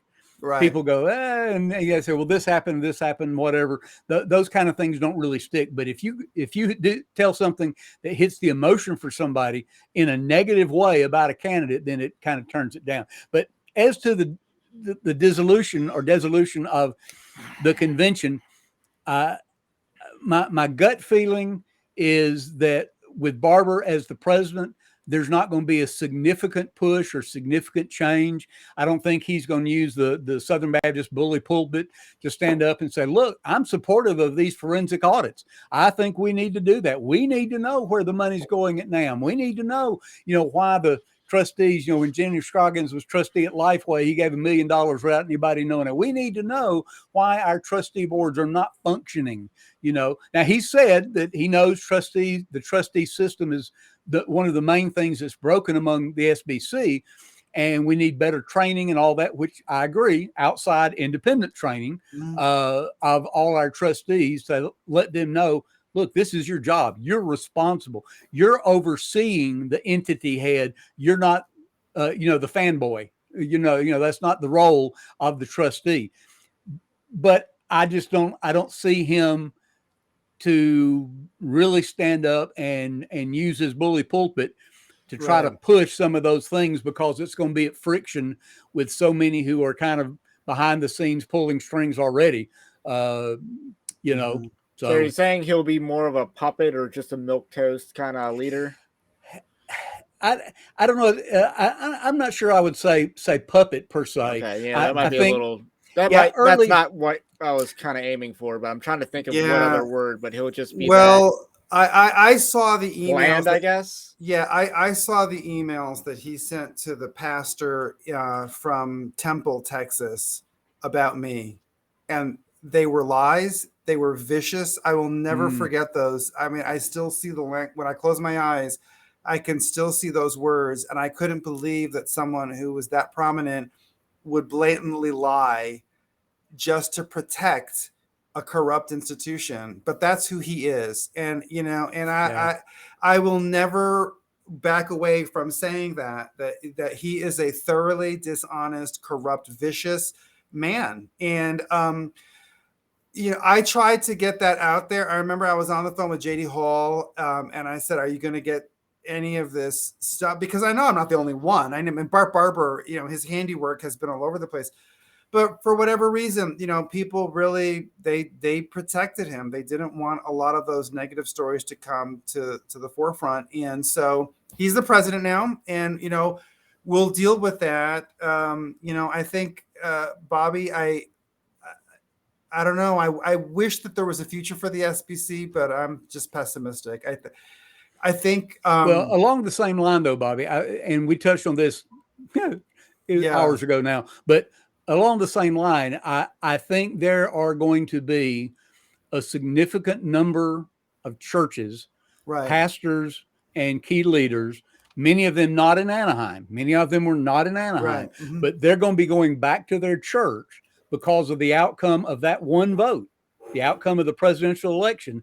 And they're going to go back and say, we had some hope with Askell and these other guys with CBN, but we're done with it. They're going to withdraw, just become non-SBC altogether, or pull out their cooperative program dollars and put just a minimum in so they can still have voting privileges or whatever if they want to. But and then they'll just designate, they'll support individual church planters or missionaries, go back to the societal method, which is a terrible way to do. But I just know I've heard way too many that have said this convention is going to determine. And if it goes that way, we're going to start the process. That's how my church is. And the thing about it, that's exactly what you just said, is how my church's position was. Let's say that 34% let's say that this vote represents the percentage of the SBC that just had it, and they were hoping that Askell would win, and they're out, they're divested. The one thing that I would say that is going to be tough for Bart Barber and for the rest of these folks is that 34% has a much bigger percentage of the money. I don't know if you agree with me, Bobby, but I think some of the old time, yeah, I think a lot of the big money is behind Askell. They didn't have the votes, but I think if they withdraw, and I'm not saying that's a good or a bad thing, because it could go either way, but I think a lot of the money is still part of that Patterson camp that's angry about the fact that he was fired. And so I think that the hurt on the convention could be really outsized because of that. So I want to transition to my prediction. I had 6 predictions for the Southern Baptist Convention that I made on Monday or Sunday night going into Monday morning. So the first prediction was Vodi Bakum will be voted president of the Pastors Conference. Now that one was clearly an L. I did not win. So how did that go for you? That was so I'm 0 for 1 here, and then but what was his percentage? He had the highest percentage, I think. He had like 47. Yeah, so he's the only one top 40% of those guys. Number 2, the second prediction was Bart Barber will win the presidency.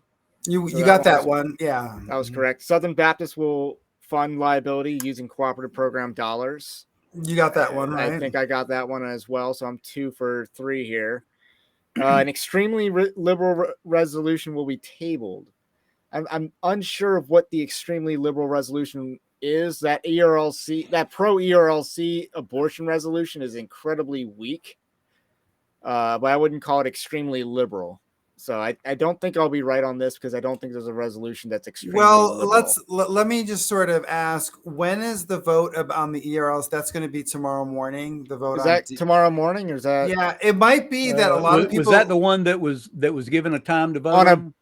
Yeah, I think they. Yeah, I think it was. They would abolish the ERLC. I think it's tomorrow morning, and so maybe the one good thing that might come out of this convention is maybe a lot of people will go home, and a lot of pissed off people will stay at the convention, and they'll be mad about the fact that Askell lost, and they'll fight. But what part of the agenda would that be counted under? Previously scheduled business? Yeah, because they set the time for it tonight. Okay, so it'll come up under previously scheduled business. Okay, so it'll be at 11:35 approximately tomorrow. Yeah. Which I gotta go. I want to thank you so much for this opportunity. It was great talking to both of you. See you, Bobby. I gotta get to bed and take care of my kids. But thank you so much. And listen, I'll be praying for everyone. All right. And hopefully we'll get back on tomorrow, and hopefully be on YouTube tomorrow as well. All right. Bye bye. All right. See you, Bobby. Okay, so that was 3. I think I'm going to count that the liberal resolution being tabled as an L. I don't think I mean, probably so. I agree with you. They're going to I don't think ramrod any those of them. sex abuse resolutions, which probably might be the most liberal, but they're going to ramrod that because that's the theme for this convention. Yeah. So a resolution condemning vaccine mandates will have been rejected. I don't know if that came true or not. I don't know what the rejected resolutions were. Do you? No. There were some rejected, but a lot of them were referred.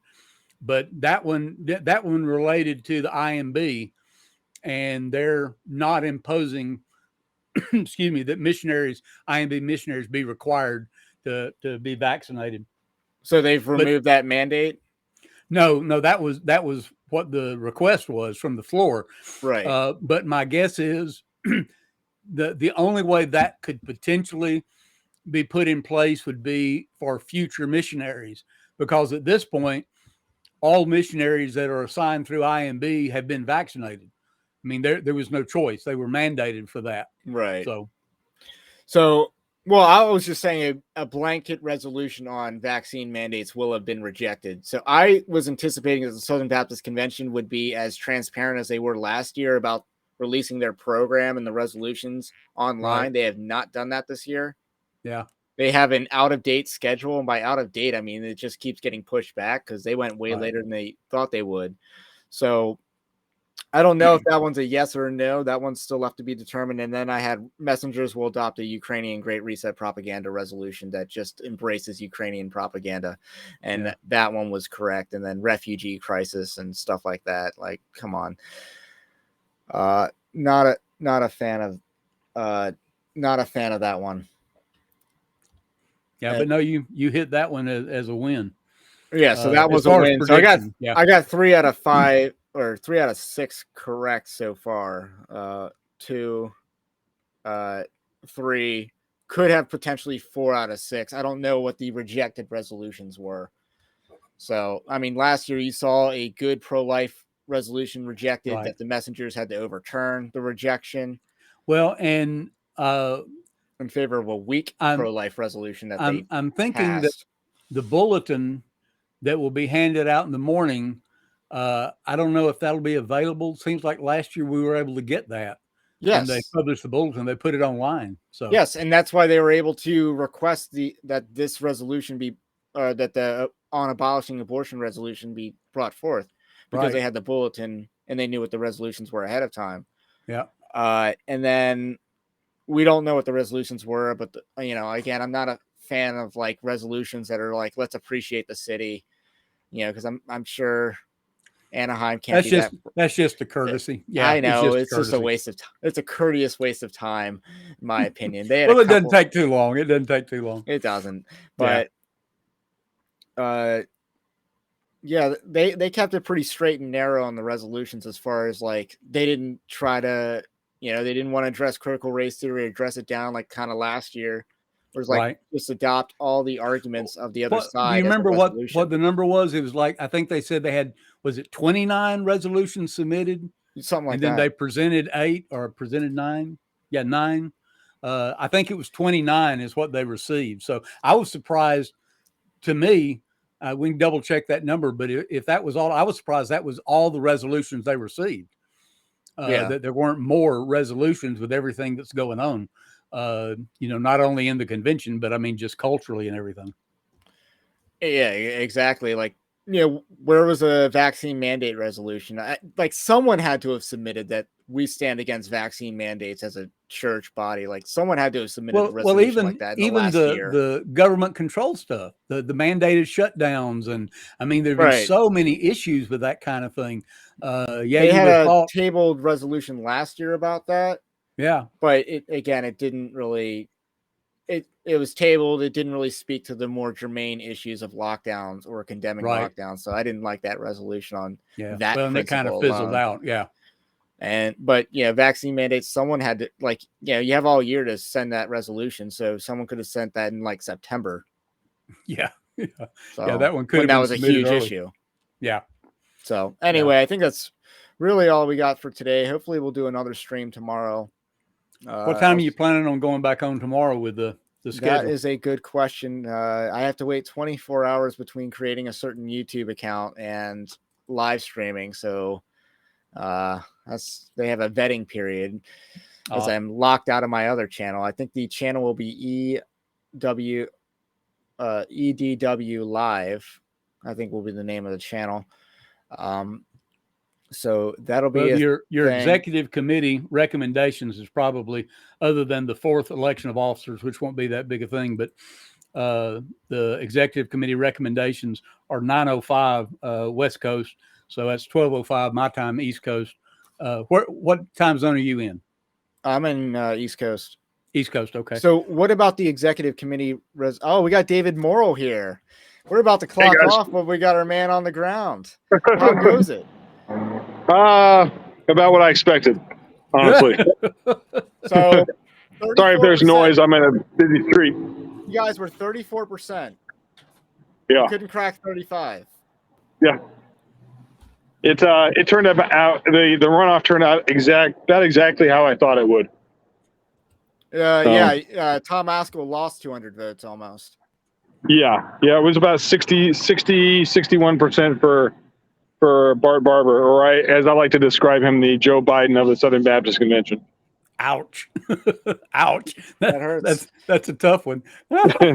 Yeah, you can read what I've written about him if you need more details about why I've come to that conclusion. I'm not saying you're wrong. I'm just laughing. So Ray, you've been live streaming for close to 5 hours now. 5 hours on this stream, but there was 2 other streams before that. That's right. You had a couple others before that. I was checking in. I'm still butthurt. That was my largest stream ever. It was. Hey, David, let me ask you a question. Since you were in the room, sir. I've been getting texts from guys that were in the room and stuff. But we've been talking. Of course, we've been watching the stream the whole time for the most part. In your opinion, what was kind of the feel in the room with some of the things that were presented? When did you get a sense there was some enthusiasm, or when did you get a sense it's like somebody threw a bucket of water over the place? The bucket of water, I don't think the bucket of water was thrown in there until the first presidential count. There was, it was bizarre to see Ed Litton give Rick Warren just free reign over one of the microphones to sit there and talk about Rick Warren. Right. Especially when he shut down Jennifer Buck and shut down, a bunch of other people that were saying stuff he didn't like. There was one gentleman that kept adding and plagiarism to everything, which I thought was just, I thought that was great. We're not discussing that now. Right.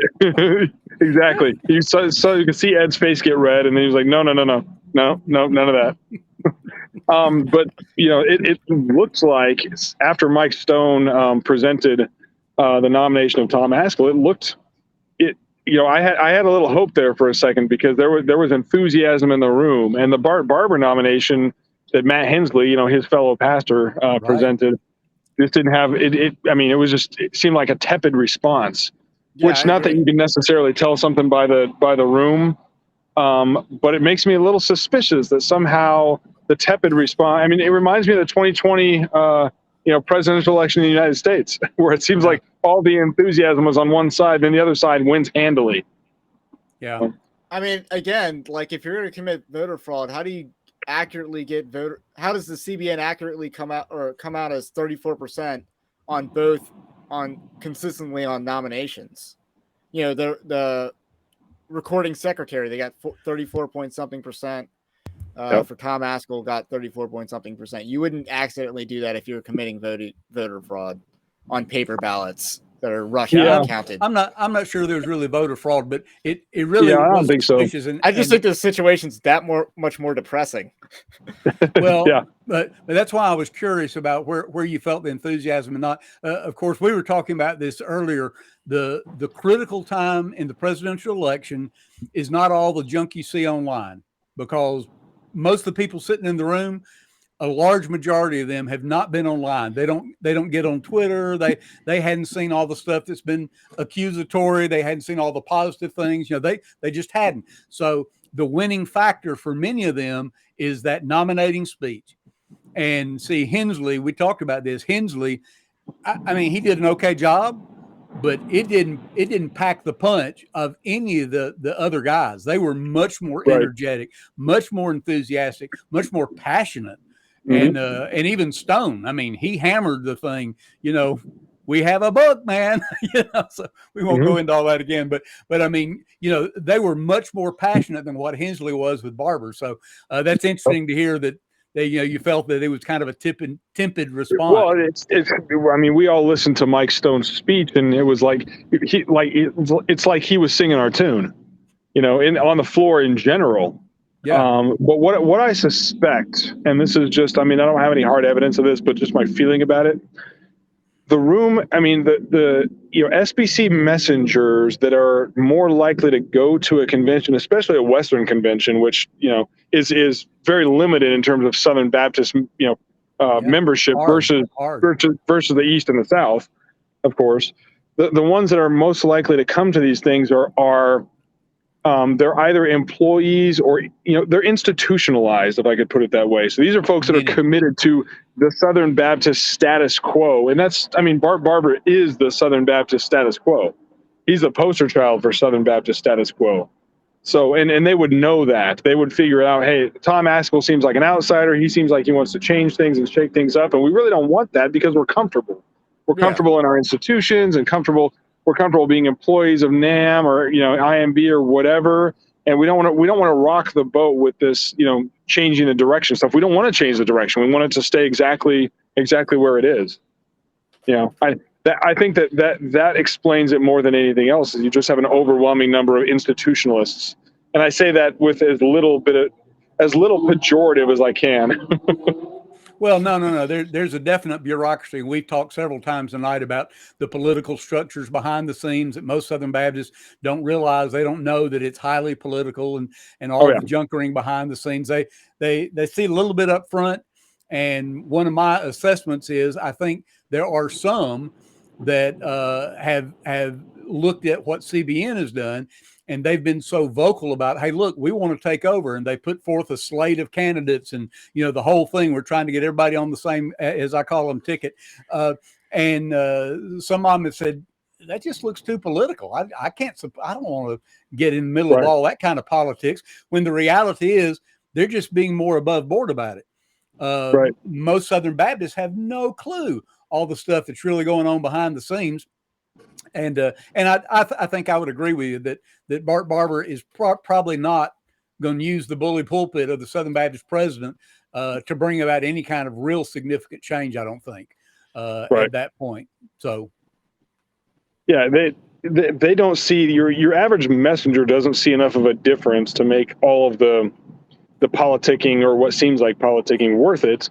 And then of course you have a whole percentage of institutionalists that they actually know what's going on behind the scenes to a certain extent, and they know that Askell represents danger to them and Barber represents the same old thing. I mean, I saw Rick Warren hanging out after the sex abuse task force presented their stuff. He's hanging out behind the stage, hugging everybody and glad handing, and oh yeah, he knows everybody. They're hugging Rachel Den Hollander. He knows everybody. I got a question for you on that. What's a pastor? You know what a pastor is? Hey, look, I think have you guys seen the Matt Walsh thing about what's a woman? Yeah, exactly. And so that's what we need to do. Somebody needs to produce that video. Well, what's a pastor? and go in and interview people and find out what really is a pastor. And the Bible talks about senior pastor. What?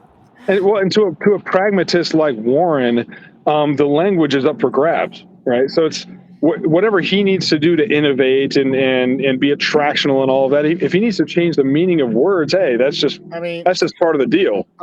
He's more than willing to do it. Andy Wood, Saddleback Church's replacement for Rick Warren, actively co-pastors with his wife. Like, he seems pretty open about that. Where he is at Echo Church, right? Yes. Yeah. So his wife gives sermons there all the time. So and truth of the matter, bringing that in. The majority of people at Saddleback, the largest majority of people at Saddleback, have no clue about the SBC, what it does, or any affiliation at all. Now his staff do, I was telling Ray, I've known Rick since probably 87. I guess is when I met him. So I've been in a bunch of meetings, much other stuff with him. And we were in an evangelism conference out in California, and a bunch of us had come in, evangelism leaders from across the country. And I was part of that team. And Rick and I were sitting there talking about a number of different things, but he had brought with him a whole bunch of his staff. And they all knew what was going on in SBC. They all knew us as evangelism leaders. And we left there with a handful of cards saying, look, if we can help partner in some way, if we can get, funding, if we can get training, whatever. I mean, and that's kind of been his mantra, all along. Hey, look, if I can help you, I want to help you, and he's kind of always been that way. But some of these kind of things, because he has been so open, and even with his purpose-driven stuff, the biblical principles you can't argue with. It's the seeker-sensitive, the hyper-seeker-sensitive stuff, for sure, that has kind of led people astray, especially those who tried to copy Saddleback. Right. Well, he created a bunch of mixed churches in the Southern Baptist Convention that implemented 40 days of purpose. They implemented. Sorry, want to drag out here. Yeah, he implemented 40 days of purpose and basically grafted that model and railroaded smaller churches that were doing things faithfully with the idea that, hey, if you implement this methodology, you can grow the size of your church just like I've grown mine.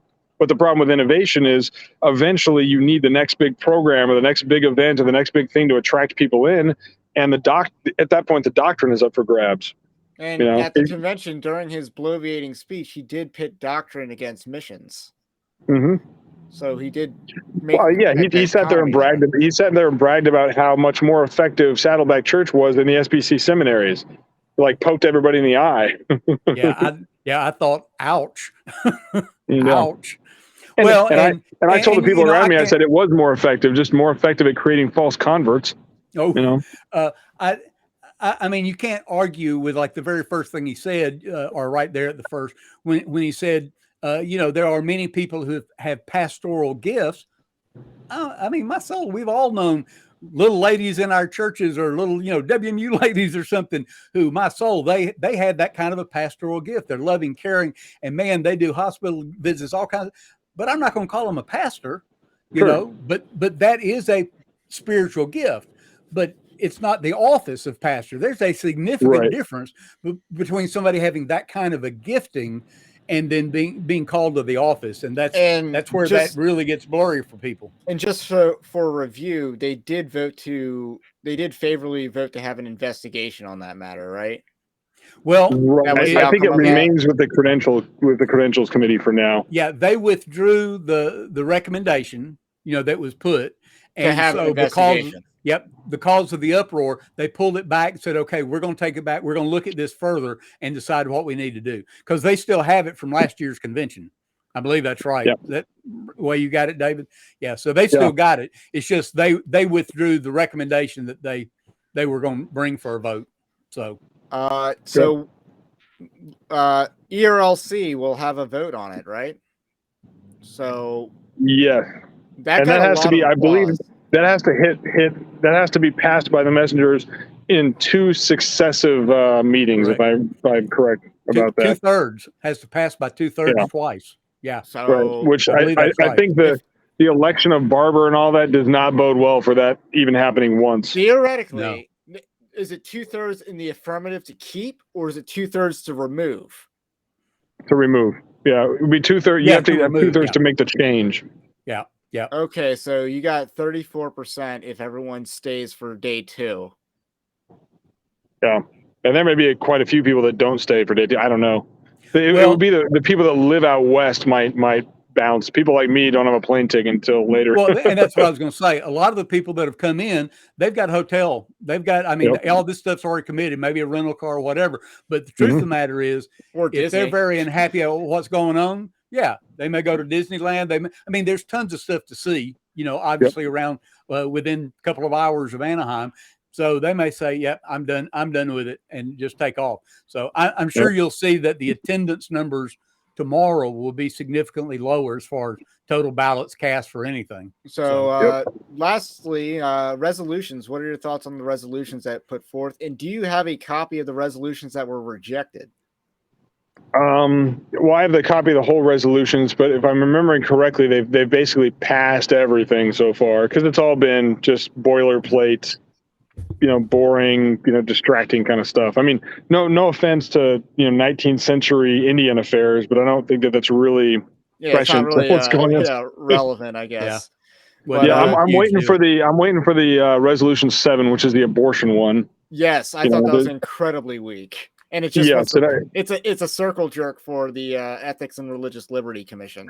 Right. I have an amendment. I have an amendment for that already written. Where if another abolitionist doesn't do it first, I'll get behind the mic and offer that the amendment basically to strike the ERLC language, and also add in language about proper culpability for those involved in abortion.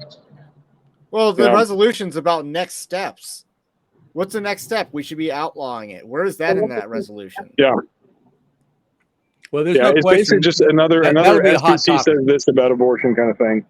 Yeah. It'll be a hot topic. And of course, the I suspect I won't be the first one to get to offer that amendment. Somebody else will probably beat me to it.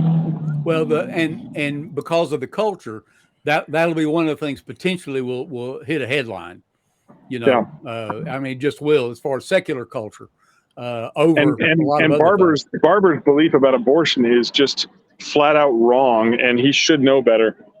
We've talked about it before. I've written at least one article about it, but basically his belief that an ectopic pregnancy or a life of the mother situation constitutes an abortion is flat wrong.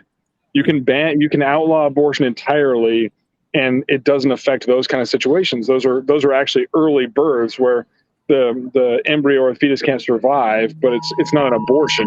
Oh, sorry, I'm getting an Amber Alert. But I got to run, guys. Thanks for having me, Ray. Yeah, no problem. Sounds good. Well, I'll check with you tomorrow sometime, I'm sure. David, I got to say, it's really depressing to see behind you that there's still daylight because we're 11:37 where I live. Yeah. It's pretty much gone. I'm standing in front of a Denny's, so there's a lot of light in the building.